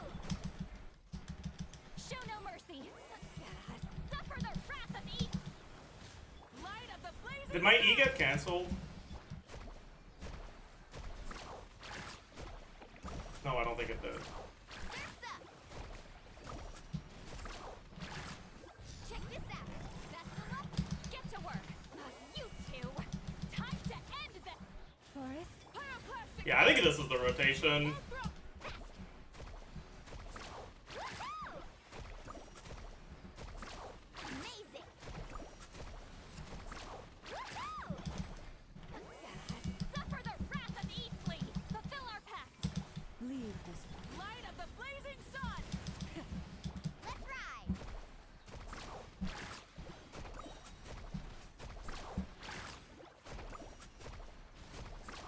Amazing. Let's shred, Sharky.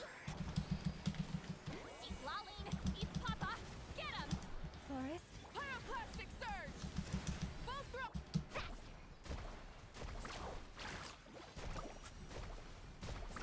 Woohoo! Suffer the wrath of Eatley. No, I can't do that. So the problem with what I just did is if I swap back to Seat Lolly and burst when my skill is still up, it's gonna steal my sack frag proc. And then my energy gets cooked. How cooked is it when I don't have Burn it down. Carving a way. burst? Surf's up. If I have a burst on Wolani but not on Seat Lolly, can I do something that works? Eat Lolling. Eat Papa. Leave this. Light of the blazing sun. Try and stop. Amazing. Surf's up. Amazing. Check this out. Best of luck. My sack didn't proc. Poor love. But we're still fine. Sky. It seems like I can, yeah. Surf's up. Show no mercy. Suffer the wrath of Eat.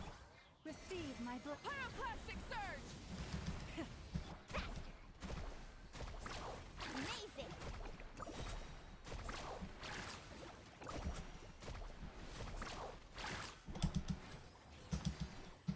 Let's shred, Sharky. Forest. Light of the. Eh, that was a little sus, actually. Let's ride. Surf's up. Woohoo! Show no mercy. Eat Lolling. Eat Papa. You poor love. Wrath from the sky. Bro, let me... Carving waves. Amazing. Woohoo! Amazing. Check this out. Best of luck. Fulfill our pact. Forest. Yeah. Protect us. It seems like when you're...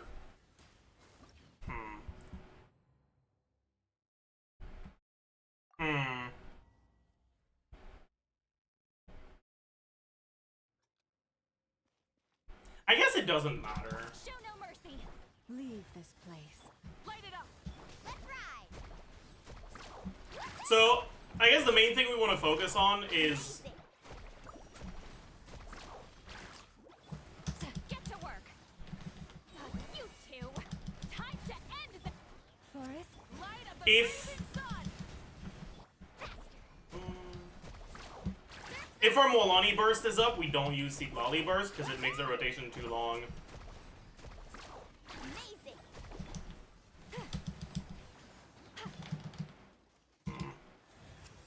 That was bad though. Try and stop. Let's ride.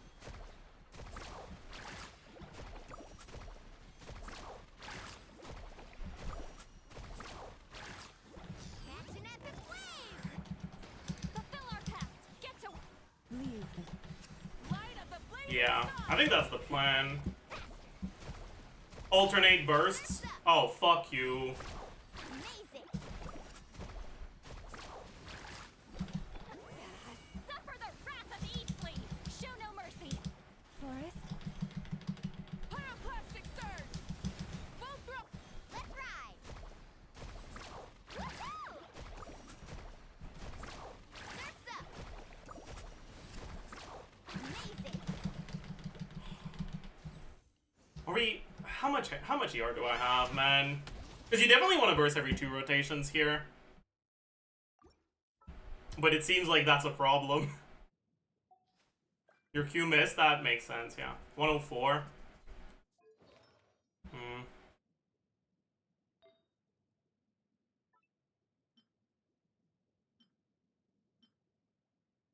Could use this one. That should be enough now.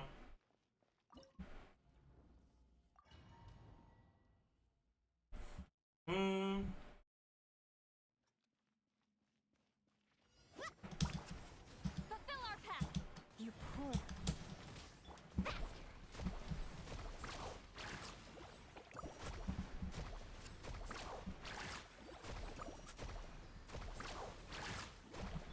You two. Time to end them. Get to work.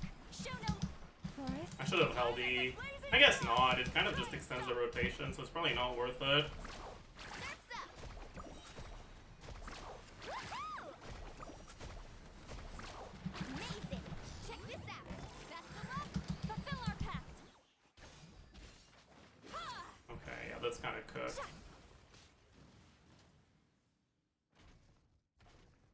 But there's not much I can do about that, right? Like, I guess if on the rotation where Show no mercy. Get to work. You poor. Burn it down. if on the rotation where you Molani burst, your sack doesn't proc, you're just gonna have to use Seek Lolly burst, and there's nothing you can do about that. Suffer the wrath of Eastleigh. Forest. Pyroclastic surge. Surf's up.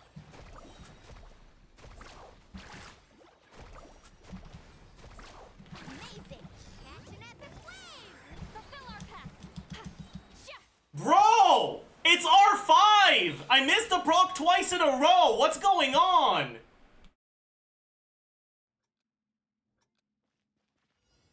Should be able to get Hydro Scroll with Mawika, QE, LAUMA, Molani. What? No. Need a We don't end up with a Hydro Aura. In order to get a Hydro Aura, we need to not have Mawika running and not have LAUMA running and apply Hydro 3 times. So no, that's not happening. Show no mercy.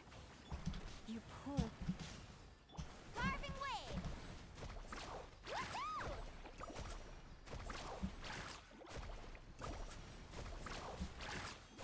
You two. Time to end them. Fulfill our pact. Get to work. Leave this. Could have held E, but I didn't need to, so it's fine. Amazing.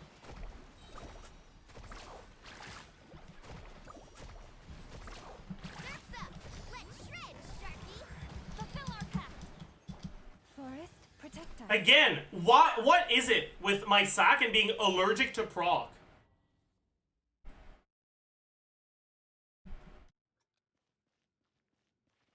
Like, did I accidentally equip an R1 sack or something? Surf's up. Woohoo! Show no mercy.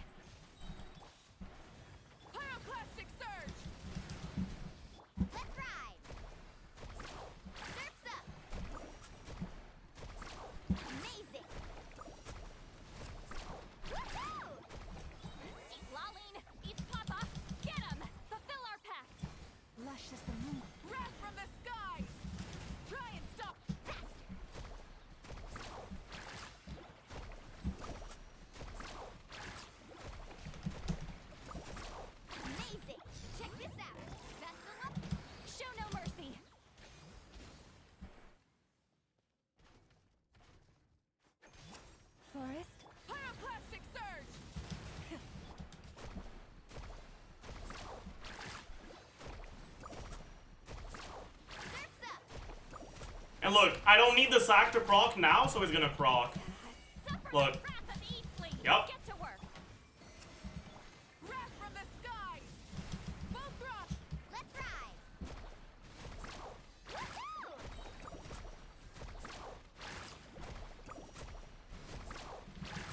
Woohoo! Look, I need the sack to proc now, so it's not gonna proc. Oh my god, it procced. Branch into song. Wait, is that not enough? That's not enough. Okay, maybe I just say fuck sack and go fab instead. No, I still want to go sack, I think.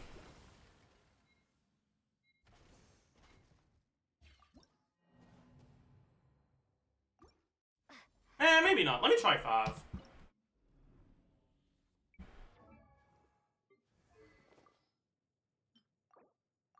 Do I have crit? I do. 5 is always the answer, yeah. Isn't LAUMA wholly a DPS increase? It is if we have the time to do it. You poor. Rise with the. Let's ride. But it's a little bit longer than the top E animation.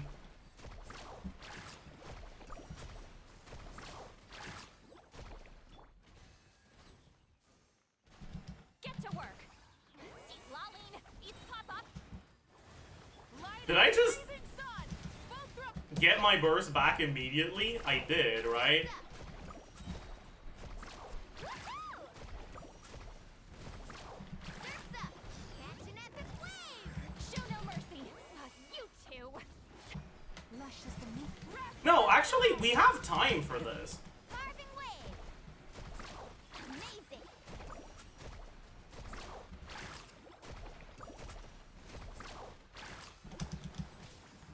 Lolling. Eat Papa. Oh, that's kind of sus. Pyroclastic surge. Wait a second. Okay, we've got some wiggle room then.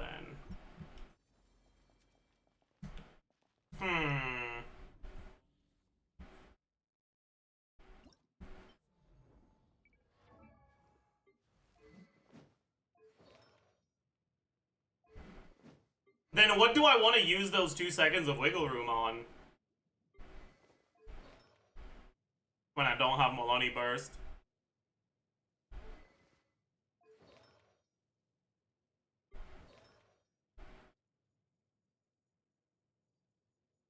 Whole D, we're already doing the whole D. I guess, I know. I should just do a couple spins on Mawika after the Molani burst.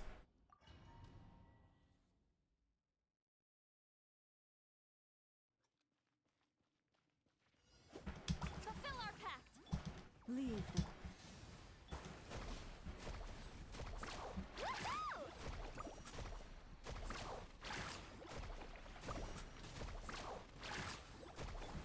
Ow, ow, ow.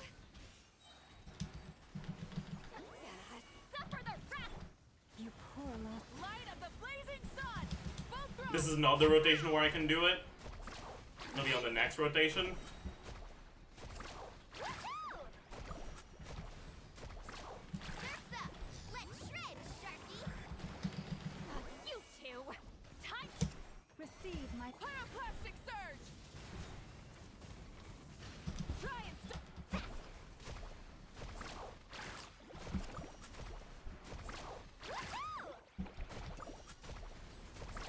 Amazing. Show no mercy. Suffer the wrath. Lush is the moon. Light of the blazing sun. Both drop. Carving waves. Surf's up.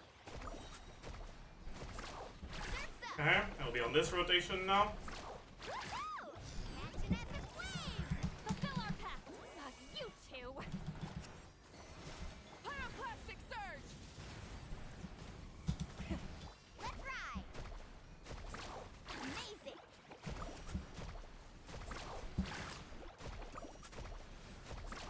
Surf's up. Show no mercy. Lolling. Eat Branch into salt. Wrath from the skies. Try and stop. carving waves. Okay, I think that's the rotation we want to do. Surf's up. Check this out. Best of luck.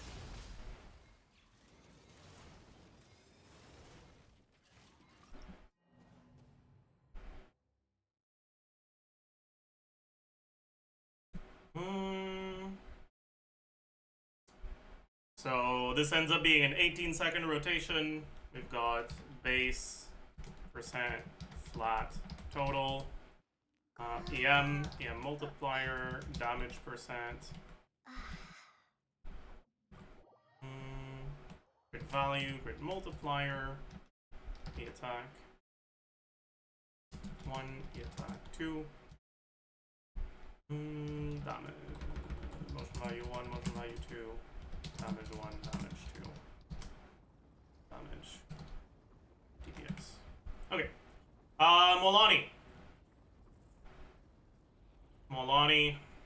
Molani, 15 and 185, HP percent, 46.6. I think this one is Goblet as well. 20% from subs, maybe. Anything else? No, right? No.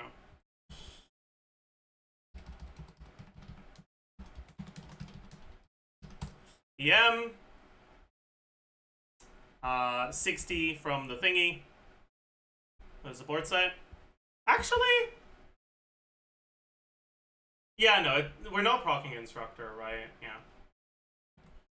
Yeah, 60 from the support set. I guess we probably want to go EM Sands then, or Goblet. Plus 187, plus like 80 in substats. Yeah, multiplier.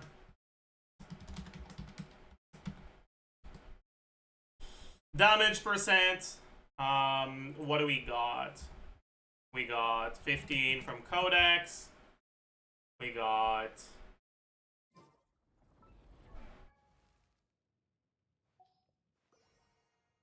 What else we got? Wait a second. Is that it?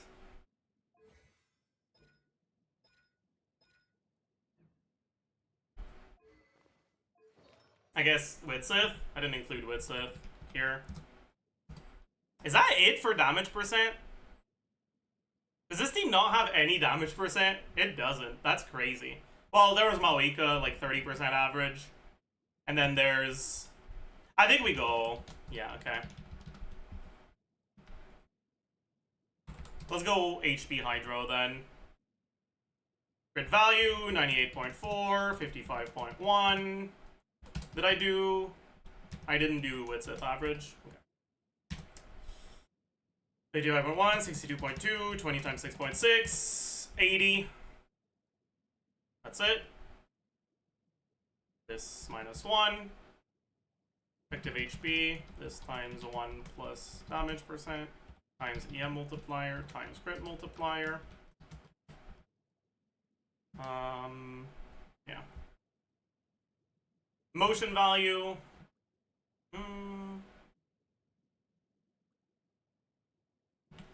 14.76 plus 7.38 times 3 plus 36.89 times 3. And then 99.3 plus...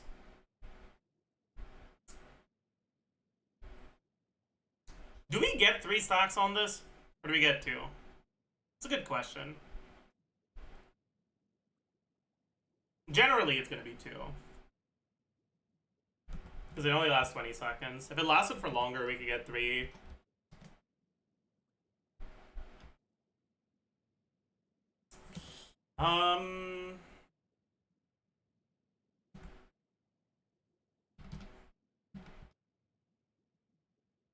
Anyways, we burst every other rotation.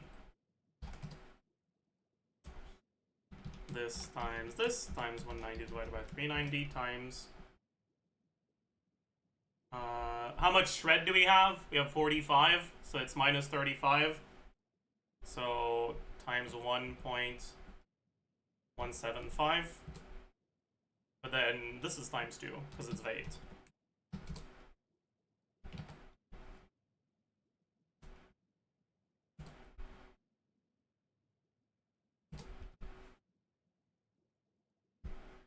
Yeah.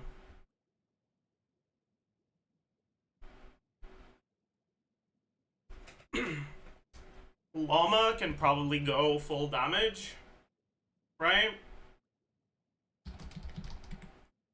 Attack. But she has to be TDDS. Right? Yeah.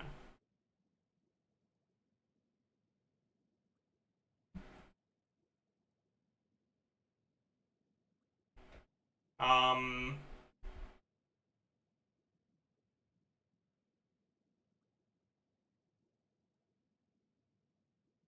255 plus 401. Attack percent. Basically nothing. EM, 315, 187 times 2.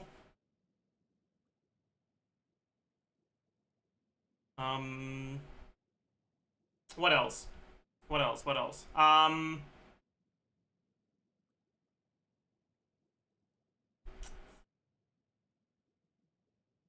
60 from the support set. Instructor? No, no one's on instructor here. 80 from substats.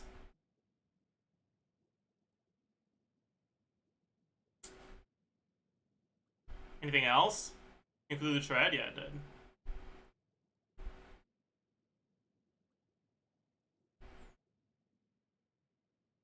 Anything else for EM?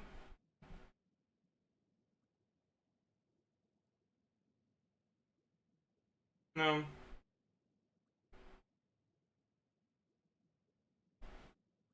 Not really.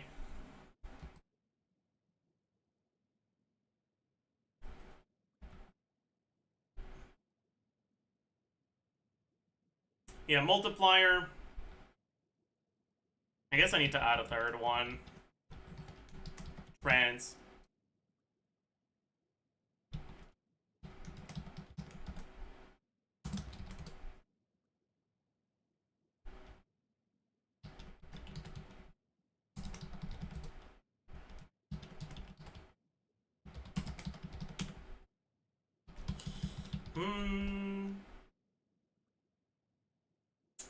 This is... What's the number here? Transformative EM multiplier is 16 times EM divided by 2000 plus EM plus 1.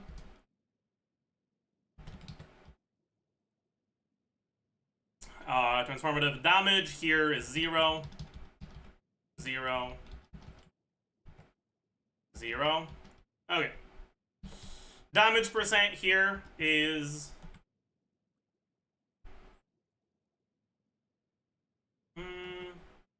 32. Is there anything else for damage percent on her? No, right? No. Crit value 60. 62.2. 20 times 6.6. That's it. Crit multiplier. Effective attack is gonna be this. I need a third one. But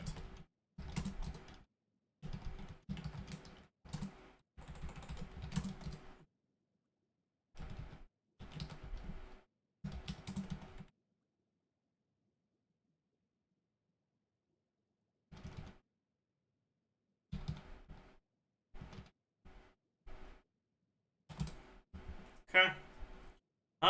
Okay. Effective attack is gonna be this. Effective EM is gonna be the EM instead. Effective EM Lunar Bloom. Wait. We don't have the EM multiplier here. Effective EM Lunar Bloom.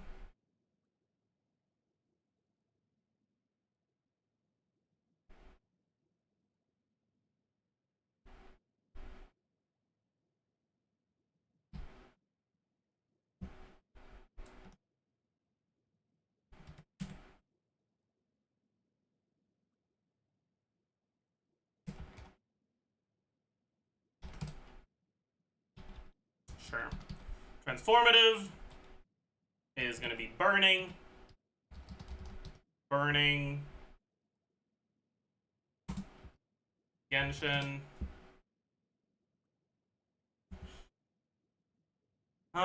Burning is 362 times transformative EM multiplier.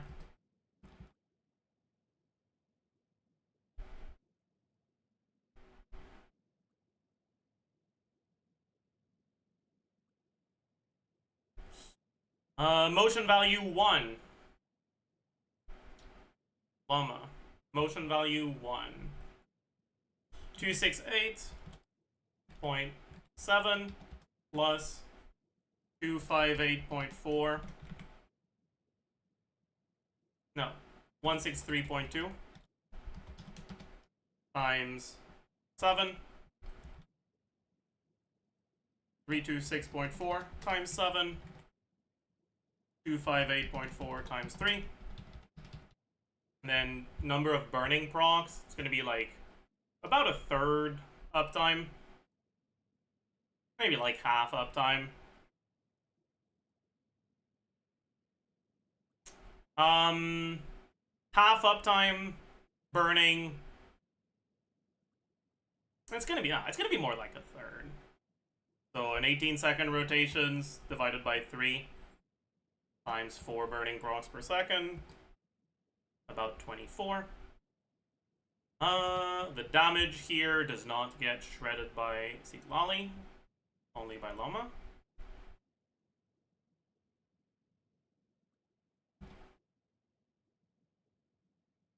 This one ignores this. Then the damage transformative is 0.9. Are we really getting more burning damage than Lunar Bloom damage here?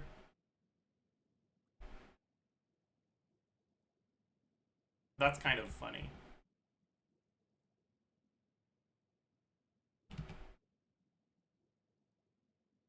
What if we go EM Circlet?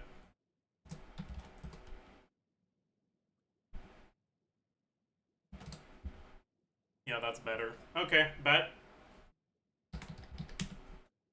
Okay, next up is Zitlali.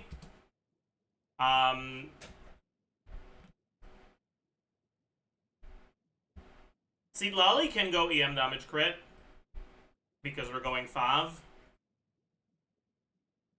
So base attack 127, damage attack percent 127 plus 510, attack percent like 10, doesn't matter. Flat attack 350, EM we've got 115.2 plus 187 plus what other EM do we get? We get 60 from LAUMA's set bonus, we get 80 from substats, is that it? It's kind of it.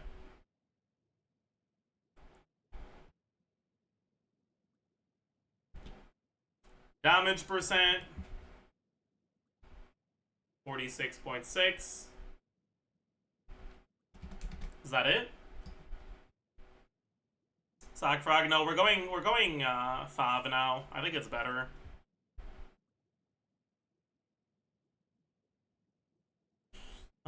Crit value. Crit multiplier. Effective attack is with attack, yeah. But this doesn't, and it doesn't melt. Effective EM.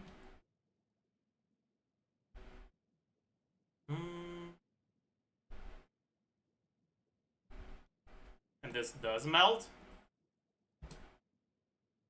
No. I need to split this shit up, huh?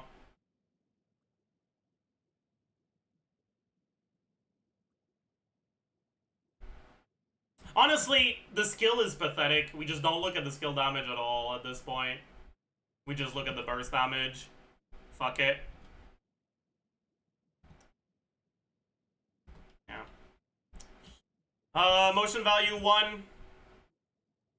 Attack motion value 913.9.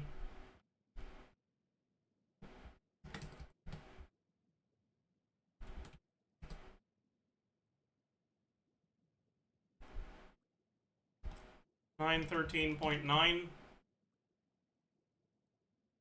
times 1.5. Motion value 2, 1200 times 1.5. Motion value 3.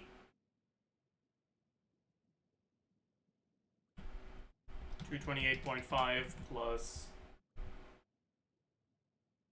124 plus 28.9 times 8-ish. We don't have any shred though.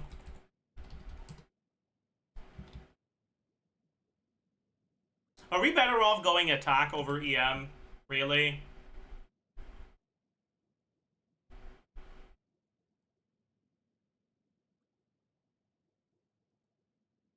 Nah, probably not.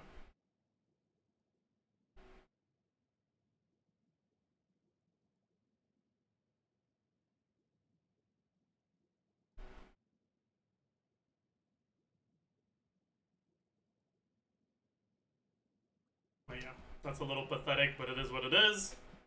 And finally, we have Maoika.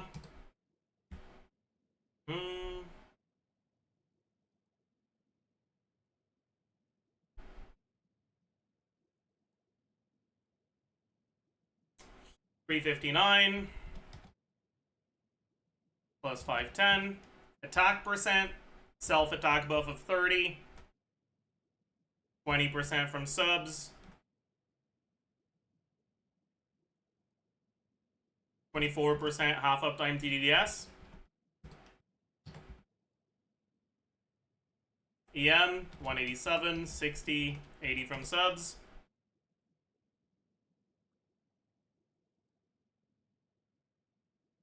We'd probably go attack sands then.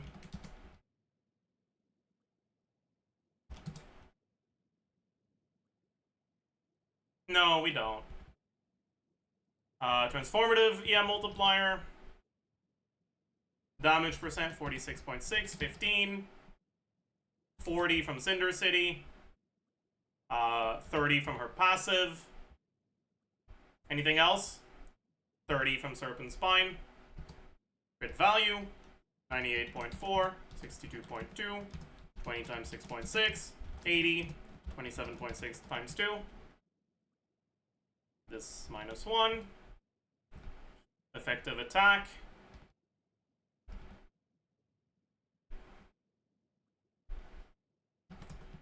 Effective attack, unmelted damage.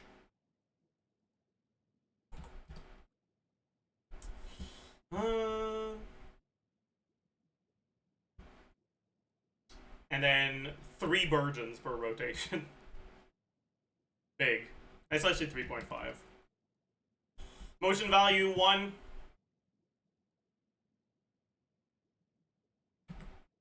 $756.2 plus 200 times 2.7 times 2.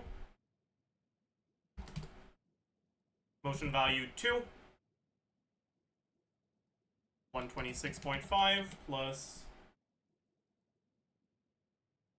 6 times 217.6.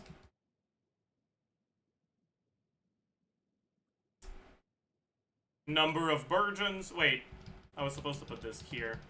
Burgeon is 4341 times transformative EM multiplier.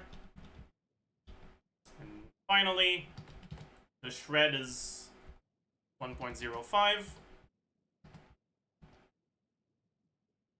And for this one, we don't have defense, and our shred is 1.075.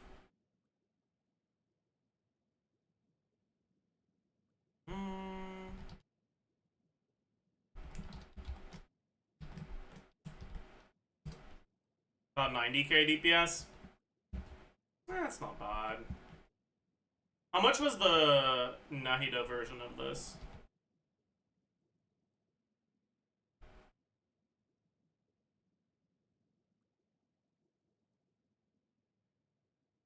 Personal damage will be basically the same on Nahida, so let's just change the buffs. We get 250 EM. We lose the shred.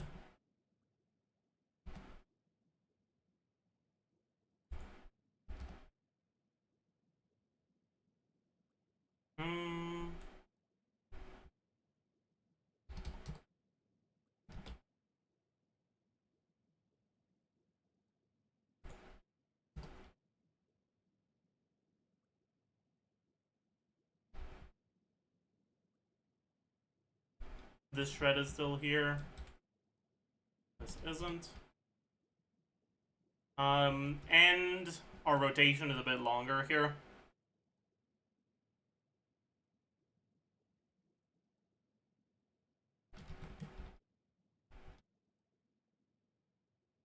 It's about the same, right?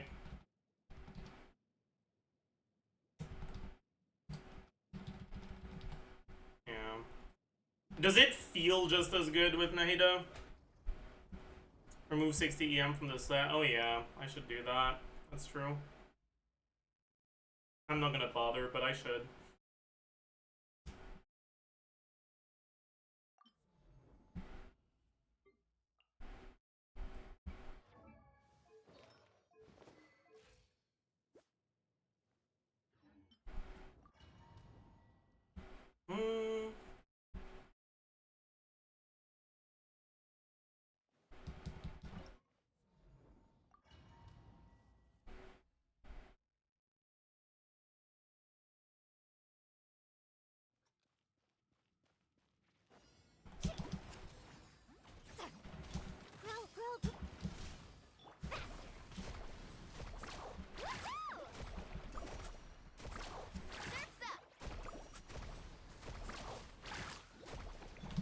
You two! Time to end them! Committed to memory. Pyroclastic surge! I don't have my Nahida burst. Oops. Let's ride! Amazing! Woohoo! Let's shred, Sharky! Fulfill our pact! See, Lolene, this might hurt a little. Make yourselves at home. Light of the blazing sun! Carving waves!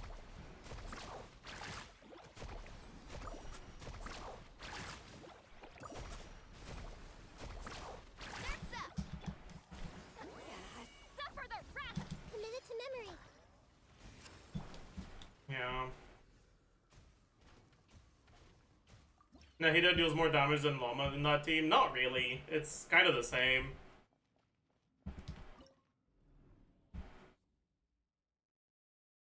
Okay.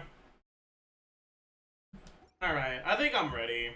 It feels like LAUMA feels okay in this team, but it kind of feels like a waste.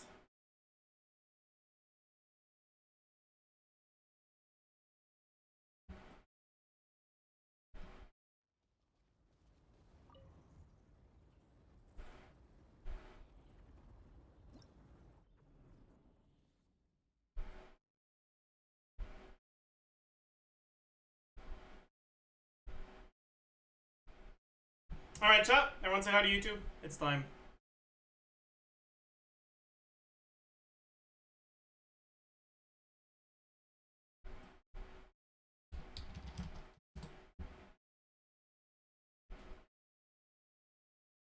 Let me make sure I actually have the YouTube sound going to the VOD this time.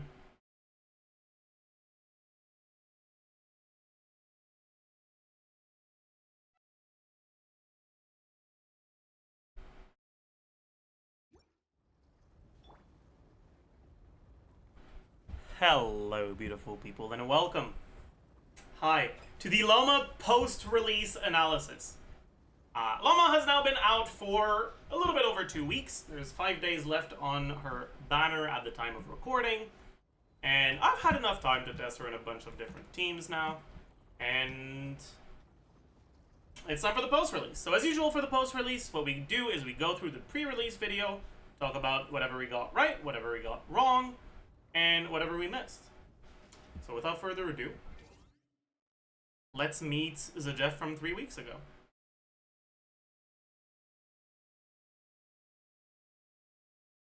Hello?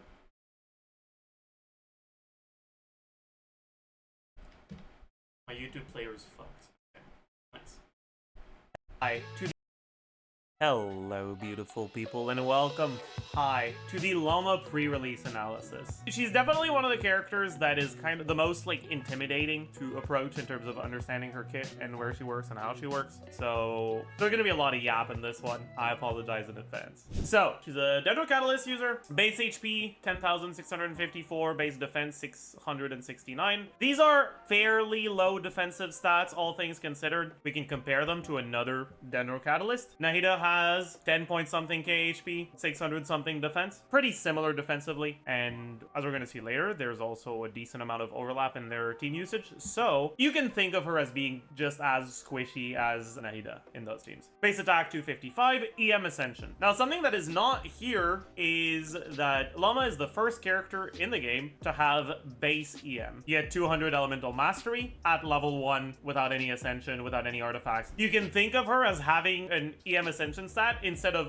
115, it's 315. Now, Dendro Catalyst.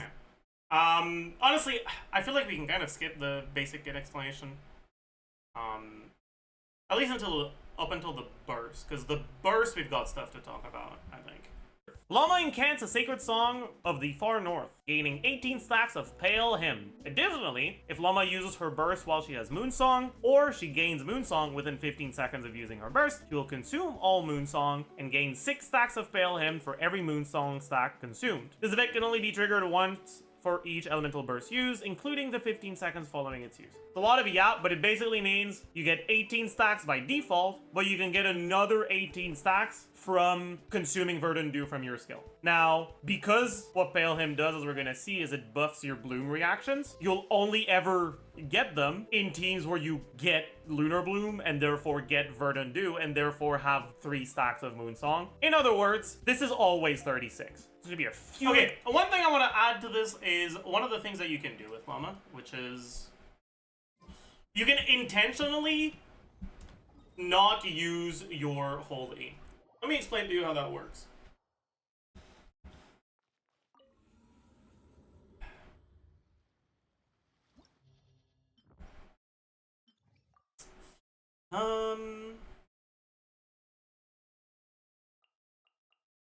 Let me make sure my Orion... Actually, you know what? It'll be easier to show if my Orion doesn't have any artifacts.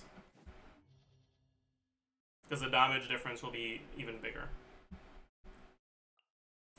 Let me also make sure she's on the right stuff. Can I fast equip? What the fuck are they doing? Why is the default for her gilded? Who did this? Who did this?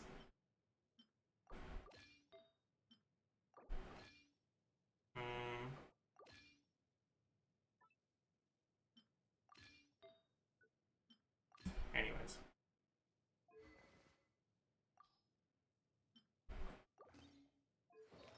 Let's get her back on EM as well.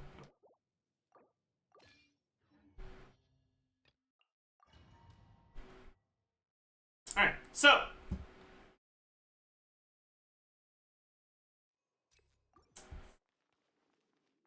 first, let's just take a look at how much damage my Hyperlooms do by default. So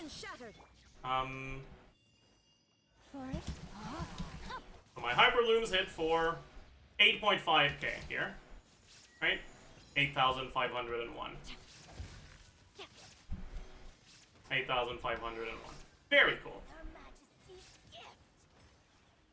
When I use LAUMA's burst, Everlasting forest. Leave this. Rain outlines your fate. There is no escape. 15,000. I can't see. 15,314. Right? It's pretty clear to see which ones are buffed and which ones aren't. The damage isn't supposed to be double. This is because my Raiden doesn't have any artifacts. But I just want to show something specific here. So.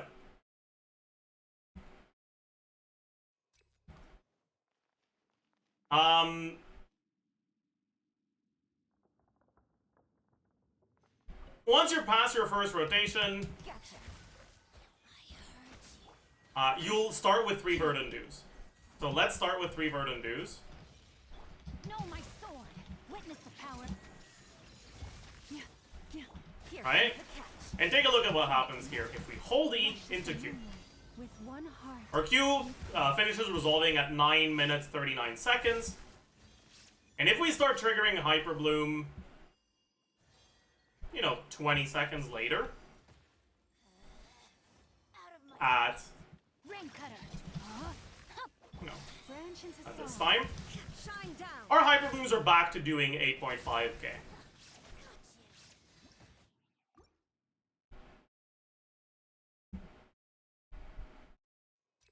If we do something a little bit different here, and we don't Shut. Witness the power. hold E Rain. Things up. Comes over. after the first burst, or before the first burst, we tap E instead. Yeah, yeah. Right? We start with a 15,000 at around 50.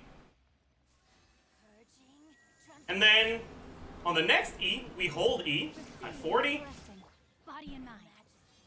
Let me weave you a verse. As you can see here, okay, or maybe as you can't see because it's being annoying, we're still hitting for 15k on our Hyper Blooms, even almost 30 seconds after our burst. This is just a specific tech that you can do in teams that have longer rotations and where LAUMA doesn't end up with that many buffs and that many stats, so her Lunar Bloom damage doesn't do that much. And you can basically alternate tap E and hold E to make it so that instead of having 36 stacks you can use in 15 seconds, you have 18 stacks, and then 12 seconds later, another 18 stacks. And because the timer for each stack is calculated independently, gaining your stacks from your hold E after your burst instead of from your burst after your hold E allows you to carry that buff over for an additional, well, 12-ish seconds. Because you use it about 12 seconds later and it's still 15 seconds. But you still have the base 18 from the burst for the first 12 seconds. In teams where you don't trigger 36 Hyper Blooms or Blooms or whatever in 15 seconds, which is pretty much every team except Nilo teams. In Nilo teams, in AoE, it can happen. But in pretty much any single target team for Hyper Bloom, this is a thing that you can do. I personally like doing this a lot more because it allows me to not have to worry too much about the power of my LAUMA build. I don't have to care too much about her crit. At a baseline, you don't care that much about her crit, and you care about it even less if you only hold E every other E. Anyways, that's something I didn't mention in the pre-release that I figured out. Later.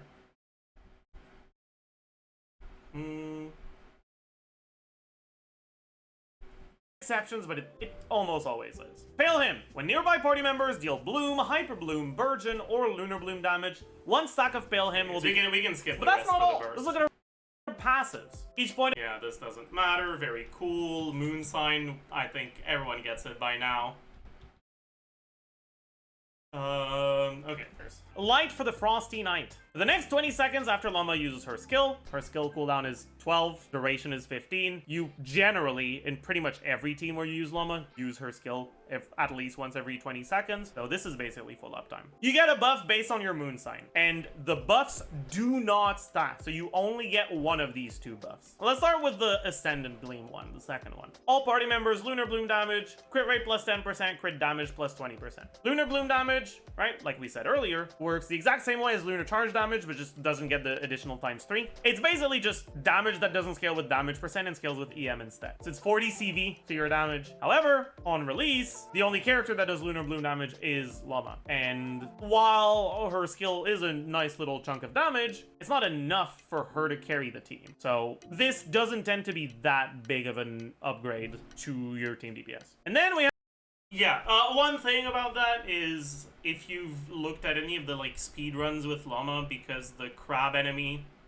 is like omega hyper boosted for carry LAUMA, that passive matters a lot there, but it's not a real thing. Anyways, We now have leaks on Nefer. Nefer is indeed a Lunar Bloom carry, and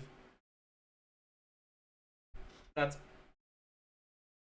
40 CV on Nefer is pretty nice. Who would have thought? We have Moonside, Nascent Gleam. Bloom, Hyper Bloom, and Burgeon damage dealt by all nearby party members can crit. 15% crit rate, crit damage fixed at 100%. In other words, because initially your reactions can't crit, you have a 15% chance of them doing double damage, which is the equivalent of a 15% multiplicative DPS increase. And it stacks with other sources of crit rate, which right now is pretty much just Nahida's C2. In pretty much every team, this effect is better than this effect, which means getting a for now, right?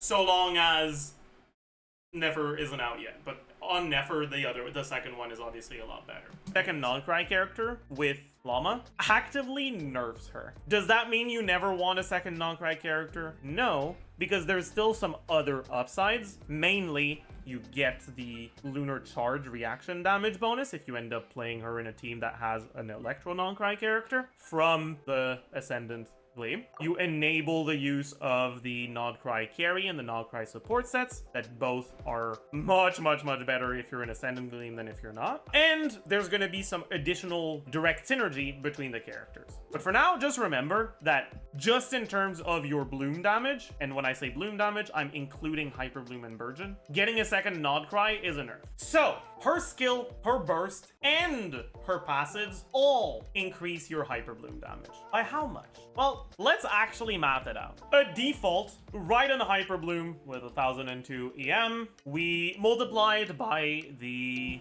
resistance. Without LAUMA, they can't crit, and without LAUMA, your only source of shred is generally Deepwood. Res multiplier here, we have 25% more shred, so instead of bringing them to -20, we're gonna bring them to -45, which is a resistance multiplier of 1.225, and we get 15% increased damage from the crit multiplier, which brings our average Hyper Bloom damage about 50% higher with LAUMA than it is with another Dendro. We have 3 different sources that each increase the Hyper Bloom damage by somewhere between 10 and 20%. Now, if you activate Ascendant Gleam, you lose the 15% crit, but at the very least, you keep the rest. It's still over a 30% increase, but then you also enable the new Nod-Cry support set, which gives you 120 EM that you can get on both Raiden and LAUMA. It's actually about a 40%. Point being, that's a big increase. For comparison, by the way, Nahida's Constellation 2 is just 20 crit. It's times 1.2, a 20% DPS increase. So this is more. Now, I don't think we need to rewatch everything here. Yeah, no surprise, she is indeed better than Nahida. Very cool. Weapons. We can skip to...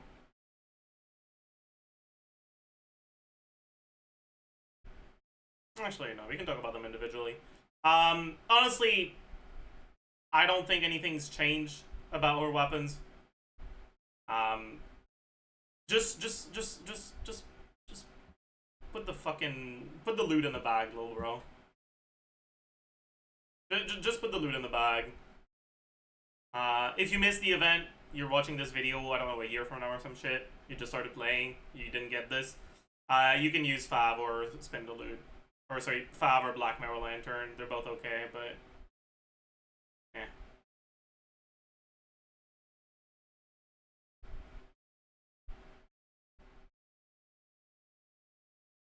Exception. Next, artifact sets. In her first version of beta, there were a lot of teams where her best set was a new Nod-Cry carry set, which gives 30% crit rate, 80 EM, and 10% lunar reaction damage. Unfortunately, with the nerfs that she got, the way it compounds with the nerf to her weapon, now there's only a few teams where this set is actually good on her.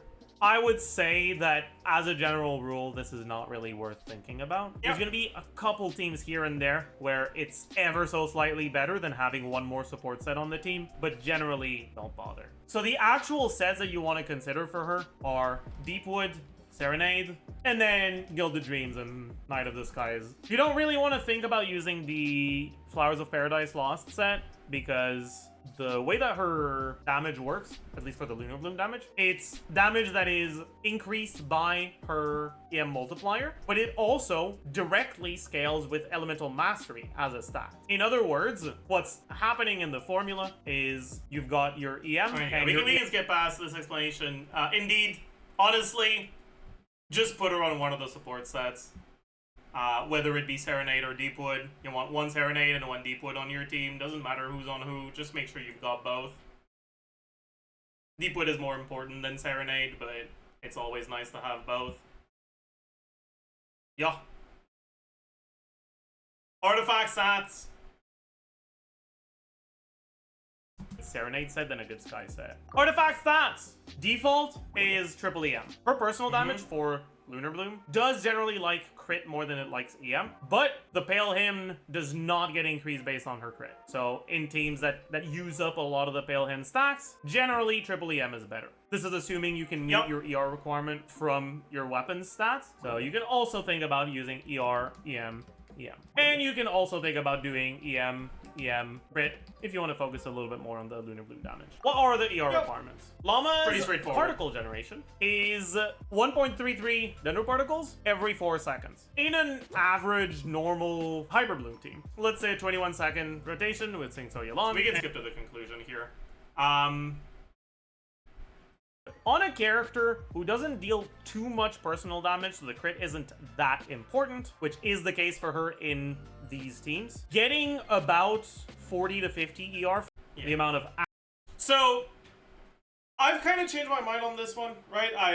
In the pre-release, I talked about how you could burst off cooldown in teams that have flexible rotations instead of just once per rotation exactly. But I feel like if you're going to be maximizing burst uptime, you're kind of better off using the trick I talked about earlier of alternating tap E and hold E to extend burst duration instead of using burst more often. Because the burst animation is pretty long and you lose like normal attacks for your Sing So and Yalon application in Hyper Bloom teams or uptime on your other characters and other teams. And I think you're generally just better off only bursting once per rotation and just doing one tap E, one hold E to extend burst duration. Which means that her ER requirements are a bit lower than I gave them credit for here. And it makes it a lot easier to get away with triple EM in almost every team.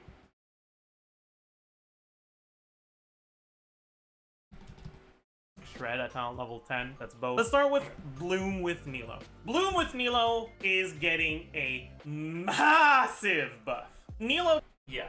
Nilo is most definitely by far the biggest beneficiary of LAUMA. Nilo went from a character that in single target is completely worthless and in AoE is honestly not even as good as other, like, okay-ish carries. Like, it is on a similar level to the other okay-ish carries in AoE. To actually on a similar level to the other okay-ish carries in single target. And actually very good in AoE. The team DPS increase to Nilo teams is hovering somewhere between like 50 and 70%. And that paired with the direct buff to the Bloom reaction, where they reduced the self-damage from triggering Bloom and triggering Burgeon. And I guess Hyper Bloom if you're really, really close to the enemy hitbox. But they reduced the recoil damage from Bloom by a lot. It's now 2% of the damage instead of 5%, which allows you to run less healing on your healers and more EM for reactions. It's a big deal. I'm not going to go through the whole thing, but in this, I talked about Kave as a healer option. I talked about Kogomi potentially needing to build healing. This was before I knew about the recoil buff right? The reduction of recoil damage. And now I'd say that honestly, Kave died before like Kave LAUMA died before LAUMA even came out from that. It's not that you can't play it, is that the biggest upside of Kave is that it trivializes your healing requirements, and the healer options that heal a lot in Nilo teams don't tend to be that good for application. But now you don't need the healer options that heal a lot. You can get away with even something like Barbaro on a fully M build and it still heals enough. And so Kave loses his biggest upside, and the reality is that he just doesn't have enough outside of that to justify competition with the alternatives. You can still play Kave if you want. Kave is a viable Dendro slot, just like he's always been. But, man, it's whatever. I don't think I talked about Bloom without Nilo in this video at all. LAUMA is strong enough to make Bloom without Nilo playable. I would say that Bloom with LAUMA without Nilo is probably stronger than Bloom with Nilo was before LAUMA came out. But not by much.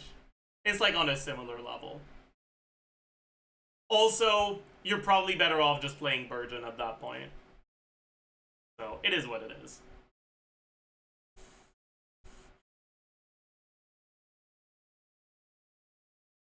Next, massive buff.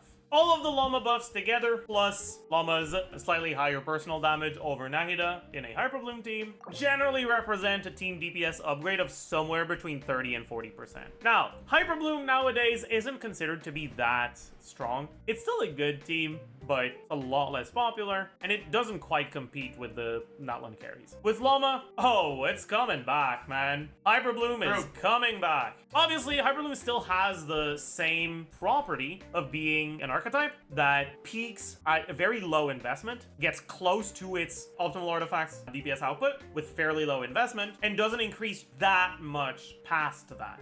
At KQM standard, which is generally a bit lower than what most people have on well-built characters, that's obviously going to mean that Hyper Bloom teams are a little bit favored. But the difference between KQM standard and your expected artifact investment won't actually lead to that big of a discrepancy in team power unless you're a Omega Whale. Honestly, at KQM standard, these LAUMA Hyper Bloom teams are going to be closer to Skirk and Mawika than they are to, like, Kanich. But at higher investment, some of the teams that are below Hyper Bloom with LAUMA will catch up a little. From what I've looked at so far with the assumptions I have, LAUMA Hyper Bloom is somewhere in between Varissa and Skirk in terms of DPS. At really high investment, Varissa probably catches up, maybe goes slightly ahead. But I slightly overestimated the amount of Hyper Blooms you get in these double Hydro Hyper Bloom teams.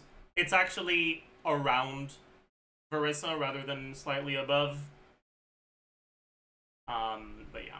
Characters that are below, characters like Kanich, like Chaska, probably don't catch up unless you go for Constellations. Actually, let's talk about them before we keep going. This is the worst C1 we've seen in a long time. LAUMA's C1 effectively just gives her a bit of healing. Technically, this can mean that you won't need a healer anymore in your Nilo Bloom team. But the problem is, needing to use a healer isn't that big of a downgrade.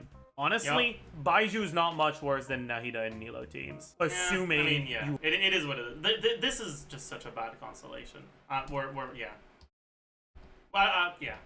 Bloom the same way you'd play Nahida Hyper Bloom. But that's actually not the only sort of Hyper Bloom team you'll play. As it turns out, 25% Hydro Shred is pretty nice for Hydro carries. So let's start with Nevilet. Another patch, another Nevilet buff. Who could have seen that one coming? Oh my goodness. A Nevilet buff? For me? For me? Yeah. Indeed, it is a Nevilet buff. Yet another very good Nevilet team. You don't need Inefa, you can do it with Raiden as well. Personally, I actually like the Raiden version a bit more. But they're both fairly solid. worth mentioning, I've played some, like, Bloom Neuvillette, where you go Neuvillette on a normal build with, like, LAUMA Nahida or LAUMA Baiju with Farina. And in AoE, it was actually, like, pretty good. I don't know how I feel about that. It makes me a little bit upset. But now you're cursed with that knowledge just as much as I am, so at least I can find solace in that knowledge. Let's move on. LAUMA has a pretty big Neuvillette buff. LAUMA Inefa is pretty noticeably better than Kazuha Inefa or Shilona Inefa. Yep, indeed. For Neuvillette, I'd feel pretty comfortable in saying that Neuvillette, Inefa, LAUMA, Farina is the third best team in the game, like for C0 or 0 stuff.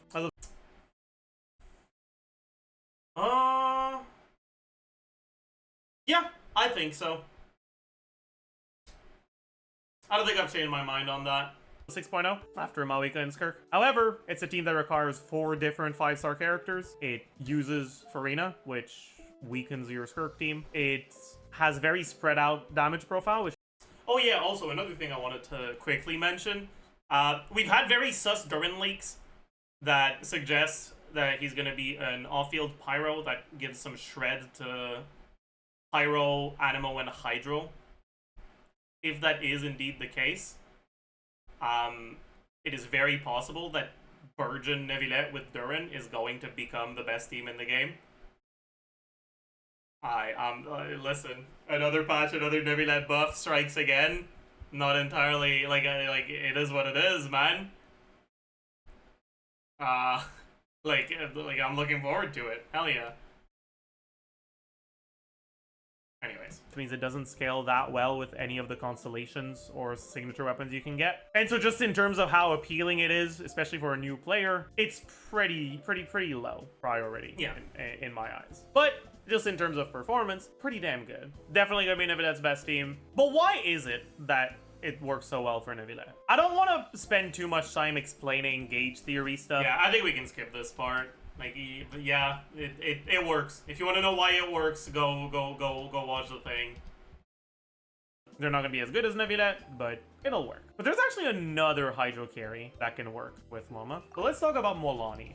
Molani is a cringe-ass character, and I hate her with a passion. But Molani can be fairly strong. And the way that you build a Molani team is you need some sort of pyro application, and then you want buffers. But the thing is, Molani doesn't have access to the best, like, potential buffers. Her long uptime with backloaded damage means that if you use VV on her teams, it's very possible that the VV runs out before your damage is over, and you lose a good chunk of your DPS because of that. Same thing for the Animo buffers buff duration. If you look at Kazuha, you look at Sucrose, it's 8 seconds. Because of that, there's a lot of people that use slightly weaker characters with Molani just because it has a higher buff duration. If you look at Molani teams on GC Sim and you skip past the teams that use Sucrose, and you look at the C0 stuff, what do we have? Candace for resonance plus damage percent buff. Chiori, which is funny, but okay. Or Candace. Nahida with Yelan, using Nahida to make sure that we can still maintain pyro and burning uptime on the enemy for your vapes without needing really fast pyro from shelling or something. Well, as it turns out, in a team like this, LAUMA is just better than Nahida. LAUMA effectively does the same thing, but doesn't need to use a 3-second movie length animation. Now, this specific team is a team that doesn't have a healer and has burning self-damage without Imidi's burning resistance. So it's kind of sus. But the point I'm making here is just LAUMA is actually going to be one of your options in Molani teams. Would I recommend pulling for LAUMA to improve your Molani team? No. LAUMA's best team will not include Molani. Molani's best team will not include LAUMA. However, if you end up going for LAUMA, there are going to be situations where maybe the content favors using burning, like Lava Dragon or something like that, and LAUMA is actually a good option for you. The 25% high. Yeah, I'll say, compared to Nahida, after doing a bit of testing on those teams, LAUMA feels a little bit better, but the difference doesn't feel that impactful. So it's kind of up to you, honestly.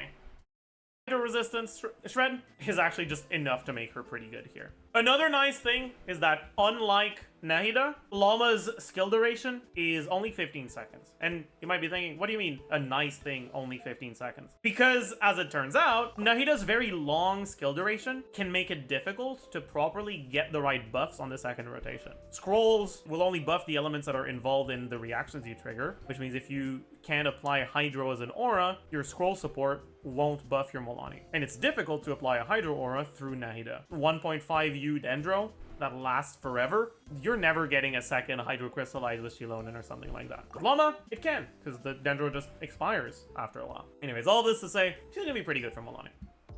Yeah, in practice, this kind of matters, but also kind of doesn't, because while it does allow for you to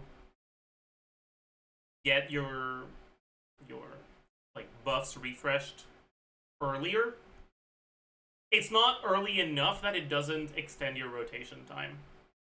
So it isn't necessarily worth waiting for the Dendro app to be over. But I'm sure people will figure out some GC sim bullshit that makes use of this a little bit more. Oh well. Next, I want to just quickly mention, like, 4-star only Hyper Bloom stuff with LAUMA. It's not actually 4-star only, but, like, only using 4-star supports. The biggest problem is that when you look at teams with Nahida Hyper Bloom with 4 stars team, and you look at the damage distribution, pretty low amount of Hydro damage, 35% Electro damage, 57% Dendro damage. If instead of Nahida you use LAUMA, this 35% Electro damage does not get increased. And it's 2/3 of your team DPS that actually benefits from the LAUMA buffs. Compared to the actual optimal Nahida teams with Hyper Bloom right now, which are the ones that do this. We're not looking at the actual DPS number, just at the damage distribution. That have 67% Dendro damage, 29% Hydro damage, 4% Electro, 1% physical. That means 95% of the damage gets increased with LAUMA's buffs. In other words, the strong 4-star variations of Hyper Bloom teams don't get increased as much from LAUMA as the actual strongest ones. Creates a situation where, because Fischl's damage doesn't get increased in optimal 4-star Hyper Bloom stuff from getting LAUMA, I'm not sure if Fischl is going to be the best last slot. I think it's very possible that the best last slot ends up being something like either C6 Candace, or maybe another Dendro just for the Dendro resonance, I guess. Or you could ditch the Kuki and do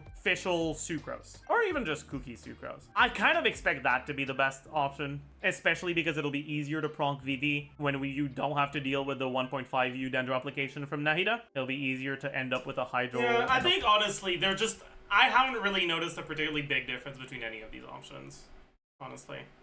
They're all pretty solid. It is what it is.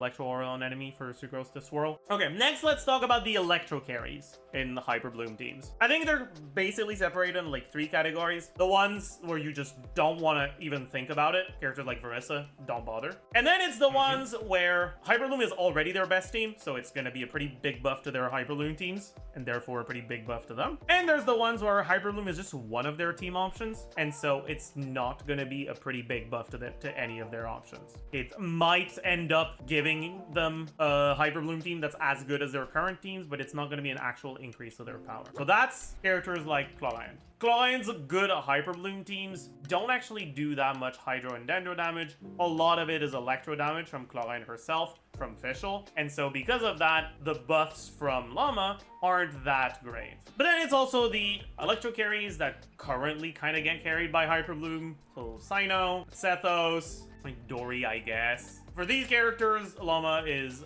very nice, but it won't feel like they're the ones doing the work in these teams. Next is Dendro carries. So you look at characters like Nutty, characters like Alhaitham, and for both of these characters, LAUMA's pretty nice. The Dendro Shred is nice, and then if you're playing Quick Bloom teams, you also buff your Blooms. But even if you're not playing Quick Bloom teams, if you're playing pure Quicken, the Shred is still just enough to make her fairly viable in the teams. Yeah, I didn't put Flynn's here. Flynn's would go with Flyne. But honestly, you could argue that with Flynn's, it's closer to a Varissa thing, where it's just not really that worth considering. Now, you might think, okay, well, that's it for the Dendro carries that want to be played with LAUMA, right? right? So let's talk about Kanich. TDDS plus 25 Shred is actually kind of enough to compete in Kanich's teams. The fact that she doesn't have a burst animation she needs to use in Kanich's teams helps with your setup duration, which is often a problem in Kanich's teams, right? Often your setup just takes too long.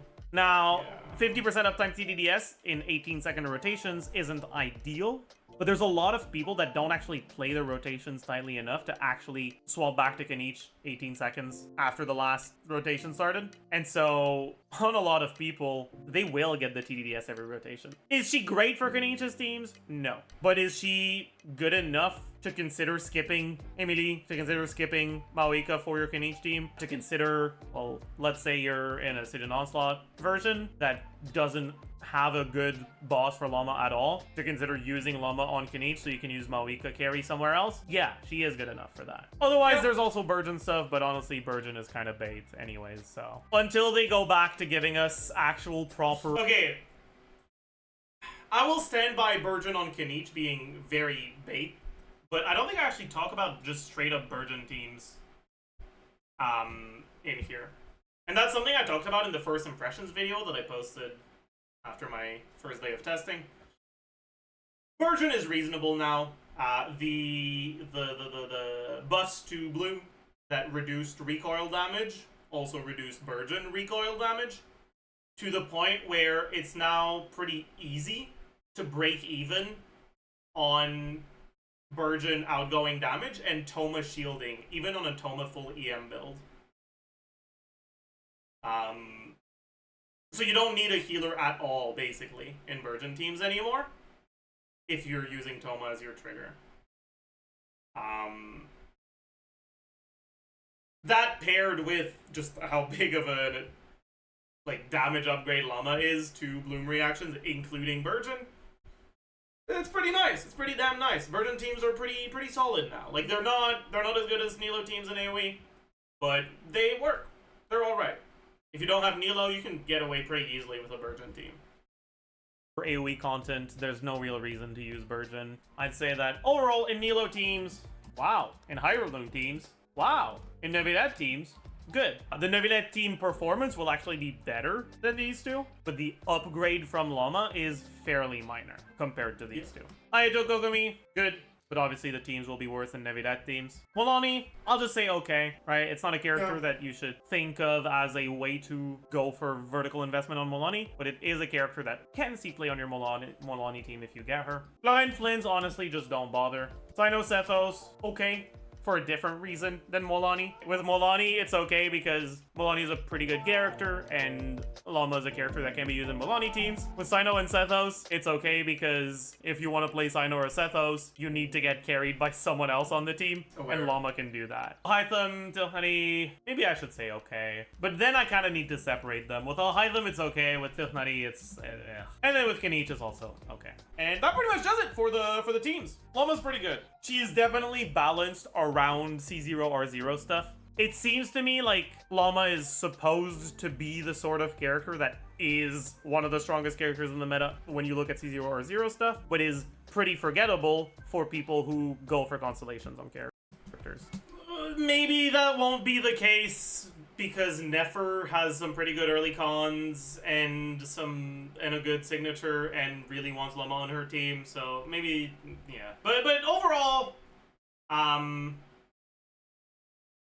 say that the main two misses from this pre-release are, one, the tap E, hold E alternate thing, and two, that I completely ignored Burgeon. But outside of those two things, I think pretty much everything was fairly accurate. I'd say that right now, LAUMA feels fairly strong, and the current Siege Onslaught and the upcoming Siege Onslaught are they're designed to sell the new characters, so she's gonna feel maybe even better than she should. At least for the next, 2 months, basically. Will that stay the case in the long term? Well, I think she's good enough that She'll at least feel solid. But I definitely do think it's not going to feel as good in the long term as it feels now.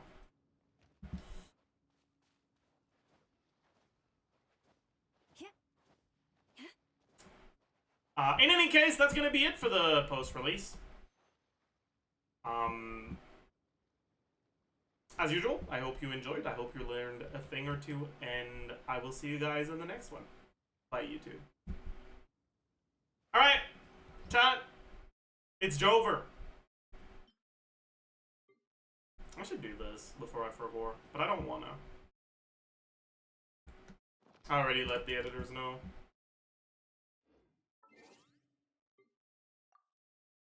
I don't think I did my last resin spend on the EU account. I'm gonna do that.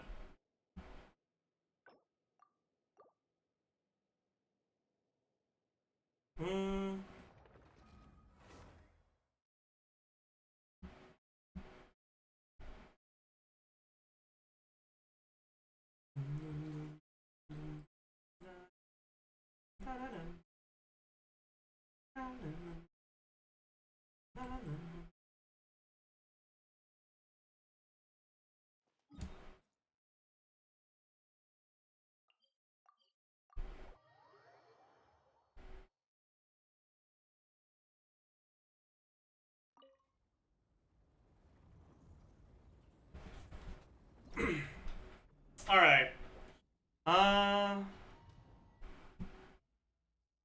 Will never be necessary for LAUMA? No, not at all.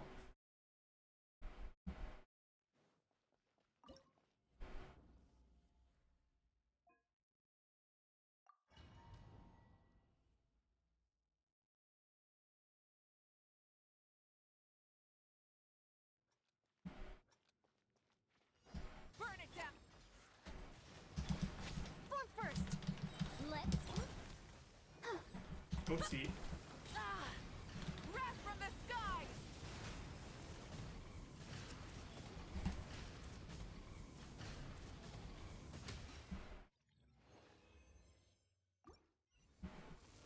Alright.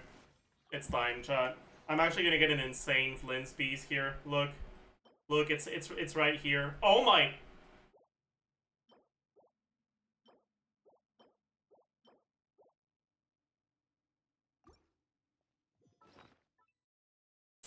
It's fine. It happens. Let me level this. It'll be good. Look.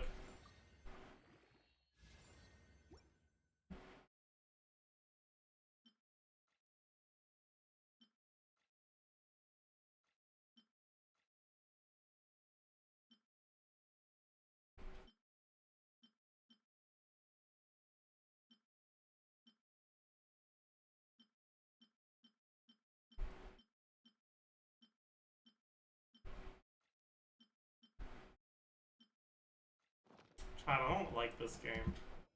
This game sucks. I'm ending stream.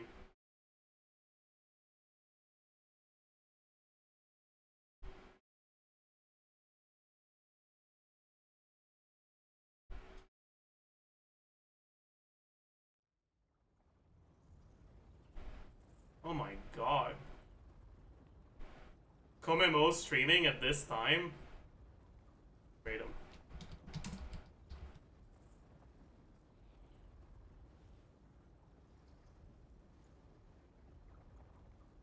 Alright, everyone go say hi. And I'll see you guys tomorrow. Bye bye.